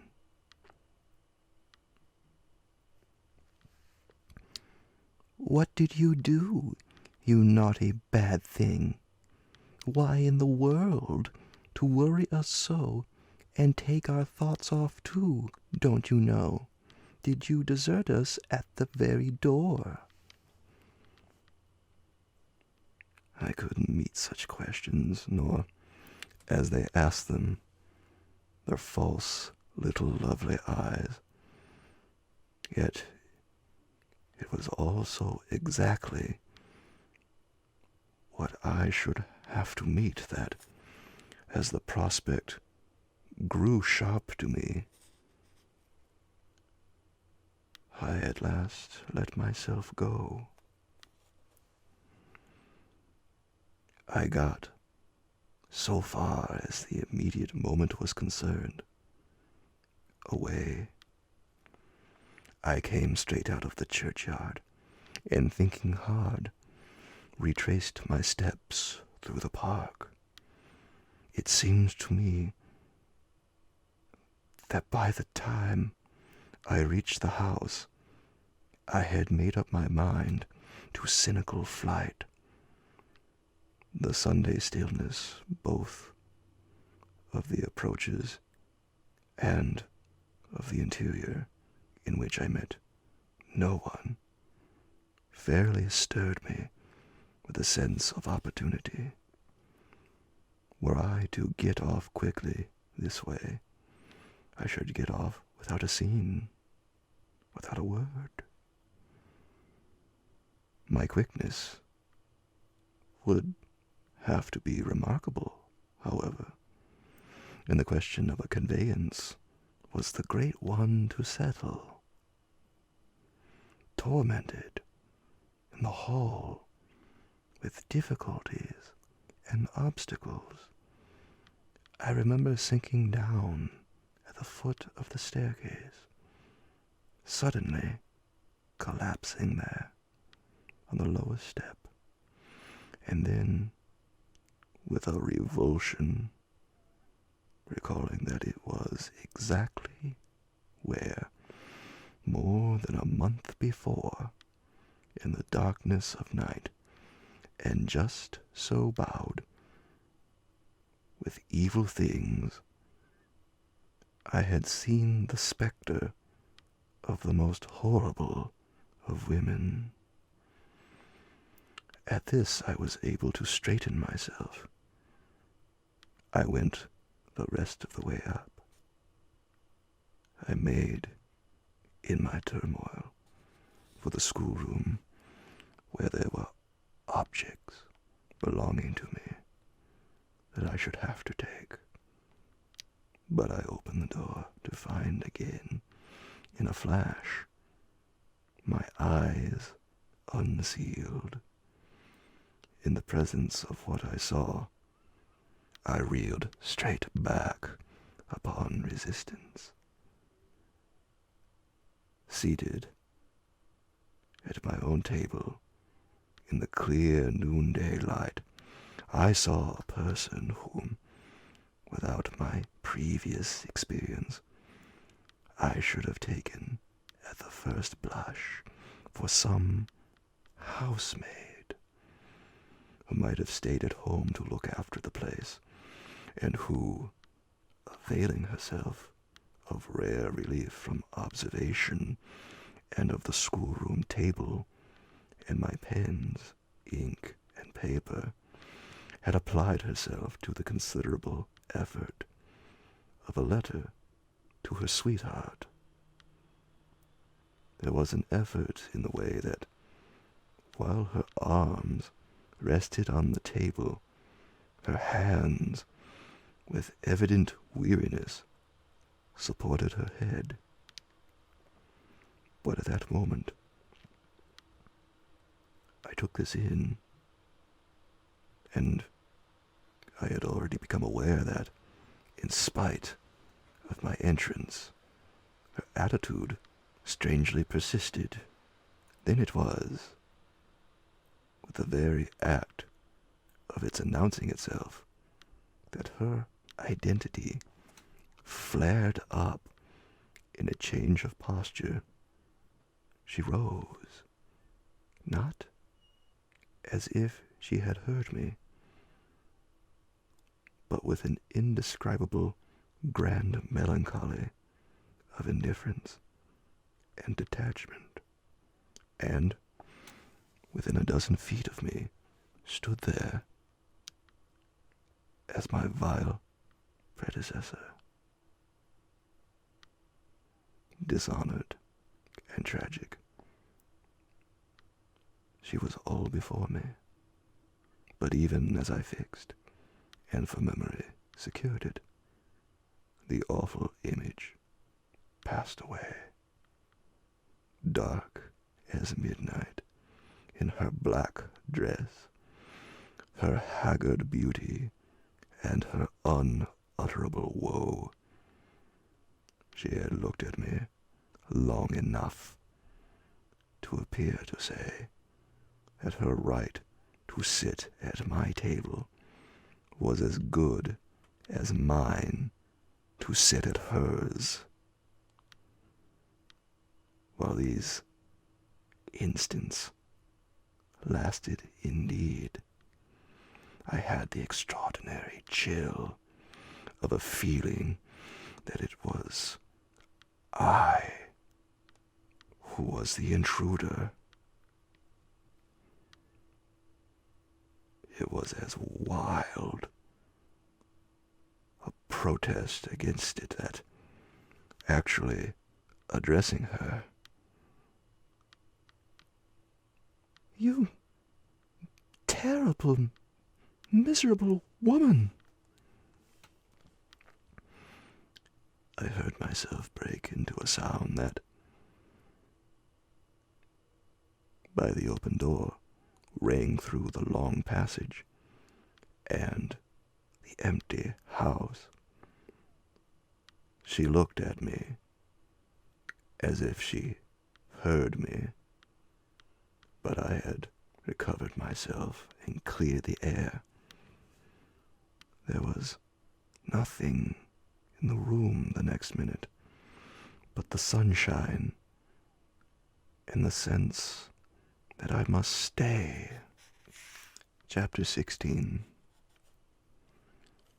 I had so perfectly expected the return of the others to be marked by a demonstration that I was freshly upset at having to find them merely dumb and discreet about my desertion. Instead of gaily denouncing and caressing me, they made no allusion to my having failed them, and I was left, for the time, on perceiving that she too said nothing, to study Mrs. Grose's odd face. I did this to such purpose that I made sure they had in some way bribed her to silence, a silence that, however, I would engage to break down on the first private opportunity. This opportunity came before tea. I secured 5 minutes with her in the housekeeper's room, where, in the twilight, amid a smell of lately baked bread, but with the place all swept and garnished, I found her sitting in pained placidity before the fire. So I see her still, so I see her best, facing the flame from her straight chair in the dusky, shining room, a large, clean picture of the put away of drawers closed and locked, and rest without a remedy.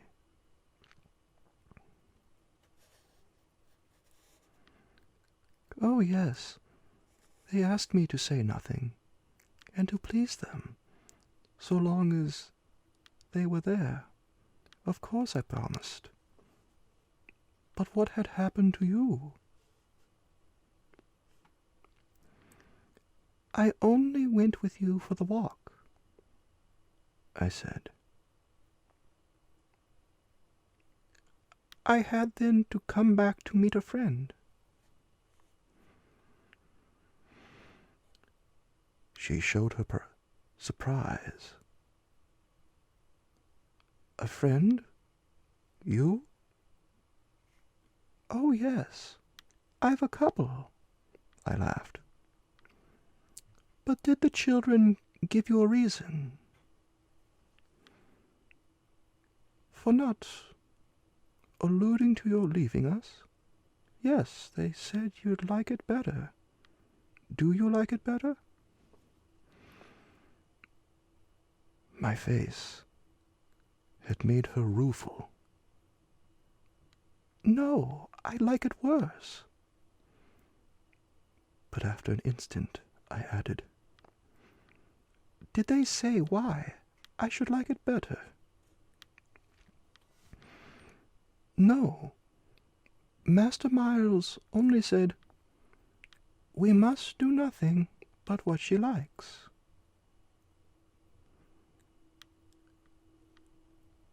"I wish indeed he would. And what did Flora say?" "Miss Flora was too sweet. She said, 'Oh, of course, of course.' And I said the same."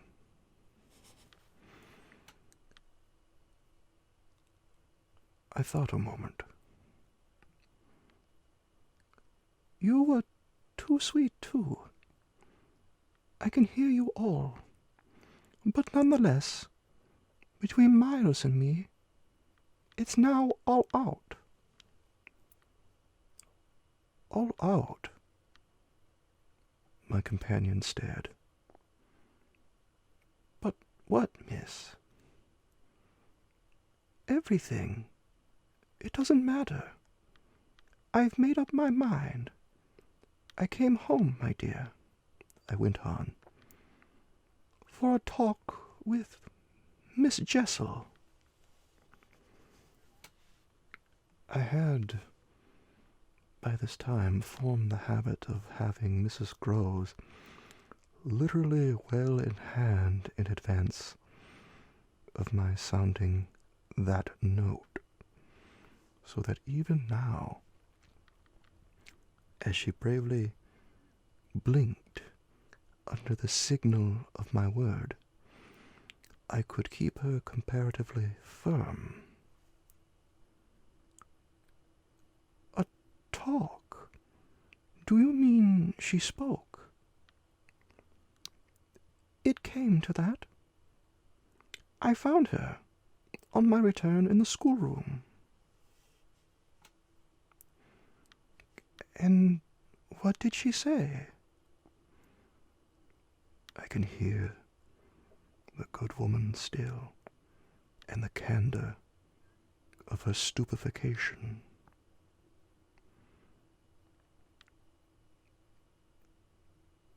"That she suffers the torments."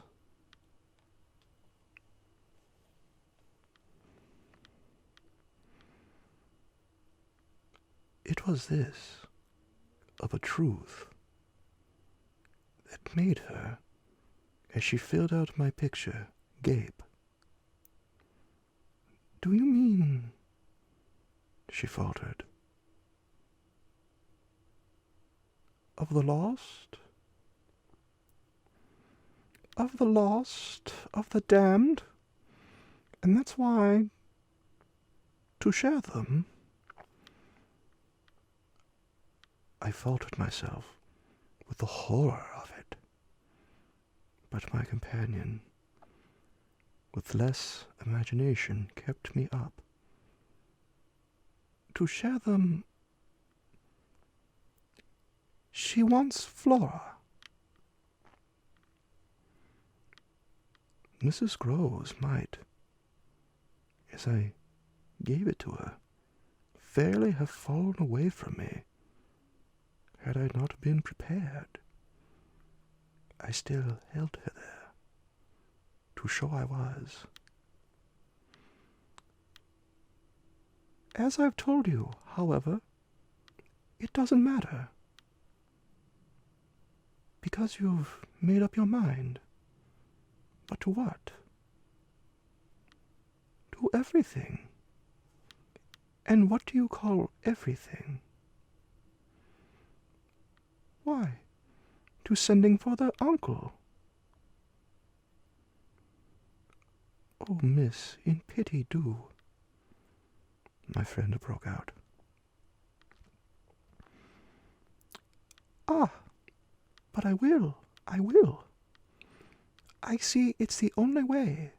What's out, as I told you, with Miles, is that if he thinks I'm afraid to, and has ideas of what he gains by that, he shall see he's mistaken. Yes, his uncle shall have it here from me on the spot, and before the boy himself, if necessary, that if I'm to be reproached with having done nothing again about more school." "Yes, miss?" My companion pressed me. "Well, there's that awful reason." There were now clearly so many of these for my poor colleague that she was excusable for being vague. "But, which?" "Why, the letter from his old place. You'll show it to the master."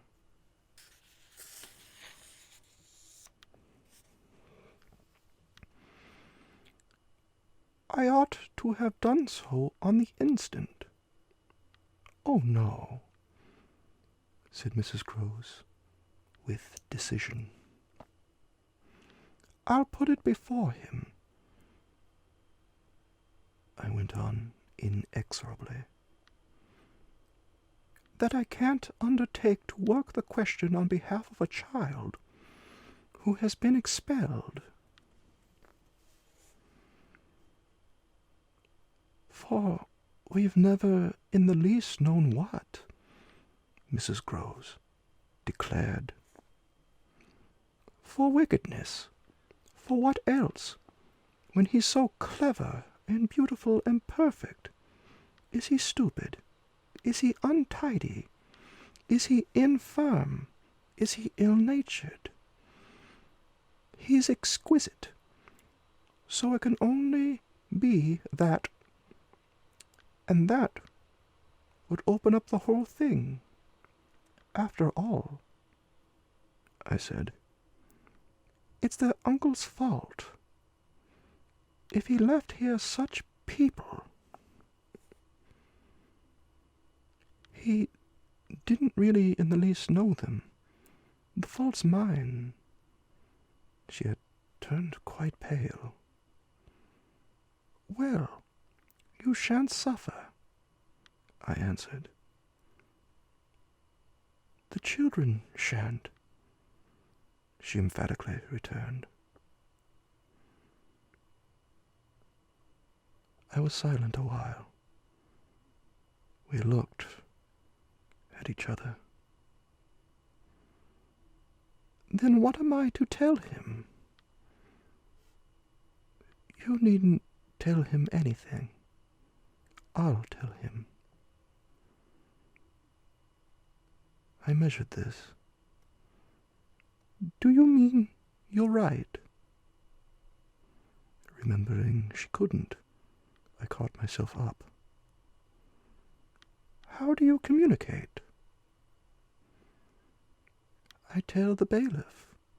He writes." "And should you like him to write our story?" My question had a sarcastic force that I had not fully intended, and it made her, after a moment, inconsequentially break down. The tears were again in her eyes. "Oh, miss, you write." "Well, tonight," I at last returned, and on this we separated. Chapter 17. I went so far in the evening as to make a beginning. The weather had changed back. a great wind was abroad, and beneath the lamp in my room, with Flora at peace beside me, I sat for a long time before a blank sheet of paper and listened to the lash of the rain and the batter of the gusts.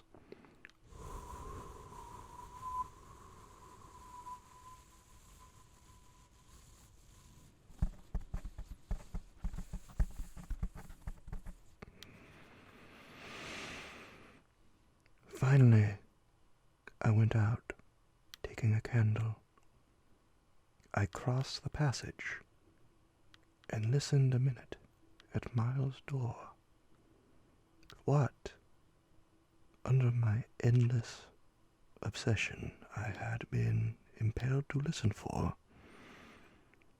was some betrayal of his not being at rest, and I presently caught one, but not in the form I had expected. His voice tinkled out. "I say, you there, come in." It was gaiety in the gloom. I went in with my light and found him in bed, very wide awake,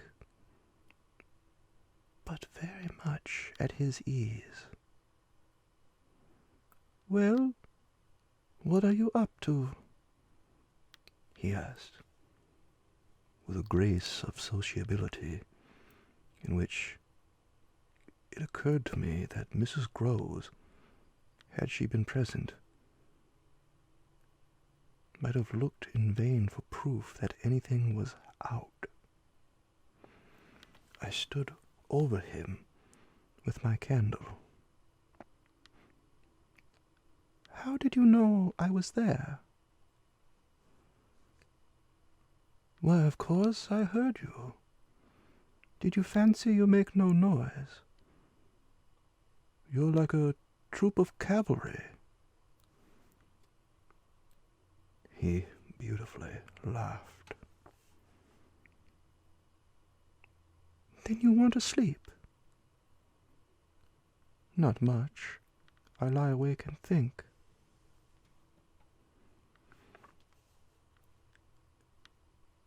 I had put out my candle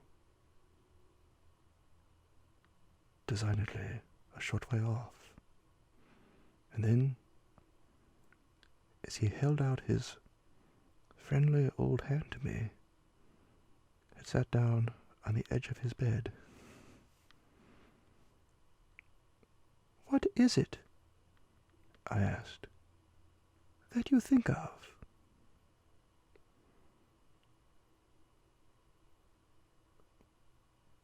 "What in the world, my dear, but you?" "Ah, the pride I take in your appreciation doesn't insist on that. I had so far rather you slept." "Well, I think also, you know, of this queer business of ours." I marked the coolness of his firm little hand. "Of what queer business, Miles?" "Why, the way you bring me up, and all the rest."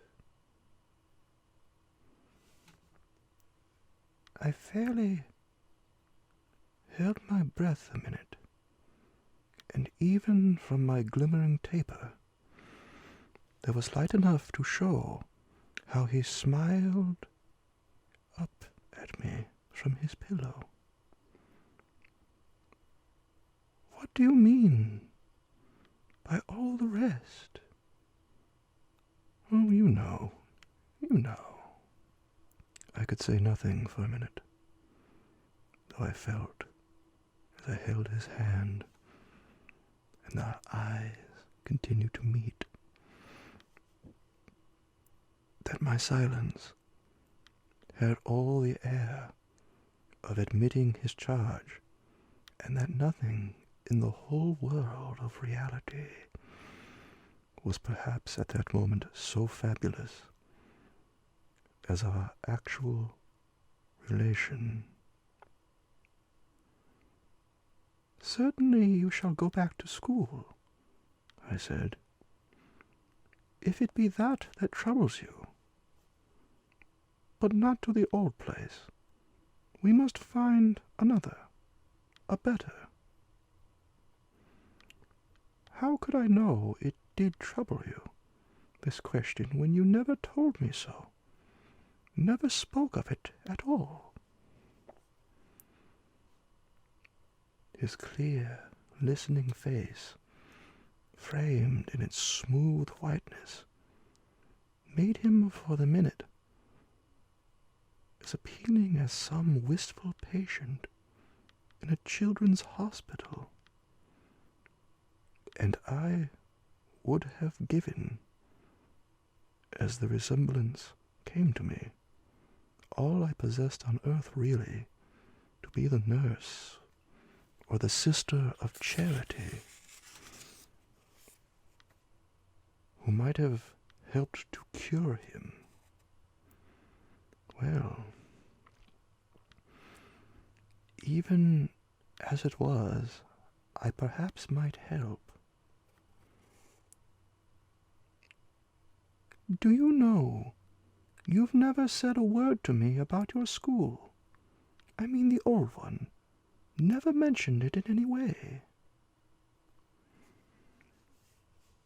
He seemed to wonder.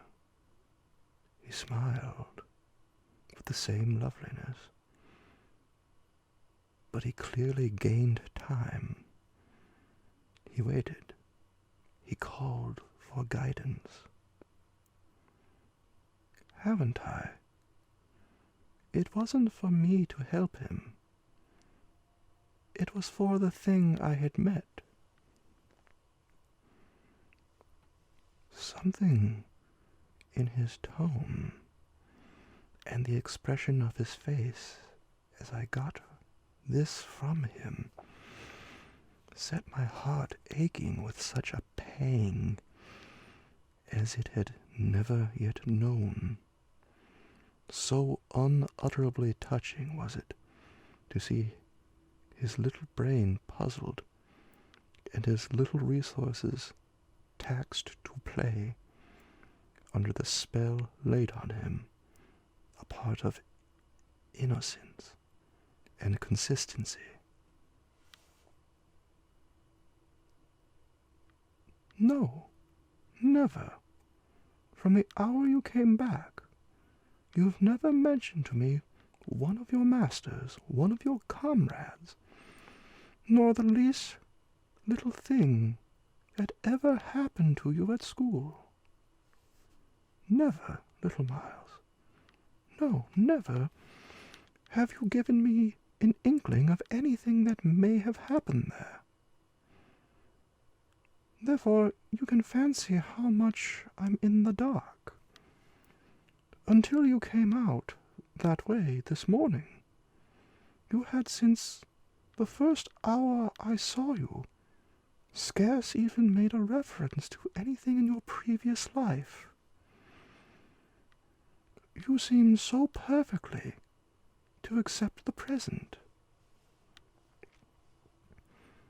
It was extraordinary how my absolute conviction of his secret precocity, or whatever I might call the poison of an influence that I dared but half phrase, made him, in spite of the faint breath of his inward trouble, appear as accessible as an older person, forced me to treat him as an intelligent equal. "I thought you wanted to go on as you are." It It struck me that at this he just faintly colored. He gave, at any rate, like a convalescent, slightly fatigued, a languid shake of his head. I don't. I want to get away. You're tired of Bly. Oh no, I like Bly. Well then. Oh, you know what a boy wants. I felt I didn't know so well as Miles, and I took temporary refuge. You want to go to your uncle? Again, at this, with his sweet, ironic face, he made a movement on the pillow. Ah, you can't get off with that.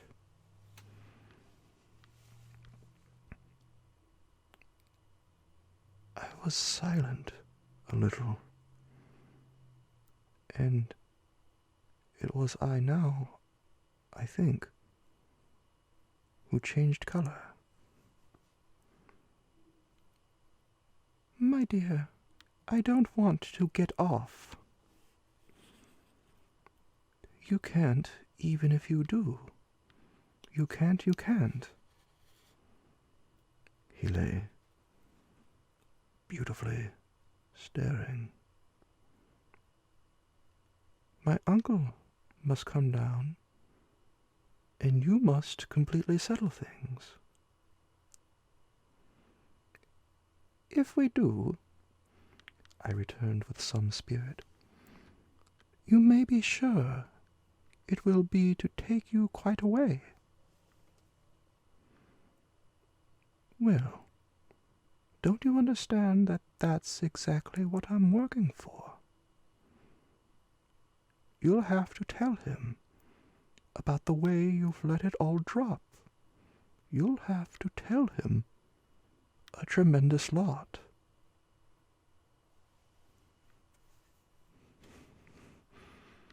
The exultation with which he uttered this helped me somehow for the instant to meet him rather more. And how much will you, Miles, have to tell him? There are things he'll ask you. He turned it over. Very likely. But what things? The things you've never told me. To make up his mind what to do with you. He can't send you back. I don't want to go back. He broke in. I want a new field. He said it with admirable serenity, with positive, unimpeachable gaiety, and doubtless it was that very note that most evoked for me the poignancy, the unnatural, childish tragedy of his probable reappearance at the end of 3 months with all this bravado and still more dishonor. It overwhelmed me now that I should never be able to bear that, and it made me let myself go. I threw myself upon him, and in the tenderness of my pity, I embraced him. Dear little Miles, dear little Miles.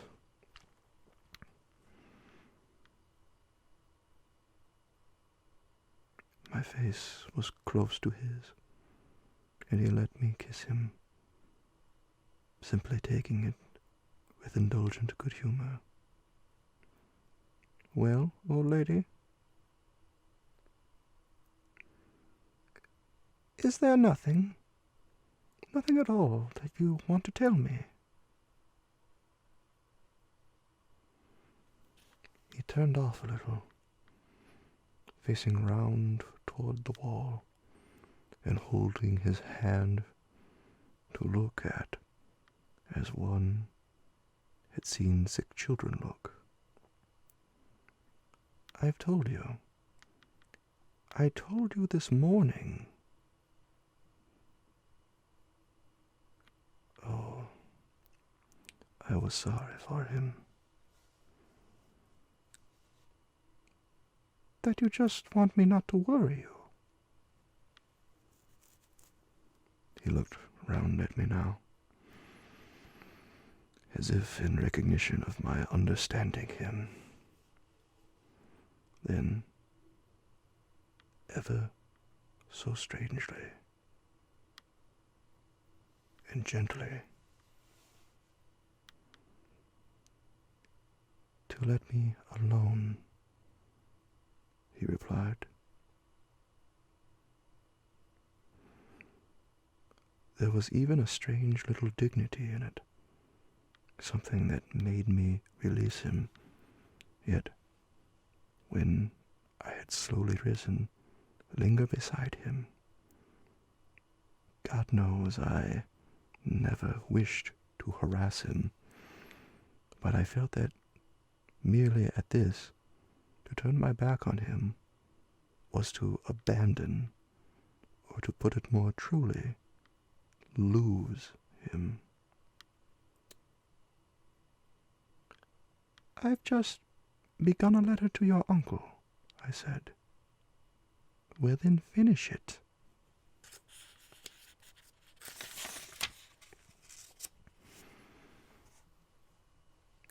I waited a minute.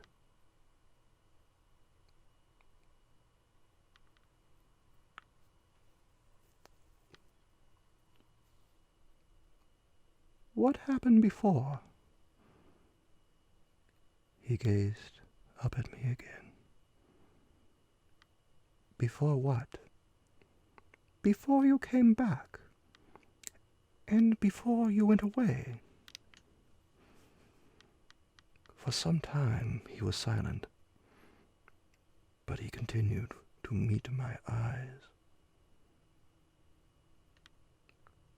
What happened?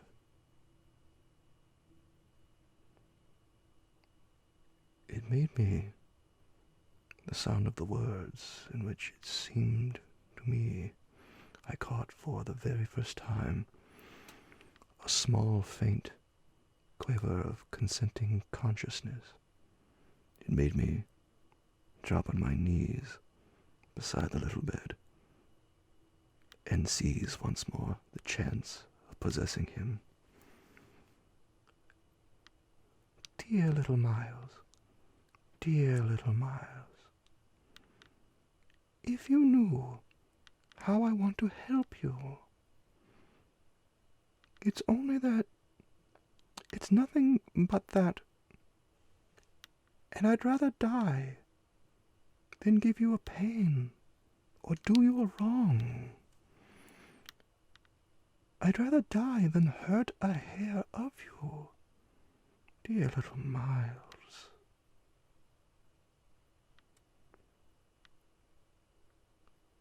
Oh, I brought it out now, even if I should go too far. I just want you to help me to save you.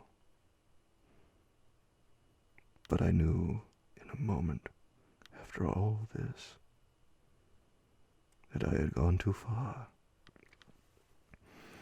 The answer to my appeal was instantaneous, but it came in the form of an extraordinary blast and chill, a gust of frozen air, and a shake of the room as great as if, in the wild wind, the casement had crashed in.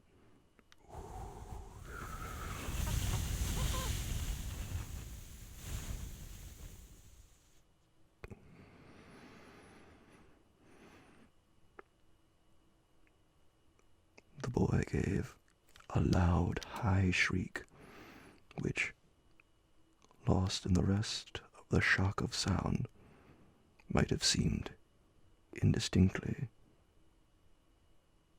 though I was so close to him, a note either of jubilation or of terror. I jumped to my feet again and was conscious of darkness. So for a moment we remained, while I stared about me and saw the drawn curtains unstirred and the window still tight.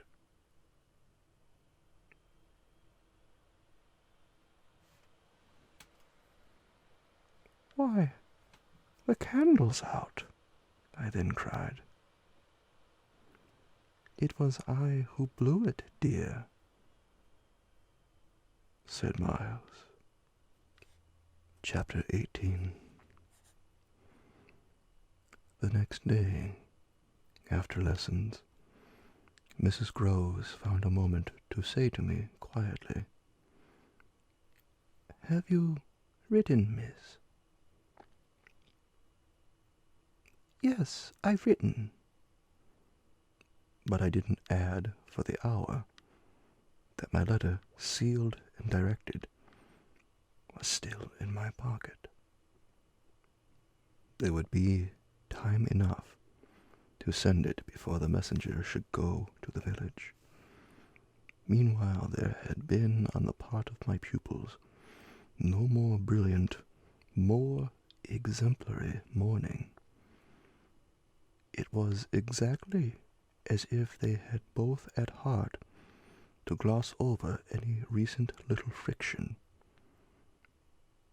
They performed the dizziest feats of arithmetic, soaring quite out of my feeble range, and perpetrated, in higher spirits than ever, geographical and historical jokes. It was conspicuous, of course, in Miles in particular, that he appeared to wish to show how easily he could let me down. This child, to my memory, really lives in a setting of beauty and misery that no words can translate. There was a distinction, all his own, in every impulse he revealed.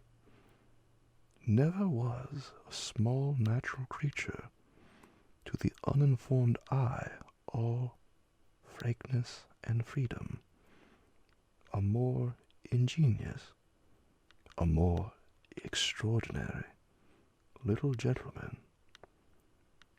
I had perpetually to guard against the wonder of contemplation into which my initiated view betrayed me, to check the irrelevant gaze and discouraged sigh in which I constantly both attacked and renounced the enigma of what such a little gentleman could have done that deserved a penalty.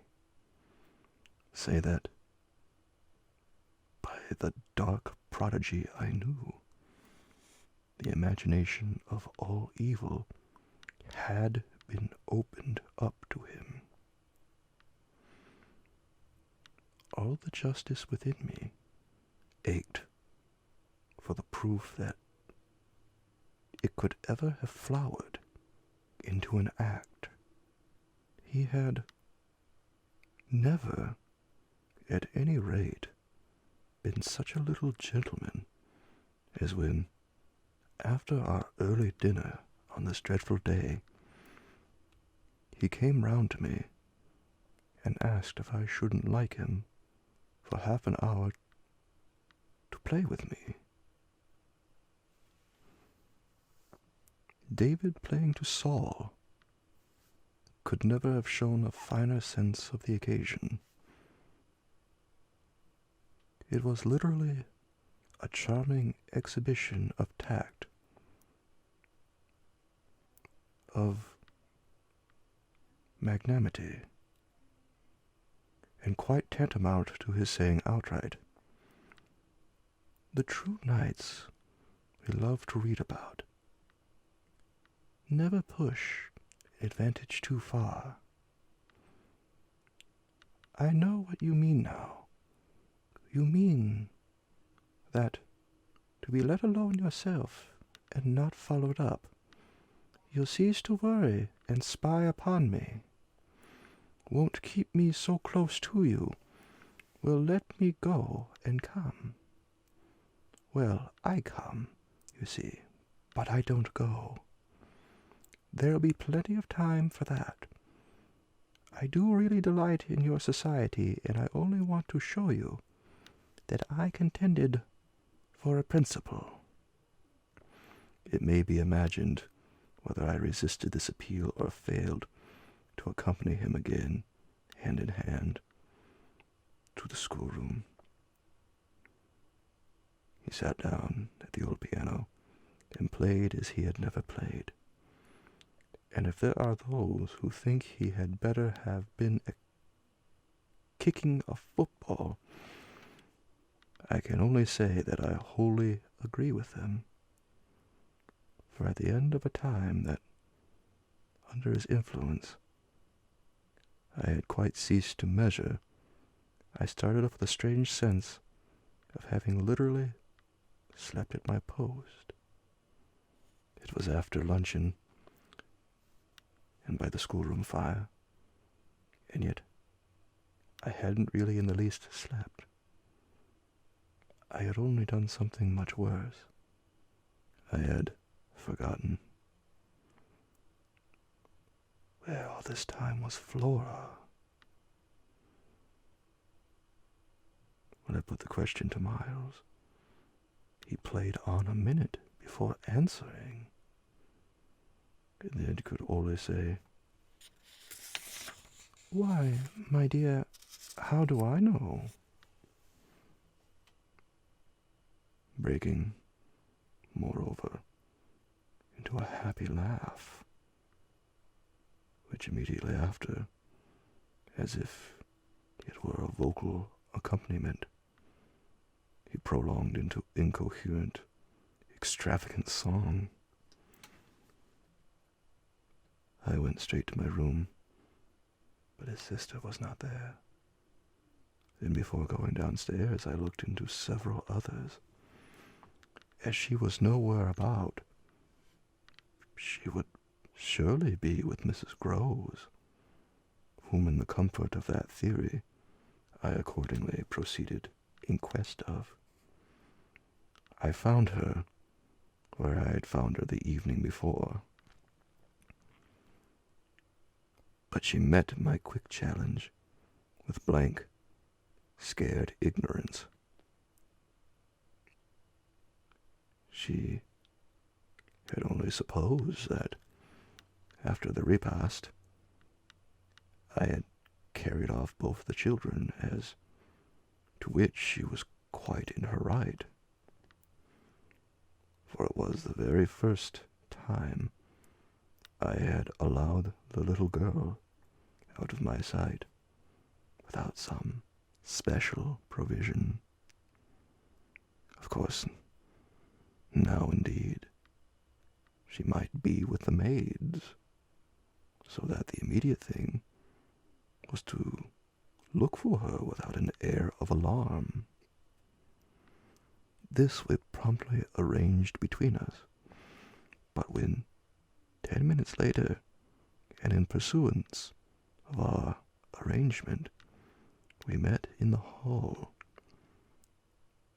it was only to report on either side that after guarded inquiries, we had altogether failed to trace her. For a minute, there, apart from observation, we exchanged mute alarms, and I could feel with what high interest my friend returned me all those I had from the first given her.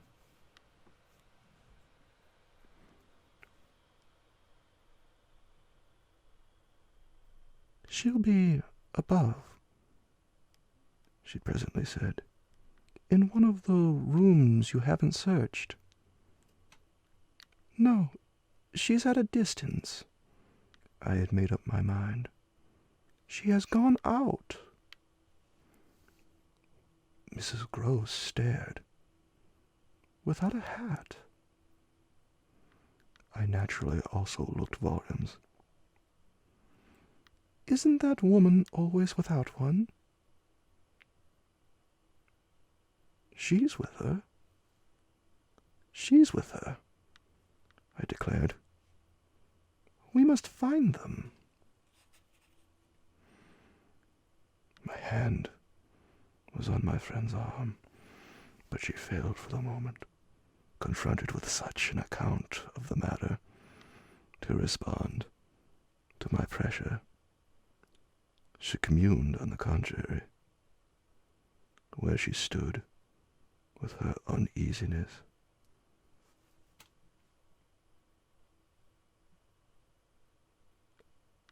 And where's Master Miles?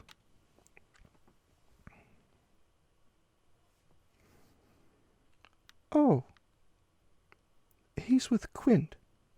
They'll be in the schoolroom.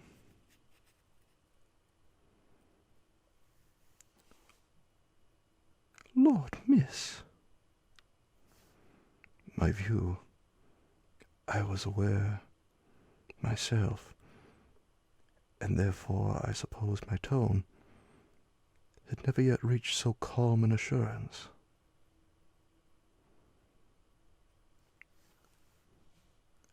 The trick's played, I went on.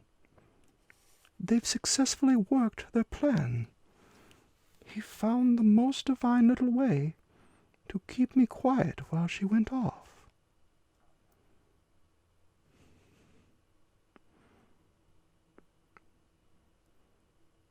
Divine, Mrs. Groves bewilderedly echoed. Infernal, then, I almost cheerfully rejoined. He has provided for himself as well. But come. She had helplessly gloomed at the upper regions. You leave him. So long with Quint. Yes, I don't mind that now. She always ended at these moments by getting possession of my hand, and in this manner she could at present still stay me. But after gasping an instant at my sudden resignation, because of your letter, she eagerly brought out. I quickly, by way of answer, felt for my letter, drew it forth, held it up, and then, freeing myself, went and laid it on the great hall table. Luke will take it, I said as I came back. I reached the house door and opened it. I was already on the steps. My companion still demurred. The storm of the night and the early morning had dropped, but the afternoon was damp and gray. I came down to the drive while she stood in the doorway. You go with nothing on. What do I care when the child has nothing? I can't wait to dress, I cried. And if you must do so, I leave you. Try meanwhile yourself upstairs. With them? Ooh. On this, the poor woman promptly joined me. Chapter 19. We went straight to the lake, as it was called at Bly, and I dare say rightly called, though it may have been a sheet of water less remarkable than my untraveled eyes supposed it. My acquaintance with sheets of water was small, and the pool of Bly, at all events on the few occasions of my consenting under the protection of my pupils, was to affront its surface in the old flat-bottomed boat moored there for our use, had impressed me both with its extent and its agitation. The usual place of embarkation was half a mile from the house, but I had an intimate conviction that wherever Flora might be, she was not near home. She had not given me the slip for any small adventure, and since the day of the very great one that I had shared with her by the pond, I had been aware in our walks of the quarter to which she most inclined. This was why I had now given to Mrs. Grose's steps so marked a direction making her, when she perceived it, oppose a resistance that showed me she was freshly mystified. "You're going to the water, miss. You think she's in... She may be, though the depth is, I believe, nowhere very great. But what I judge most likely is that she's on the spot from which, the other day, we saw together what I told you, when she pretended not to see, with that astounding self-possession. I've always been sure she wanted to go back alone, and now her brother has managed it for her." Mrs. Grose still stood where she had stopped. "Do you suppose they really talk of them?" I could meet this with an assurance. "They say things that, if we heard them, would simply appall us. And if she is there..." "Yes? Then Miss Jessel is. Beyond a doubt. You shall see." "Oh, thank you," my friend cried, planted so firm that, taking it in, I went straight on without her. By the time I reached the pool, however, she was close behind me, and I knew that, whatever to her apprehension might befall me, the exposure of sticking to me struck her as her least danger. She exhaled a moan of relief as we came at last in sight of the greater part of the water without a sight of the child. There was no trace of Flora on that nearer side of the bank where my observation of her had been most startling, and none on the opposite edge where, save for a margin of some 20 yards, a thick copse came down to the pond. This expanse, oblong in shape, was so narrow compared to its length that, with its ends out of view, it might have been taken for a scant river. We looked at the empty stretch, and then I felt the suggestion in my friend's eyes. I knew what she meant, and I replied with a negative headshake. No, no, wait. She has taken the boat. My companion stared at the vacant mooring place, and then again across the lake. Then where is it? Our not seeing it is the strongest of proofs. She has used it to go over, and then has managed to hide it. All alone, that child?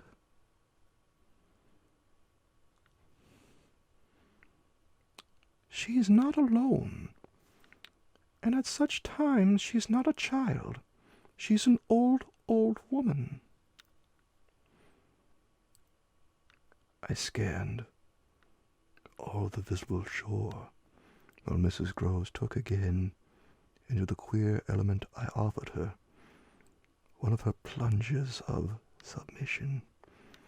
Then I pointed out that the boat might be perfectly in a small refuge formed by one of the recesses of the pool, an indentation masked for the hither side by a projection of the bank and by a clump of trees growing close to the water.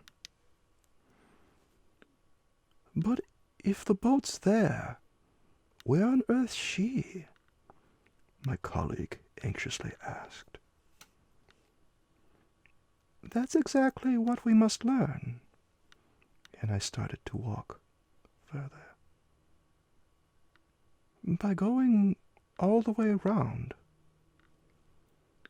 Certainly, far as it is. It will take us but 10 minutes, yet it's far enough to have made the child prefer not to walk. She went straight over.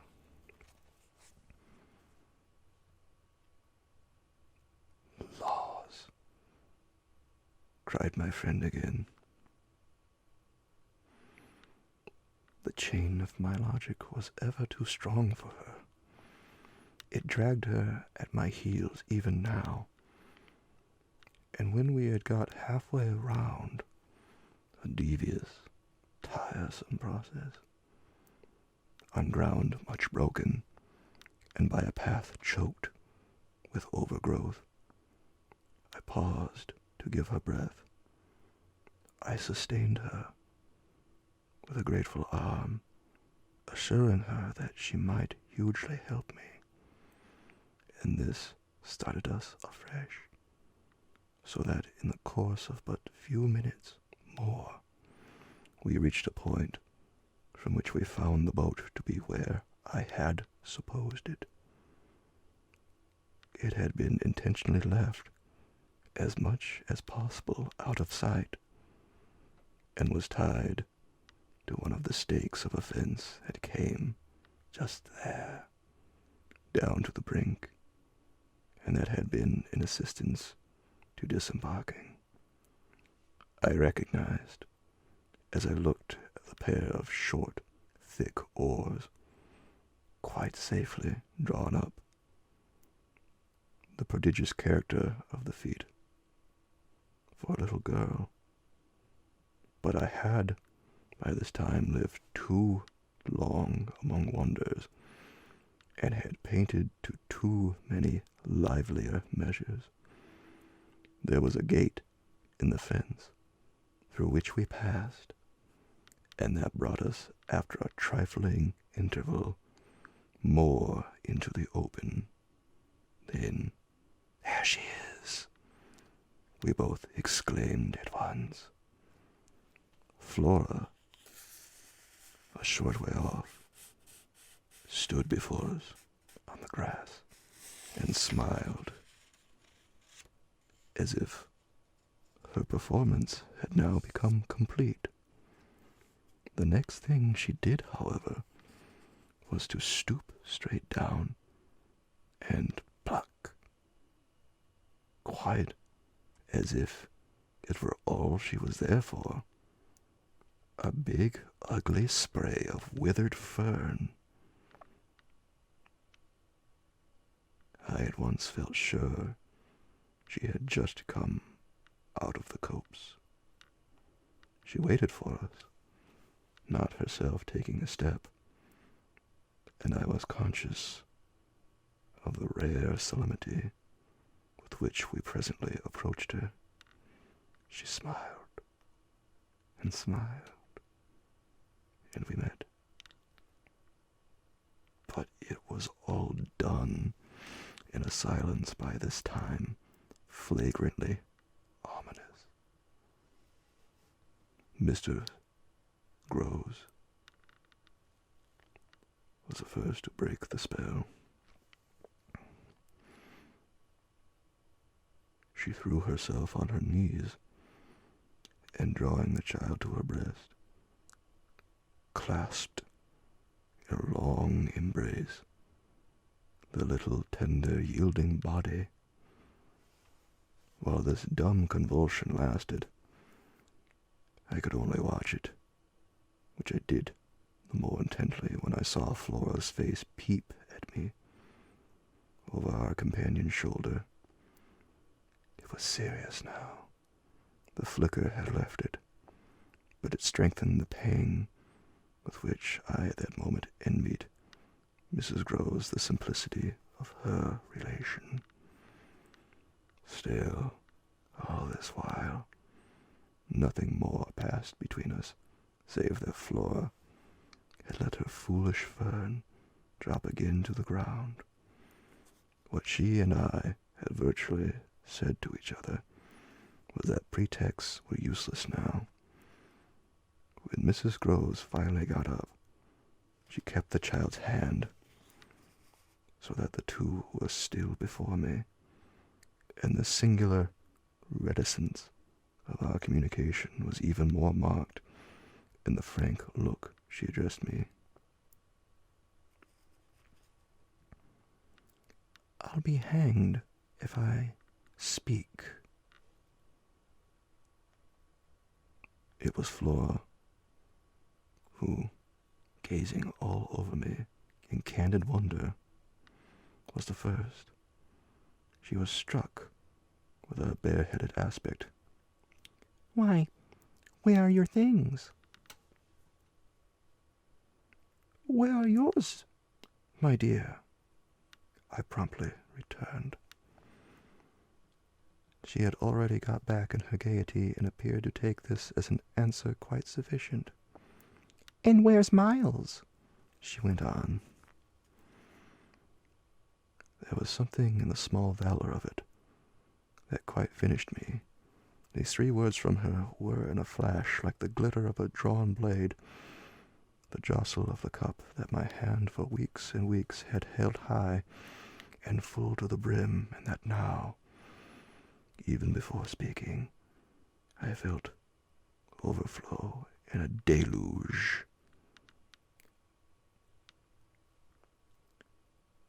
I'll tell you, if you'll tell me, I heard myself say, then heard the tremor in which it broke.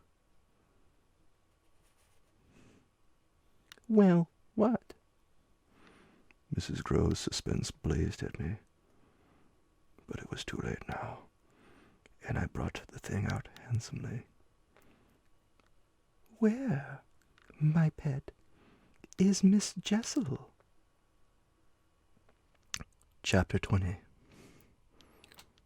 Just as in the churchyard with Miles, the whole thing was upon us.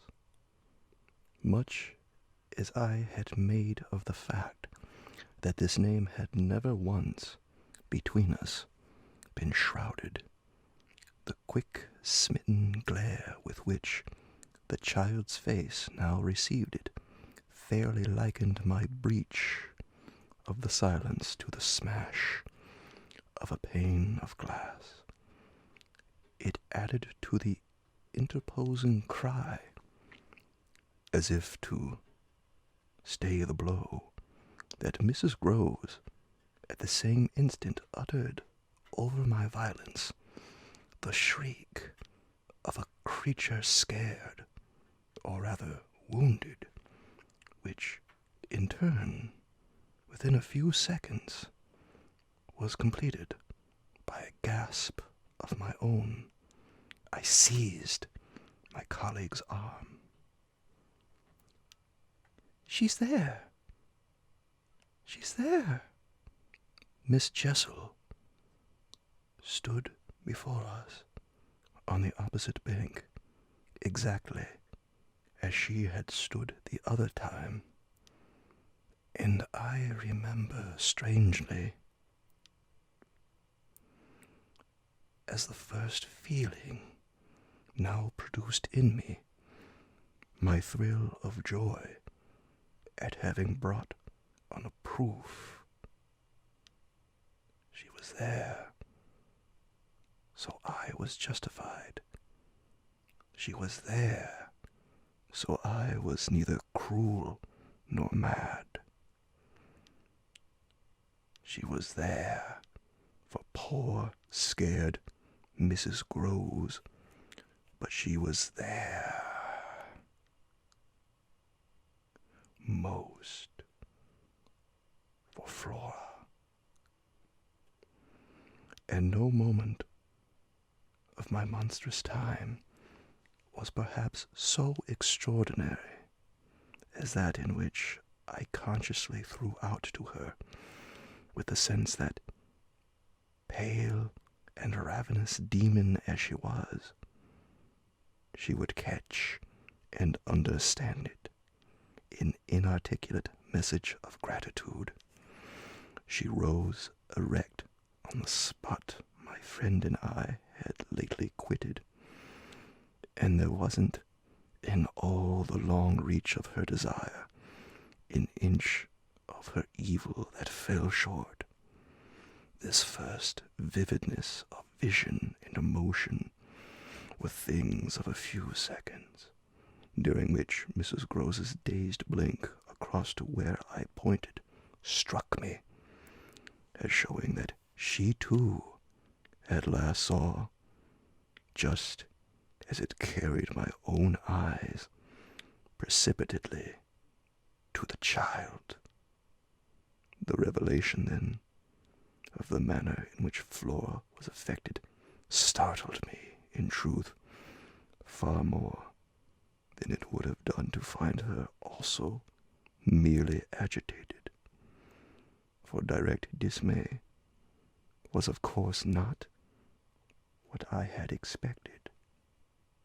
Prepared and on her guard as our pursuit had actually made her, she would repress every betrayal, and I was therefore at once shaken by my first glimpse of the particular one for which I had not allowed to see her without a convulsion of her small pink face, not even feign to glance in the direction of the prodigy I announced, but only, instead of that, turn at me in expression of hard, still gravity, an expression absolutely new and unprecedented, and that appeared to read and accuse and judge me.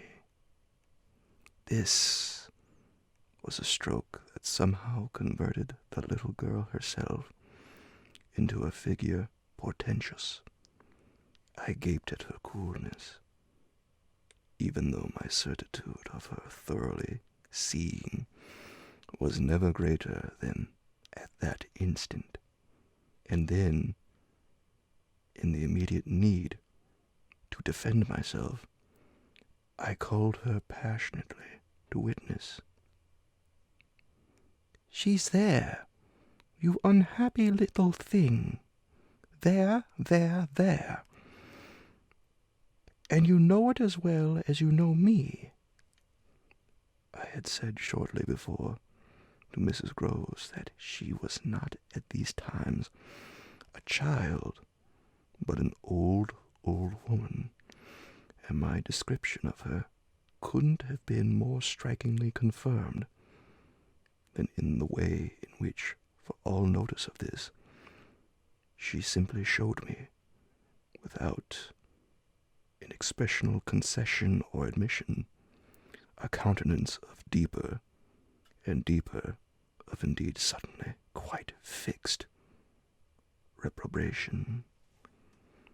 I was by this time, if I can put the whole thing at all together, more appalled at what I may properly call her manner than at anything else, though it was quite simultaneously that I became aware of having Mrs. Groves also, and very formidably, to reckon with. My elder companion, the next moment, at any rate, blotted out everything but her own flushed face, and her loud, shocked protest, a burst of high disapproval. "What a dreadful turn, to be sure, miss. Where on earth do you see anything?" I could only grasp her more quickly yet, for even while she spoke, the hideous plain presence stood undimmed and undaunted. It had already lasted a minute, and it lasted while I continued, seizing my colleague, quite thrusting her at it, and presenting her to it, to insist with my pointing hand. "You don't see her exactly as we see." "You mean to say you don't now? Now? She's as big as a blazing fire. Only look, dearest woman, look." She looked just as I did, and gave me, with a deep groan of negation, repulsion, compassion, the mixture with her pity of her relief at her exemption, a sense, touching to me even then, that she would have backed me up if she had been able.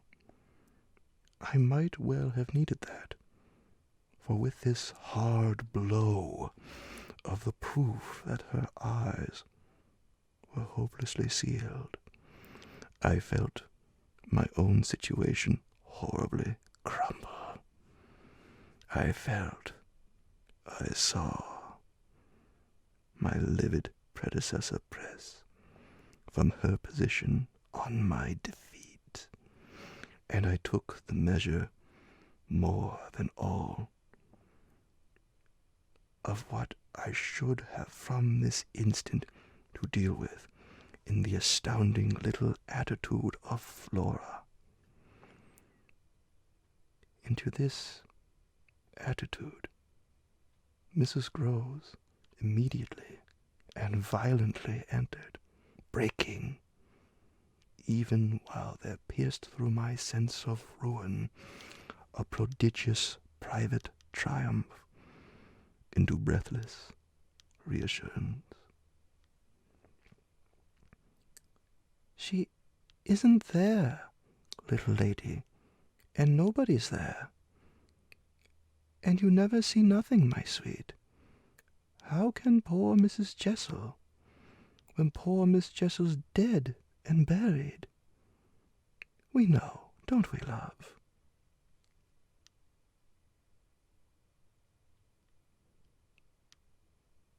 And she appealed, blundering in to the child. "It's all a mere mistake, and a worry, and a joke, and we'll go home as fast as we can." Our companion, on this, had responded with a strange, quick primness of propriety, and they were again, with Mrs. Groves on her feet, united, as it were, in shocked oppression to me. Flora continued to fix me with her small mask of disaffection. And even at that minute I prayed God to forgive me for seeming to see that, as she stood there holding tight to our friend's dress, her incomparable childish beauty had suddenly failed, had quite vanished. I've said it already. She was hideously hard. She had turned common and almost ugly.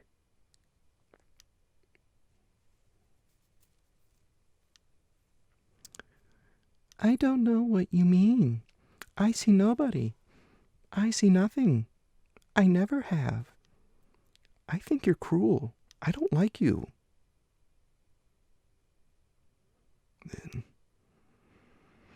after this deliverance, which might have been that of a vulgarly pert little girl in the street, she hugged Mrs. Groves more closely and buried in her skirts the dreadful little face. In this position, she launched an almost furious wail. Take me away! Take me away! Oh, take me away from her! From me? I panted. From you! From you! She cried. Even Mrs. Groves looked across at me, dismayed,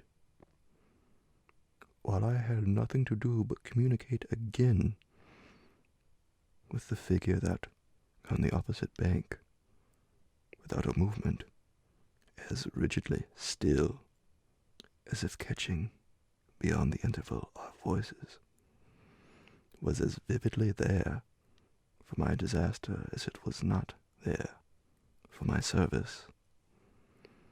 The wretched child had spoken exactly as if she had got from some outside source each of her stabbing little words, and I could therefore, in the full despair of all I had to accept, but sadly shake my head at her. If I had ever doubted all my doubt, would at present be gone. I've been living with the miserable truth, and now it has only too much closed round me. Of course I've lost you. I've interfered, and you've seen, under her dictation. With which I faced, over the pool again, our infernal witness. The easy and perfect way to meet it. I've done my best, but I've lost you. Goodbye. For Mrs. Groves, I had an imperative, an almost frantic Go, go! Before which, in infinite distress, but mutely possessed of the little girl, and clearly convinced, in spite of her blindness, that something awful had occurred, and some collapse engulfed us, she retreated by the way we had come, as fast as she could move. Of what first happened when I was left alone, I had no subsequent memory. I only knew that at the end of, I suppose, a quarter of an hour, an odorous dampness and roughness, chilling and piercing my trouble, had made me understand that I must have thrown myself on my face to the ground and given way to a wildness of grief. I must have lain there long and cried and wailed, for when I raised my head, the day was almost gone. I got up and looked a moment through the twilight at the gray pool and its blank, haunted edge, and then I took back to the house my dreary and difficult course. When I reached the gate and the fence, the boat, to my surprise, was gone, so that I had a fresh reflection to make on Flora's extraordinary command of the situation. She passed that night by the most tacit and, I should add, well, not the word so grotesque a false note, the happiest of arrangements with Mrs. Groves. I saw neither of them on my return, but on the other hand, I saw, as by an ambiguous compensation, a great deal of miles. I saw, I can use no other phrase, so much of him that it fairly measured more than it had ever measured. No evening I had passed at Bly was to have had the portentous quality of this one, in spite of which, and in spite also of the deeper depths of consternation that had opened beneath my feet, there was literally, in the ebbing actual, an extraordinarily sweet sadness. On reaching the house, I had never so much as looked for the boy. I had simply gone straight to my room to change what I was wearing and to take in, at a glance, much material testimony to Flora's rupture. Her little belongings had all been removed. When later, by the schoolroom fire, I was served with tea by the usual maid, I indulged on the article of my other pupil in no inquiry whatever.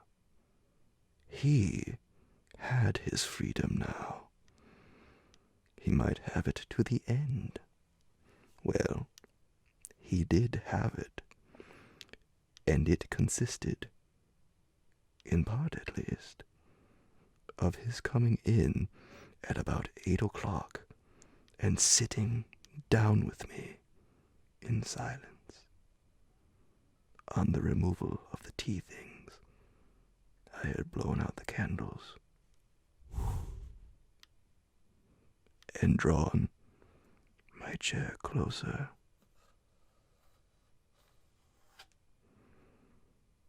I was conscious of a mortal coldness and felt as if I should never again be warm. So when he appeared, I was sitting in the glow with my thoughts. He paused a moment by the door, as if to look at me. Then, as if to share them, came to the other side of the hearth and sank into a chair. We sat there in absolute stillness. Yet he wanted, I felt, to be with me. Chapter 21. Before a new day in my room had fully broken, my eyes opened to Mrs. Groves, who had come to my bedside with worse news. Flora was so markedly feverish that an illness was perhaps at hand. She had passed a night of extreme unrest, a night agitated above all by fears that had for the subject not in the least her former, but wholly her present governess. It was not against the possible re-entrance of Miss Jessel on the scene that she protested. It was conspicuously and passionately against mine.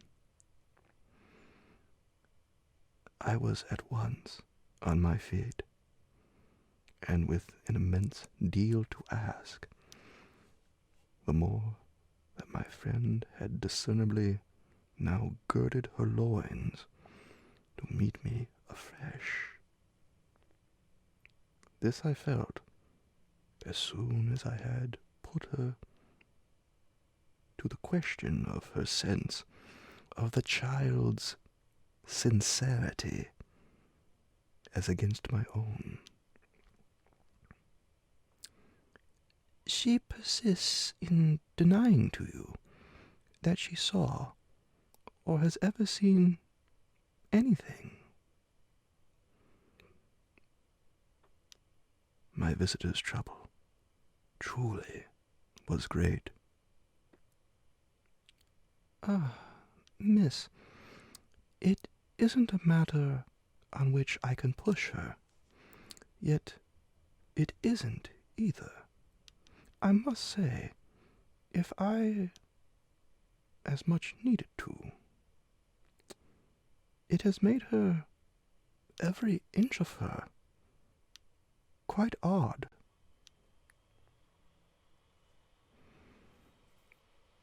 Oh, I see her perfectly from here. She resents, for all the world, like some high little personage, the imputation on her truthfulness, and, as it were, her respectability. Miss Jessel, indeed, she. She's respectable. The chit. The impression she gave me there yesterday was, I assure you, the very strangest of all. It was quite beyond any of the others. I did put my foot in it. She'll never speak to me again. Hideous and obscure as it all was, it held Mrs. Groves briefly silent. Then she granted my point with a frankness which I made sure had more behind it. I think, indeed, miss, she never will. She does have a grand manner about it. And that manner, I summed it up, is practically what's the matter with her now. Oh, that manner. I could see in my visitor's face, and not a little else besides. She asks me every 3 minutes if I think you're coming in. I see.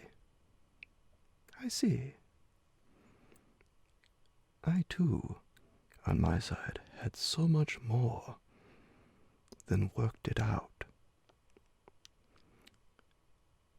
Has she said to you since yesterday, except to repudiate her familiarity with anything so dreadful, a single other word about Miss Jessel?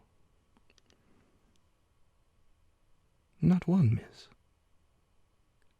And of course, you know, my friend added, I took it from her by the lake that just then and there, at least, there was nobody.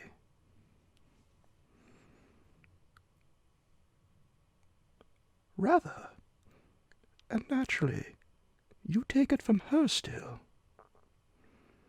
I don't contradict her. What else can I do? Nothing in the world. You're the cleverest little person to deal with. They've made them, their two friends, I mean, still cleverer even than nature did. For it was wondrous material to play on. Flora now has her grievance, and she'll work it to the end. Yes, miss, but to what end? Why, that of dealing with me to her uncle. She'll make me out, to him, the lowest creature. I winced at the fair show of the scene in Mrs. Grose's face. She looked for a minute as if she sharply saw them together.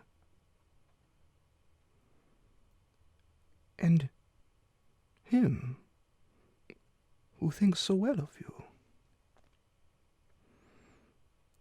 He has an odd way. It comes over me now. I laughed. Of proving it. But that doesn't matter. What Flora wants, of course, is to get rid of me. My companion bravely concurred. Never again to so much as look at you.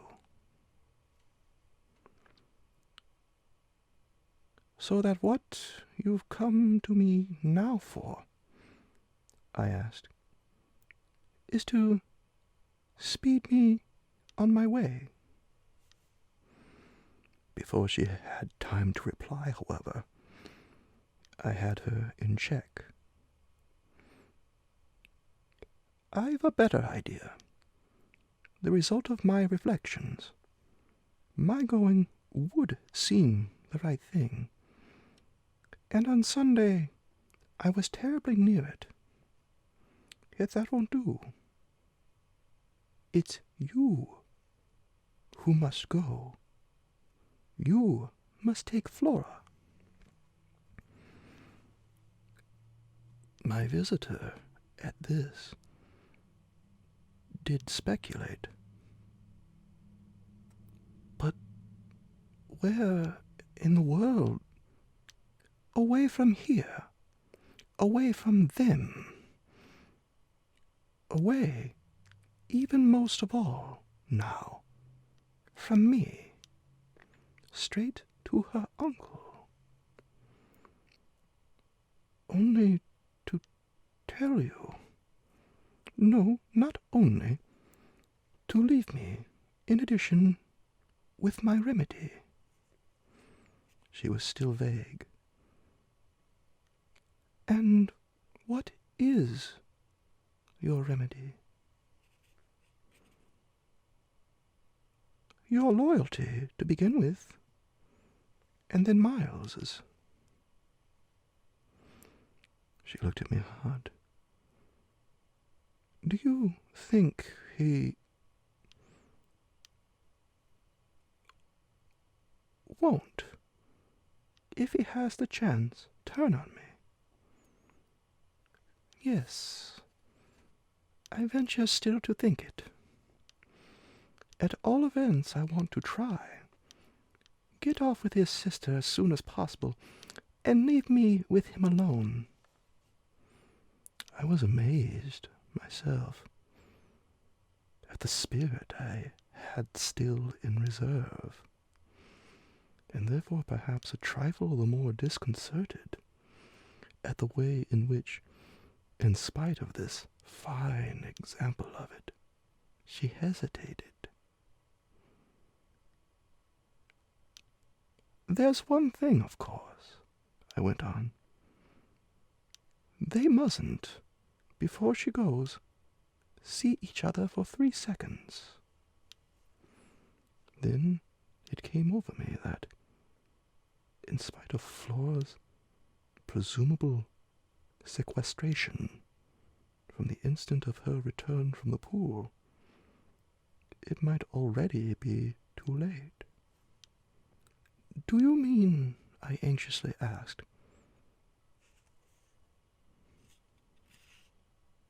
that they have met? At this, she quite flushed. Ah, miss, I'm not such a fool as that.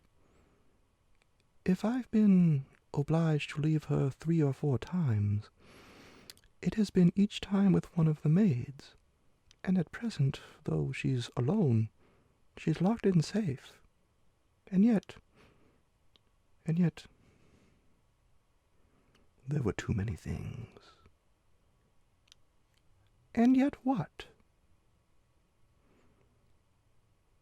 Well, are you so sure of the little gentleman? I'm not sure of anything but you. But I have since last evening a new hope. I think he wants to give me an opening. I do believe that. Poor little, exquisite wretch.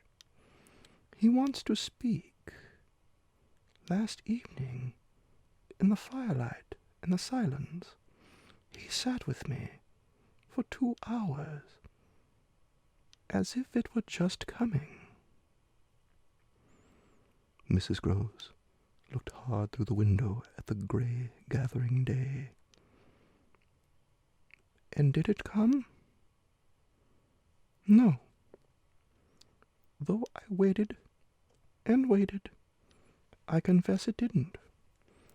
And it was without a breach of the silence, or so much as a faint allusion to his sister's condition and absence, that we at last kissed for good night, all the same. I continued. I can't, if her uncle sees her, consent to his seeing her brother without my having given the boy, and most of all because things have got so bad, a little more time. My friend appeared on this ground more reluctant than I could quite understand. What do you mean by more time? Well, a day or 2, really, to bring it out. He'll then be on my side, of which you see the importance. If nothing comes, I shall only fail.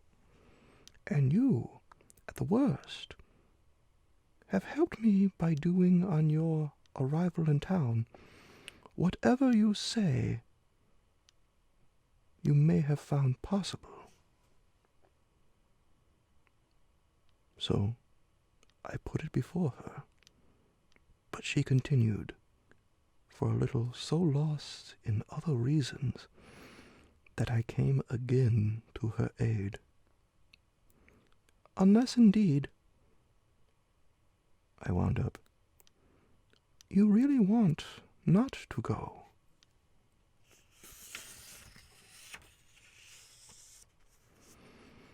I could see it in her face, at last clear itself. She put out her hand to me as a pledge. I'll go. I'll go this morning. I wanted to be very just. If you should wish still to wait, I'd engage she shouldn't see me.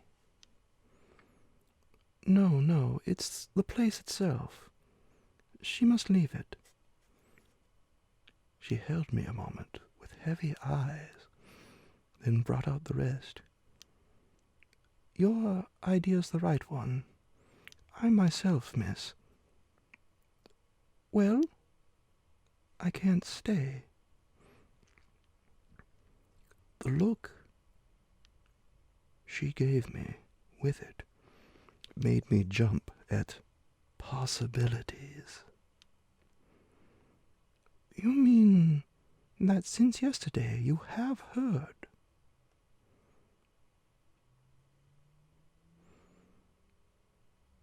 She shook her head with dignity. I've heard. Heard?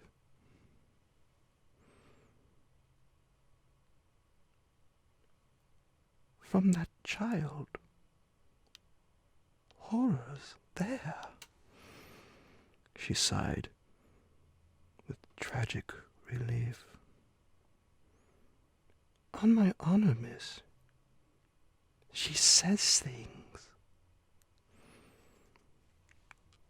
But at this evocation, she broke down. She dropped with a sudden cry upon my sofa, and, as I had seen her do before, gave way to all the anguish of it. It was quite in another manner that I, for my own part, let myself go. Oh, thank God. She sprang up again at this, drying her eyes with a groan. Thank God. It so justifies me. It does that, miss. I couldn't have desired more emphasis, but I just waited.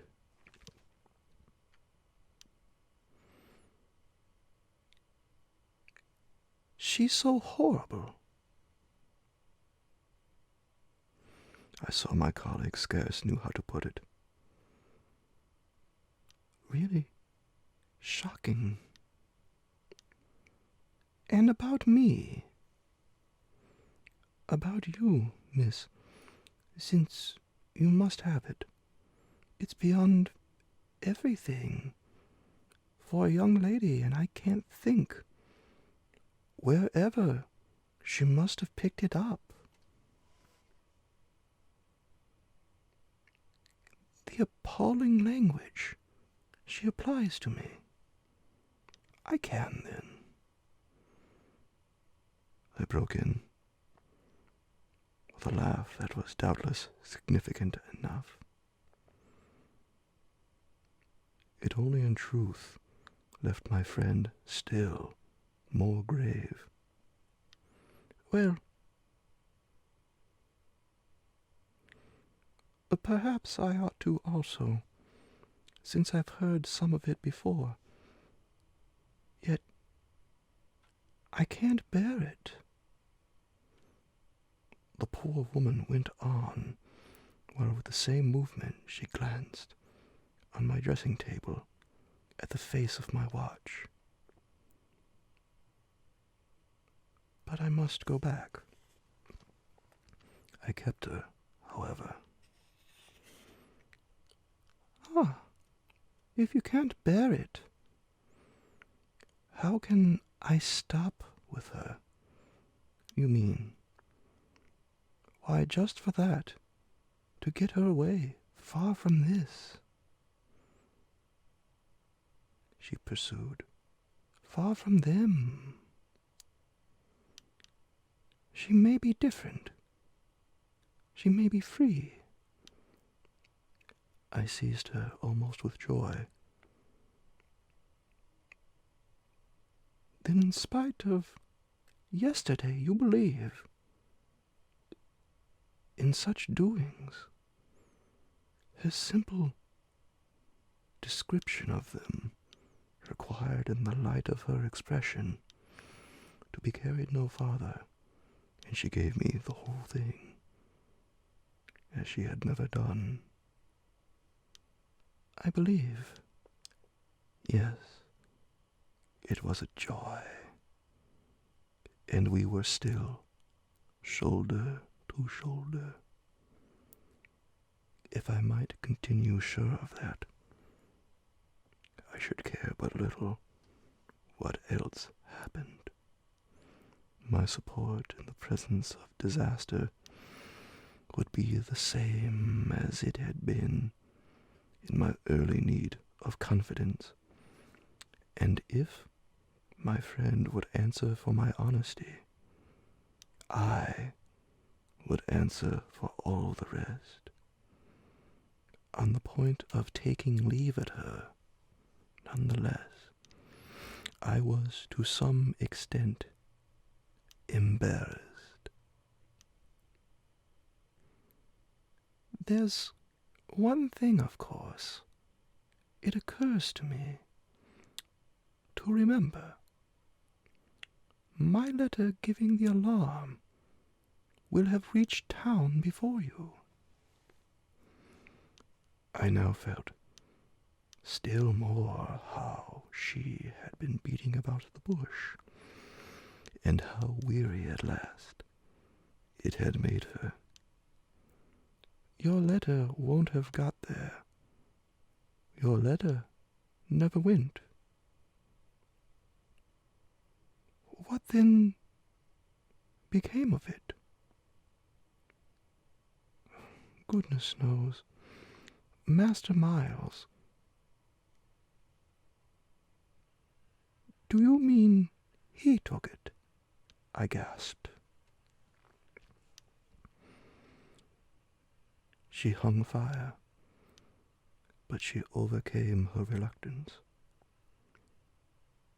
I mean that I saw yesterday when I came back with Miss Flora that it wasn't where you had put it. Later in the evening, I had the chance to question Luke, and he declared that he had neither noticed nor touched it. We could only exchange on this, one of our deeper mutual soundings, and it was Mrs. Groves who first brought up the plum with an almost elate, "You see?" "Yes. I see that if Miles took it instead, he probably will have read it and destroyed it. And don't you see anything else?" I faced her a moment with a sad smile. It strikes me that by this time your eyes are open, even wider than mine. They proved to be so indeed, but she could still almost blush to show it.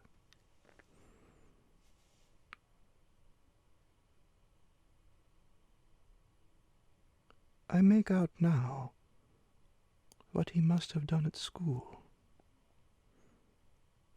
And she gave, in her simple sharpness, an almost droll disillusioned nod. He stole.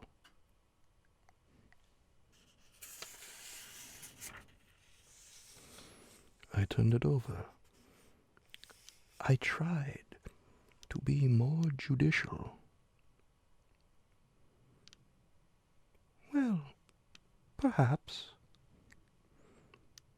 She looked as if she found me unexpectedly calm.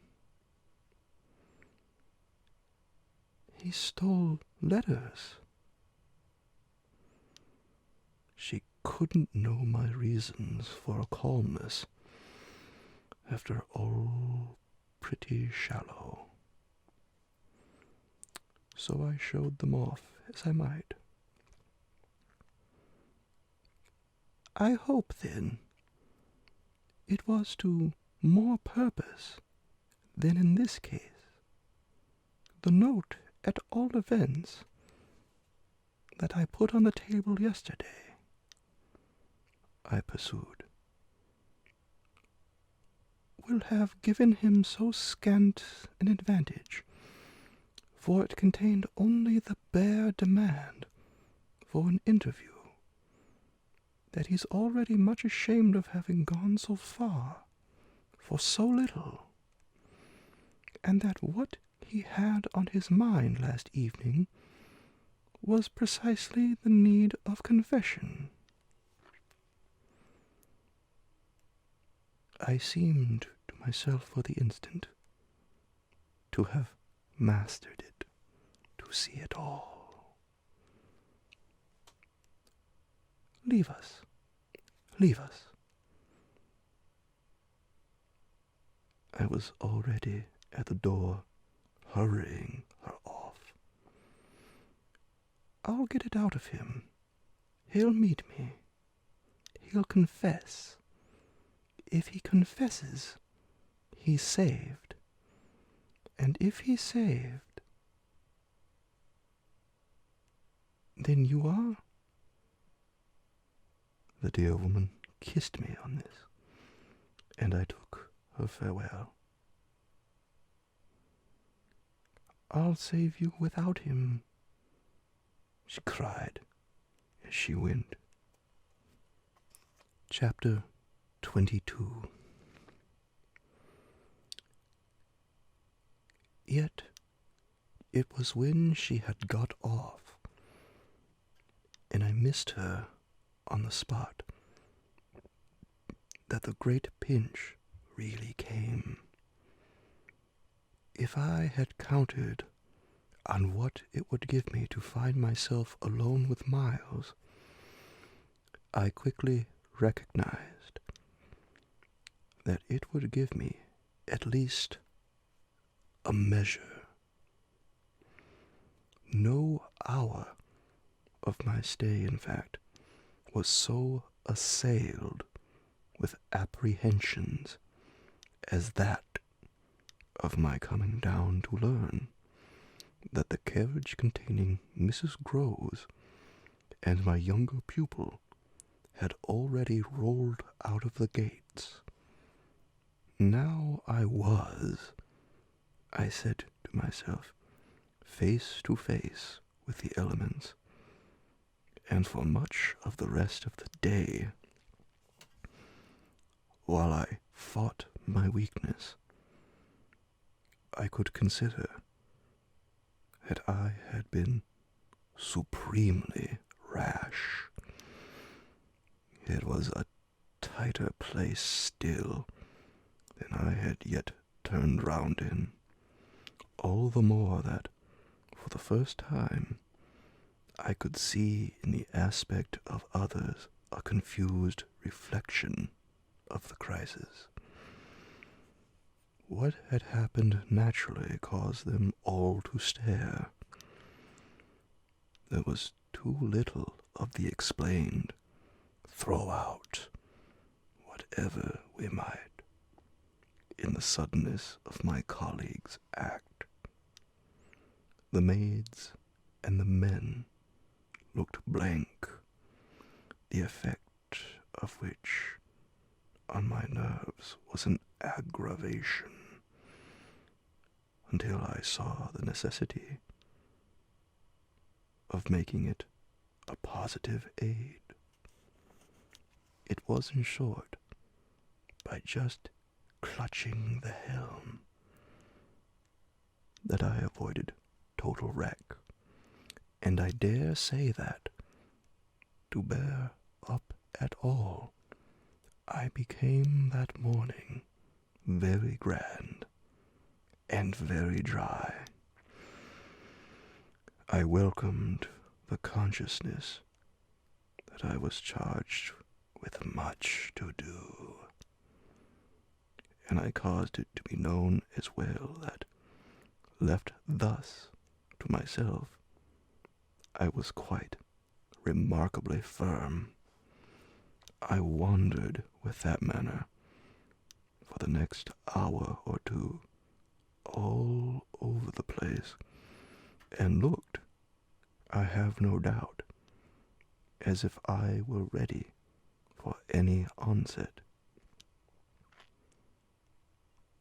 So, for the benefit of whom it might concern, I paraded with a sick heart. The person it appeared least to concern proved to be, till dinner, little Miles himself. My perambulations had given me meanwhile no glimpse of him, but they had tended to make more public the change taking place in our relation, as a consequence of his having at the piano the day before kept me in Flora's interest so beguiled and befooled.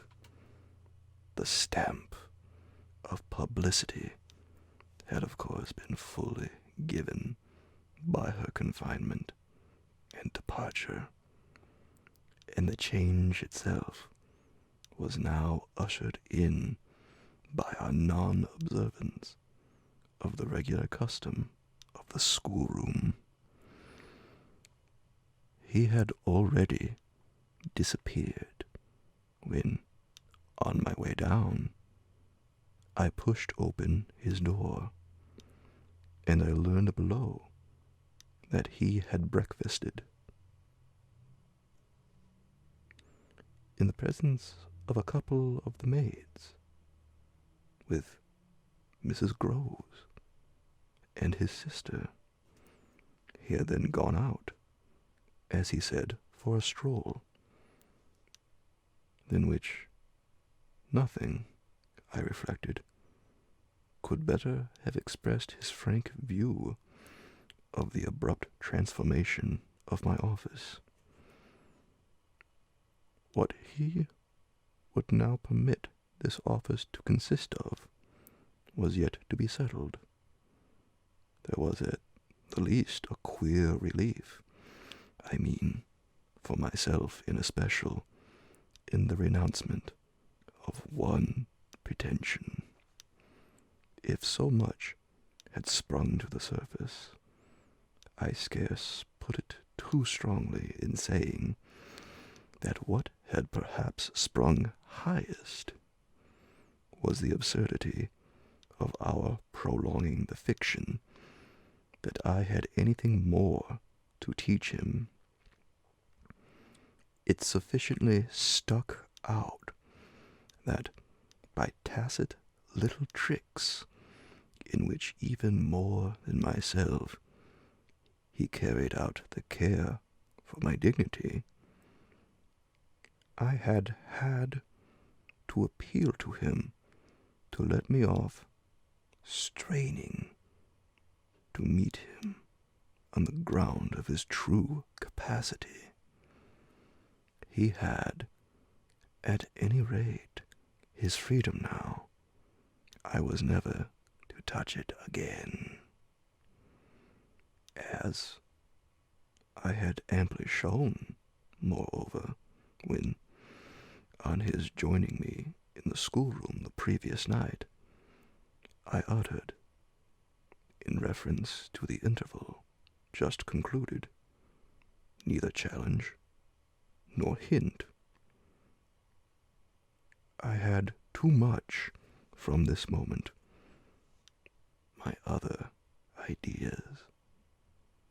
Yet when he at last arrived, the difficulty of applying them, the accumulations of my problem, were brought straight home to me by the beautiful little presents on which what had occurred had as yet, for the eye, dropped neither stain nor shadow. To mark for the house the high state I cultivated, I decreed that my meals with the boy should be served, as we called it, downstairs, so that I had been awaiting him in the ponderous pomp of the room outside the window of which I had had, from Mrs. Groves, that first scared Sunday, my flash of something it would scarce have done to call light. Here at present I felt afresh, for I had felt it again and again, how my equilibrium depended on the success of rigid will, the will to shut my eyes as tight as possible to the truth that what I had to deal with was revoltingly against nature. I could only get on at all by taking nature into my confidence and my account, by treating my monstrous ordeal as a push in a direction unusual, of course, and unpleasant, but demanding, after all, for a fair front, only another turn of the screw of ordinary human virtue.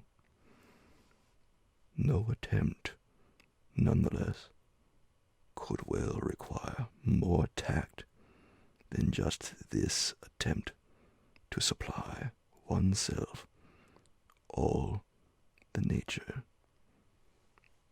How could I put even a little of that article into a suppression of reference to what had occurred? How, on the other hand, could I make a reference without a new plunge into the hideous obscure? Well, a sort of answer, after a time, had come to me, and it was so far confirmed as that I was met incontestably by the quickened vision of what was rare in my little companion. It was indeed as if he had found even now, as he had so often found at lessons, still some other delicate way to ease me off. Wasn't there light in the fact which, as we shared our solitude, broke out with a specious glitter it had never yet quite worn? The fact that, opportunity aiding, precious opportunity, which had now come, it would be preposterous with a child so endowed, to forego the help one might wrest from absolute intelligence. What had his intelligence been given him for but to save him? Mightn't one, to reach his mind, risk the stretch of a stiff arm across his character? It was as if, when we were face to face in the dining room, he had literally shown me the way. The roast mutton was on the table, and I had dispensed with attendance.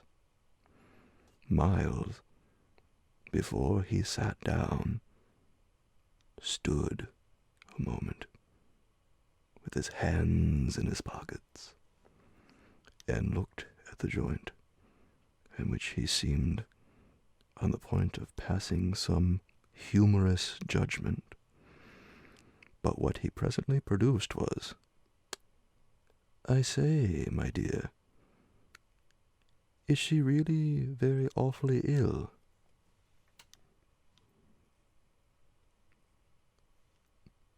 "Little Flora?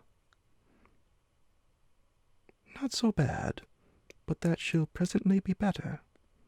London will set her up. Bligh had ceased to agree with her. Come here and take your mutton." He alertly obeyed me, carried the plate carefully to his seat, and when he was established, went on. "Did Bligh disagree with her so terribly all at once?" "Not so suddenly as you might think. One had seen it coming on." "Then why didn't you get her off before?" "Before what?" "Before she became too ill to travel." I found myself prompt. "She's not too ill to travel. She only might have become so if she stayed. This was just the moment to seize. The journey will dissipate the influence." Oh, I was grand. "And carry it off." I see.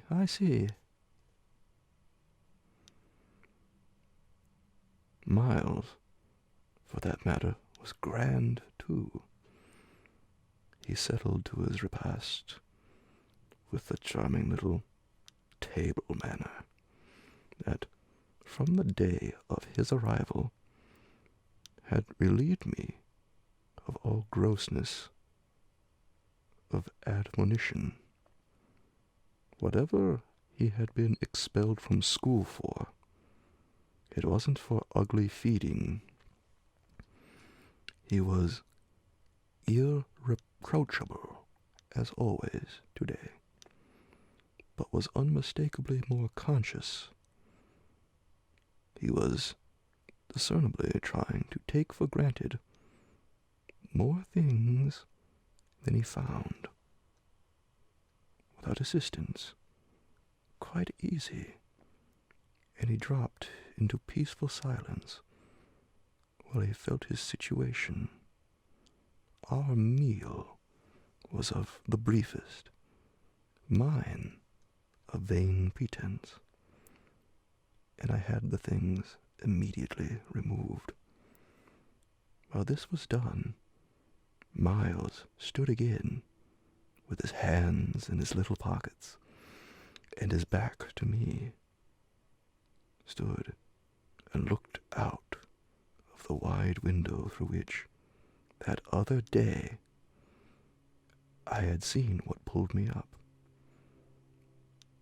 We continued silent while the maid was with us.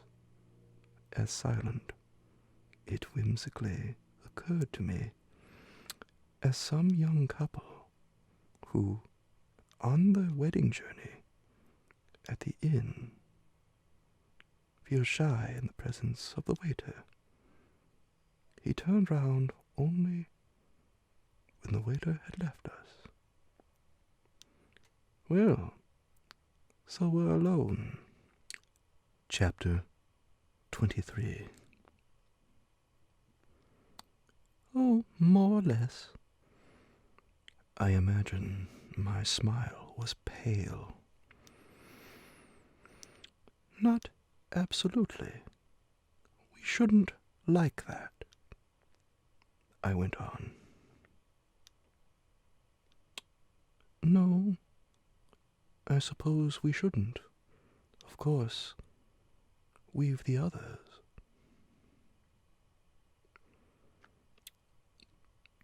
We've the others. We've indeed the others, I concurred.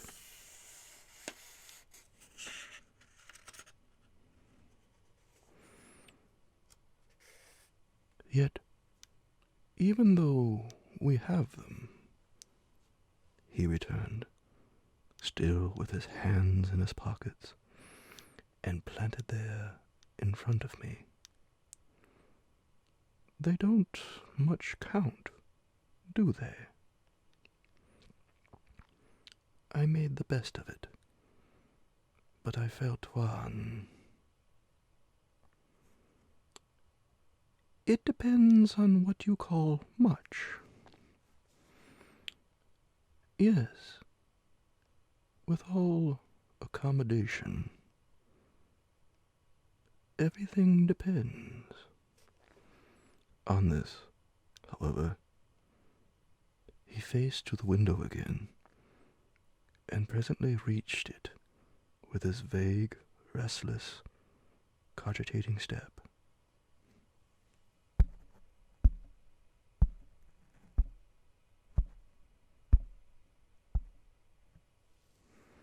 He remained there a while,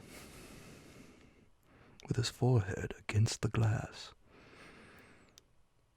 in contemplation of the stupid shrubs I knew and the dull things of November. I had always my hypocrisy of work, behind which I now gained the sofa, steadying myself with it there, as I had repeatedly done at those moments of torment that I have described as the moments of my knowing the children to be given to something from which I was barred. I sufficiently obeyed my habit of being prepared for the worst. But an extraordinary impression dropped on me as I extracted a meaning from the boy's embarrassed back, none other than the impression that I was not barred now. This inference grew in a few minutes to sharp intensity, and seemed bound up with the direct perception that it was positively he who was. The frames and squares of the great window were a kind of image for him, of a kind of failure. I felt that I saw him, in any case, shut in or shut out. He was admirable, but not comfortable. I took it in with a throb of hope. Wasn't he looking through the haunted pane for something he couldn't see? And wasn't it the first time in the whole business that he had known such a lapse? The first, the very first. I found it a splendid portent. It made him anxious, though he watched himself. He had been anxious all day, and even while in his usual sweet little manner he sat at table, had needed all his small strange genius to give it a gloss. When he at last turned round to meet me, it was almost as if this genius had succumbed.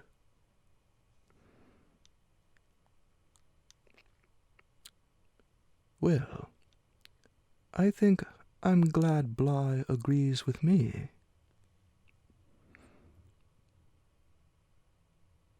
You'd certainly seem to have seen these 24 hours a good deal more of it than for some time before, I hope.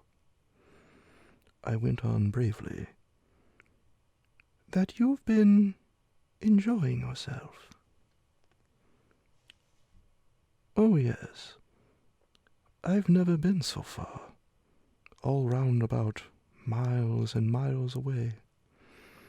I've never been so free.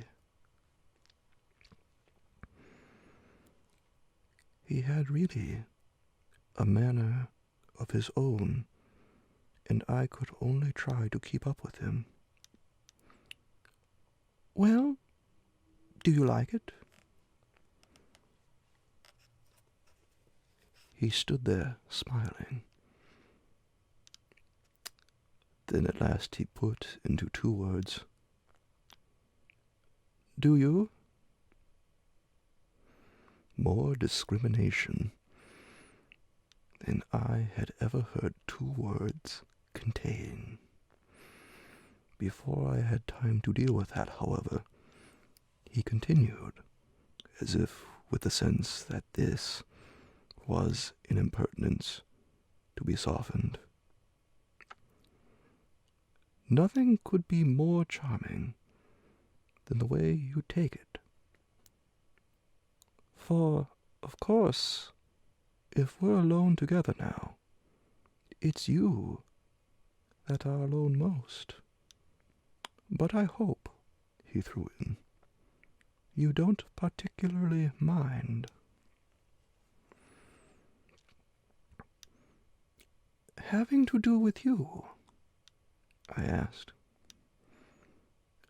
My dear child, how can I help minding?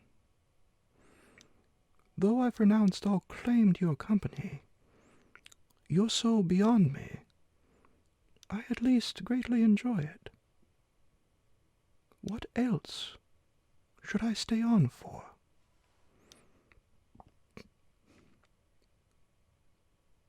He looked at me more directly, and the expression of his face, graver now, struck me as the most beautiful I had ever found in it.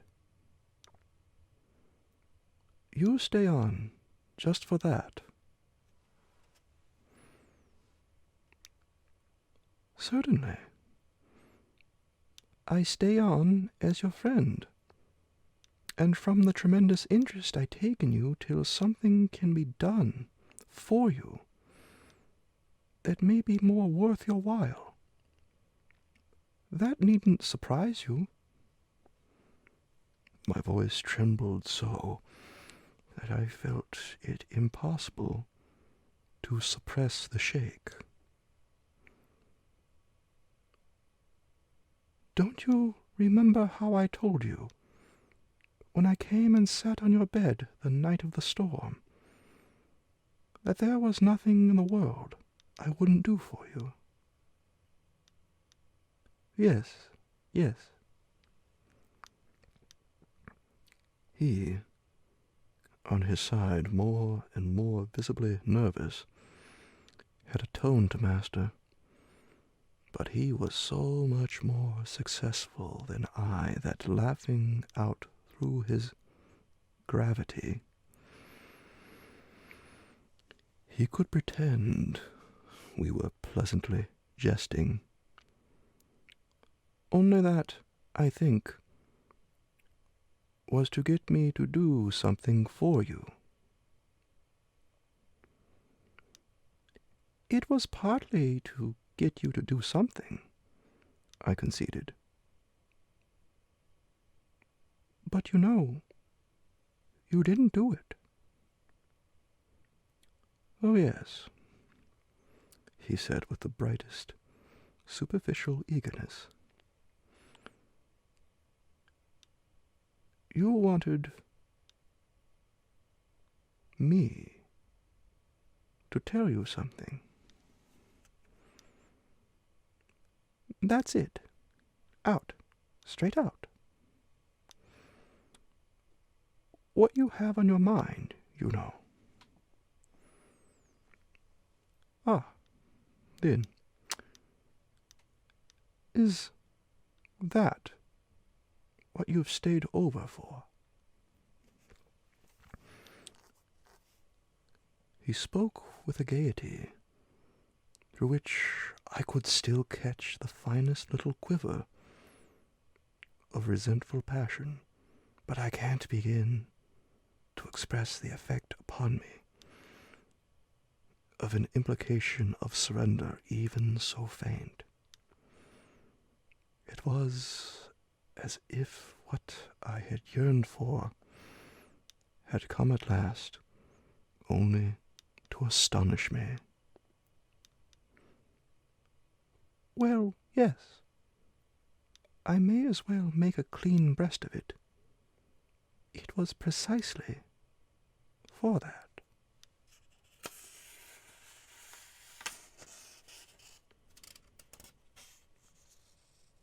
He waited so long that I supposed it for the purpose of repudiating the assumption on which my action had been founded. But what he finally said was, "Do you mean now, here?"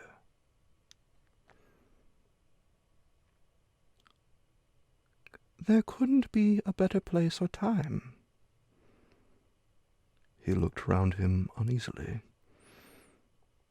and I had the rare, the queer impression of the very first symptom I had seen in him of the approach of immediate fear. It was as if he was suddenly afraid of me, which struck me indeed as perhaps the best thing to make him, yet in the very pang of the effort I felt it vain to try sternness, and I heard myself the next instant so gentle as to be almost grotesque. You want so to go out again? Awfully.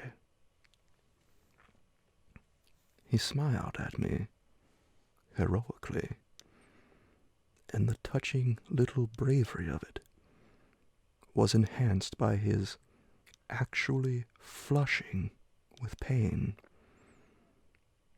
He had picked up his hat, which he had brought in, and stood twirling it in a way that gave me, even as I was just nearly reaching port, a perverse horror of what I was doing.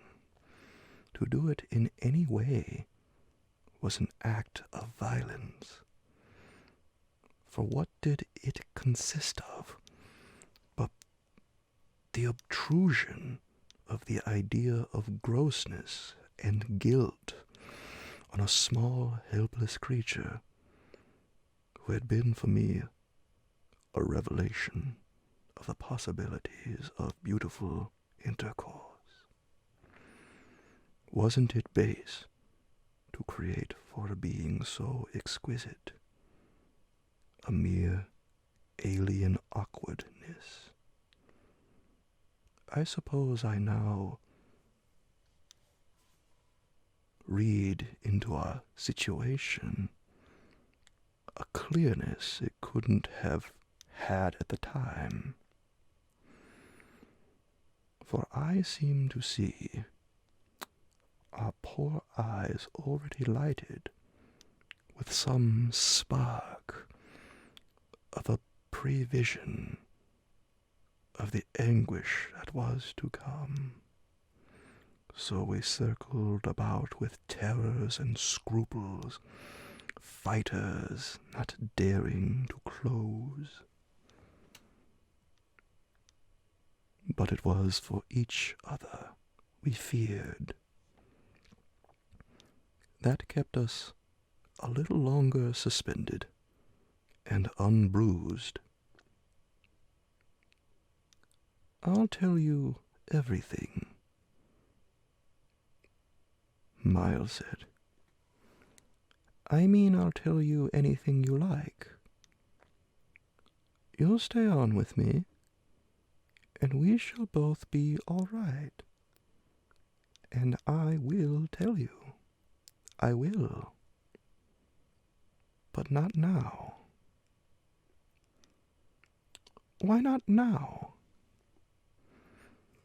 My insistence turned him from me and kept him once more at his window in a silence during which, between us, you might have heard a pin drop.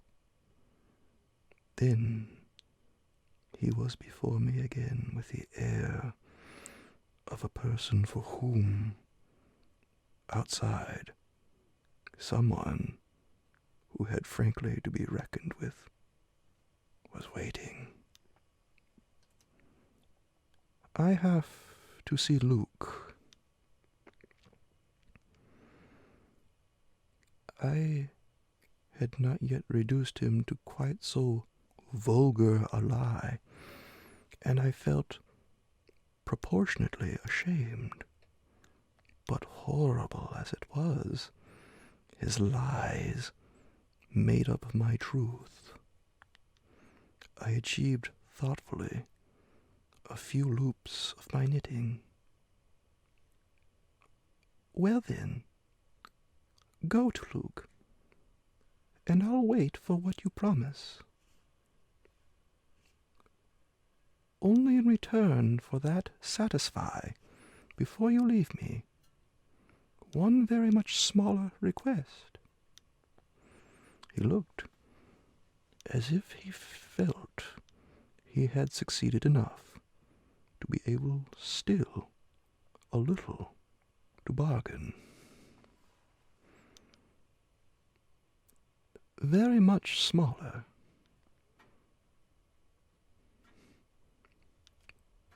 Yes, a mere fraction of the whole. Tell me. Oh, my work preoccupied me, and I was offhand. If yesterday afternoon, from the table in the hall, you took, you know, the letter. Chapter 24.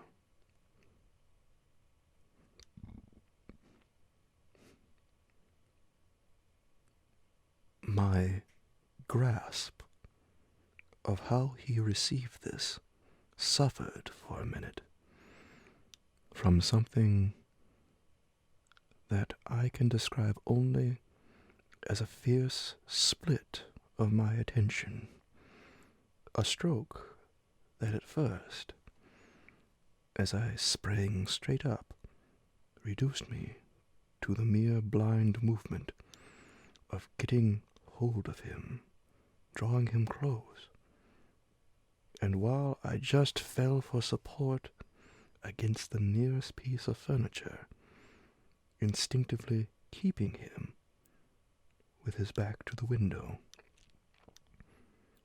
The appearance was full upon us that I had already had to deal with here. Peter Quint had come into view like a sentinel before a prison. The next thing I saw was that from outside he had reached the window, and then I knew that close to the glass and glaring in through it, he offered once more to the room his white face of damnation. It represents but grossly what took place within me at the sight, to say that on the second my decision was made. Yet I believe that no woman so overwhelmed ever in so short a time recovered her command of the act. It came to me in the very horror of the immediate presence that the act would be seeing and facing what I saw and faced, to keep the boy himself unaware. The inspiration, I can call it by no other name, was that I felt how voluntarily, how transcendently I might.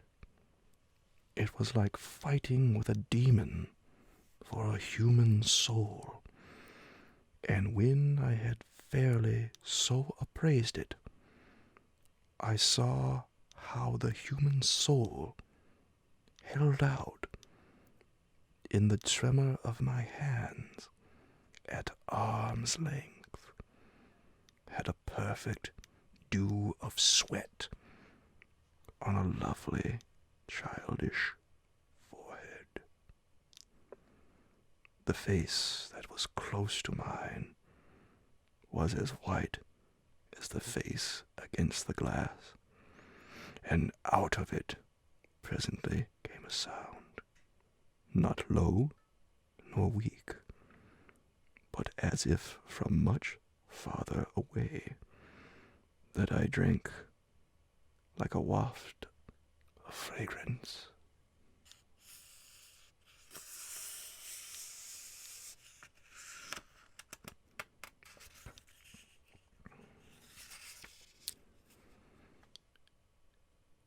Yes, I took it. At this, with a moan of joy, I unfolded. I drew him close, and while I held him to my breast, where I could feel, in the sudden fever of his little body, the tremendous pulse of his little heart,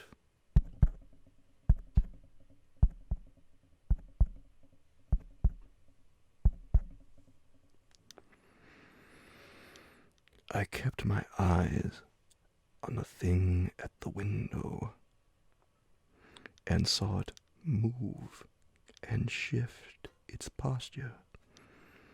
I have likened it to a sentinel, but its slow wheel, for a moment, was rather the prowl of a baffled beast. My present quickened courage, however, was such that not too much to let it through. I had to shade, as it were, my flame. Meanwhile, the glare of the face was again at the window, the scoundrel fixed as if to watch and wait. It was the very confidence that I might now defy him as well as the positive certitude, by this time, of the child's unconsciousness had made me go on. What did you take it for? To see what you said about me. You opened the letter. I opened it. My eyes were now, as I held him off a little again, on Miles's own face, in which the collapse of mockery showed me how complete was the ravage of uneasiness. What was prodigious was that at last, by my success, his sense was sealed and his communication stopped. He knew that he was in presence, but knew not of what, and knew still less that I also was, and that I did know. And what did this strain of trouble matter when my eyes went back to the window, only to see that the air was clear again, and by my personal triumph, the influence quenched. There was nothing there. I felt that the cause was mine, and that I should surely get all. And you found nothing? I let my elation out. He gave the most mournful, thoughtful little headshake. Nothing.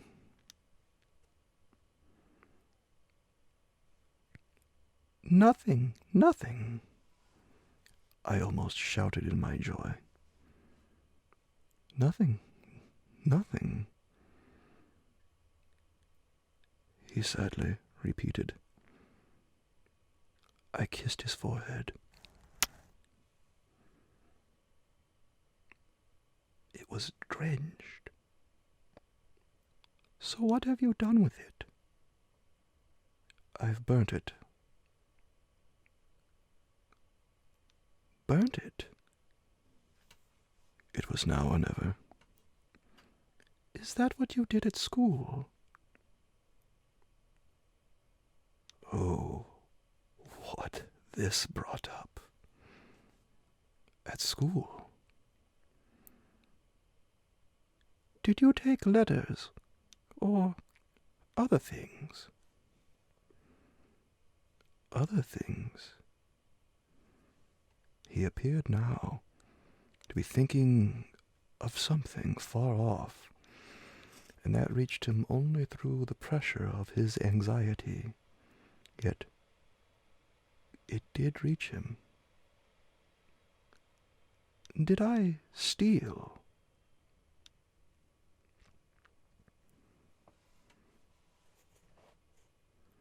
I felt myself redden to the roots of my hair, as well as wonder if it were more strange to put to a gentleman such a question, or to see him take it with allowances that gave the very distance of his fall in the world.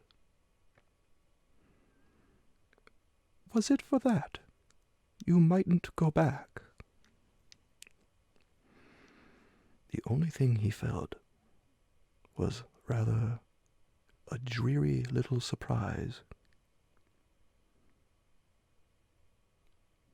Did you know I mightn't go back? I know everything. He gave me at this the longest and strangest look. Everything? Everything. Therefore, did you... But I couldn't say it again. Miles could, very simply. No, I didn't steal. My face must have shown him I believed him utterly, yet my hands, but it was for pure tenderness, shook him, as if to ask him why, if it was all for nothing, he had condemned me to months of torment. What then did you do? He looked in vague pain all round the top of the room, and drew his breath.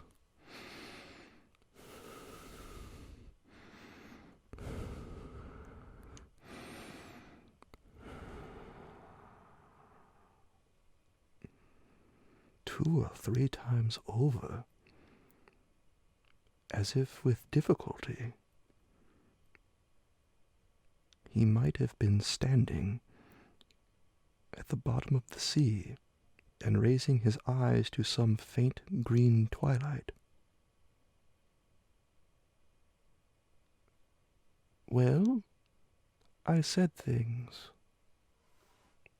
Only that. They thought it was enough to turn you out for. Never truly had a person turned out shown so little to explain it as this little person. He appeared to weigh my question, but in a manner quite detached and almost helpless.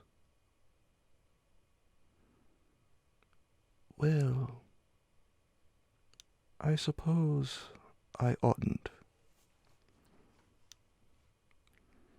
But to whom did you say them? He evidently tried to remember, but it dropped. He had lost it. I don't know.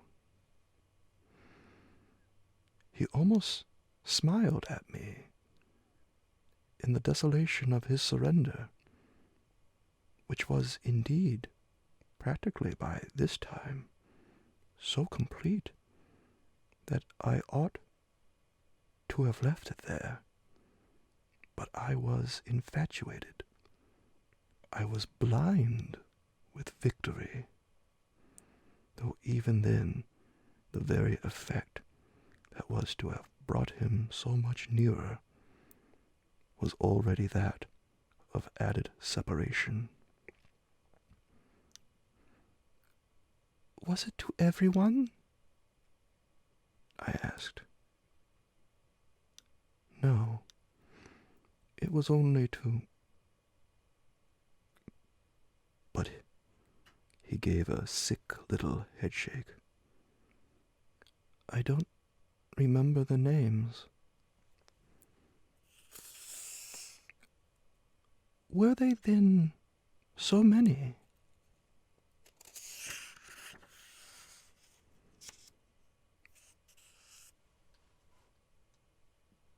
No, only a few. Those I liked. Those he liked.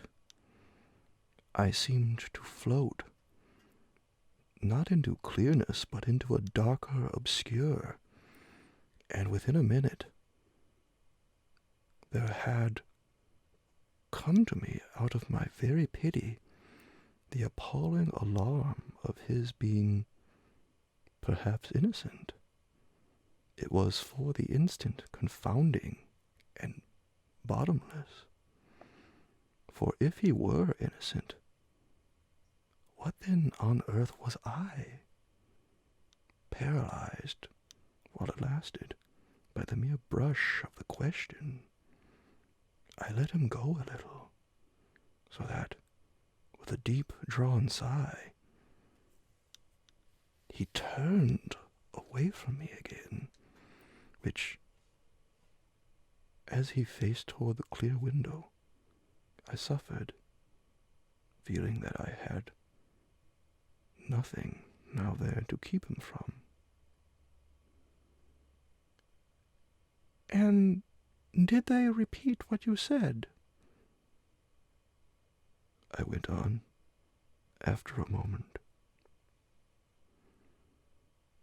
He was soon at some distance from me, still breathing hard, and again with the air, though now without anger for it, of being confined against his will.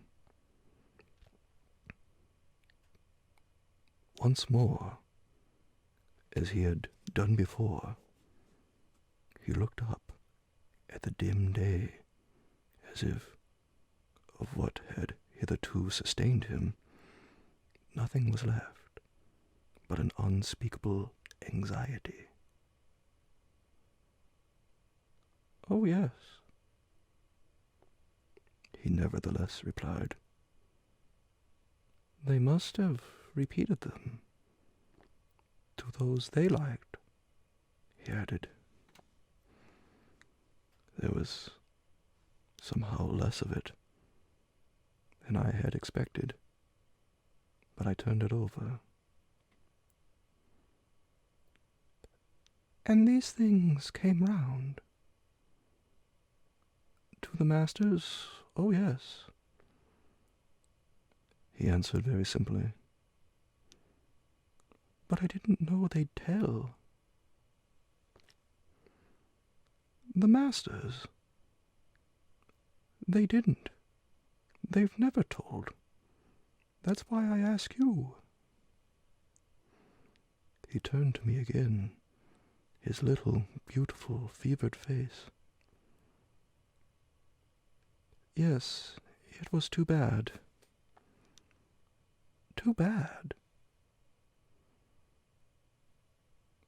What I suppose I sometimes said, to write home. I can't name the exquisite pathos of the contradiction given to such a speech by such a speaker. I only know that the next instant I heard myself throw off with homely force. Stuff and nonsense. But the next after that, I must have sounded stern enough. What were these things? My sternness was all for his judge, his executioner. Yet it made him avert himself again, and that movement made me, with a single bound and an irrepressible cry, spring straight upon him. For there against the glass, as if to blight his confession and stay his answer, was the hideous author of our woe, the white face of damnation. I felt a sick swim at the drop of my victory and all the return of my battle, so that the wildness of my veritable leap only served as a great betrayal. I saw him from the midst of my act, meted with a divination, and on the perception that even now he only guessed, and that the window was still to his own eyes free. I let the impulse flame up to convert the climax of his dismay into the very proof of his liberation. No more, no more, no more, I shrieked to my visitant as I tried to press him against me. Is she here? Miles panted as he caught with his sealed eyes the direction of my words. Then, as his strange she staggered me, and, with a gasp, I echoed it.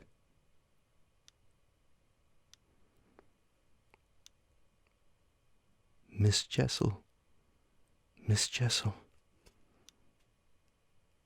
He, with sudden fury, gave me back. I seized, stupefied, his supposition, some sequel to what we had done to Flora. But this made me only want to show him that it was better still than that. It's not Miss Jessel, but it's at the window, straight before us. It's there. The coward horror. There for the last time. At this, after a second, in which his head made the movement of a baffled dog's on a scent, and then gave a frantic little shake for air and light, he was at me in a white rage, bewildered, glaring vainly over the place, and missing wholly, though it now, to my sense, filled the room like the taste of poison. The wide, overwhelming presence. It's he. I was so determined to have all my proof that I flashed into eyes to challenge him. Whom do you mean by he? Peter Quint, you devil. His face gave again round the room its convulsed supplication. Where? They are in my ears still, his supreme surrender of the name, and his tribute to my devotion. What does he matter now? My own. What will he ever matter? I have you.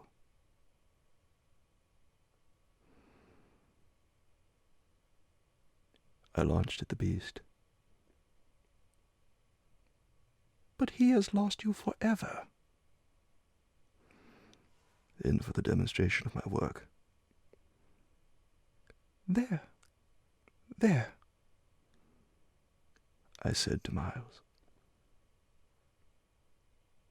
But he had already jerked straight round, stared, glared again, and seen but the quiet day. With the stroke of the loss I was so proud of, he uttered the cry of a creature hurled over an abyss, and the grasp with which I recovered him might have been that of catching him in his fall.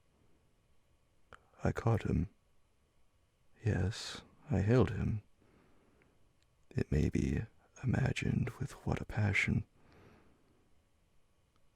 But at the end of a minute, I began to feel what it truly was that I held. We were alone with the quiet day, and his little heart, dispossessed, had stopped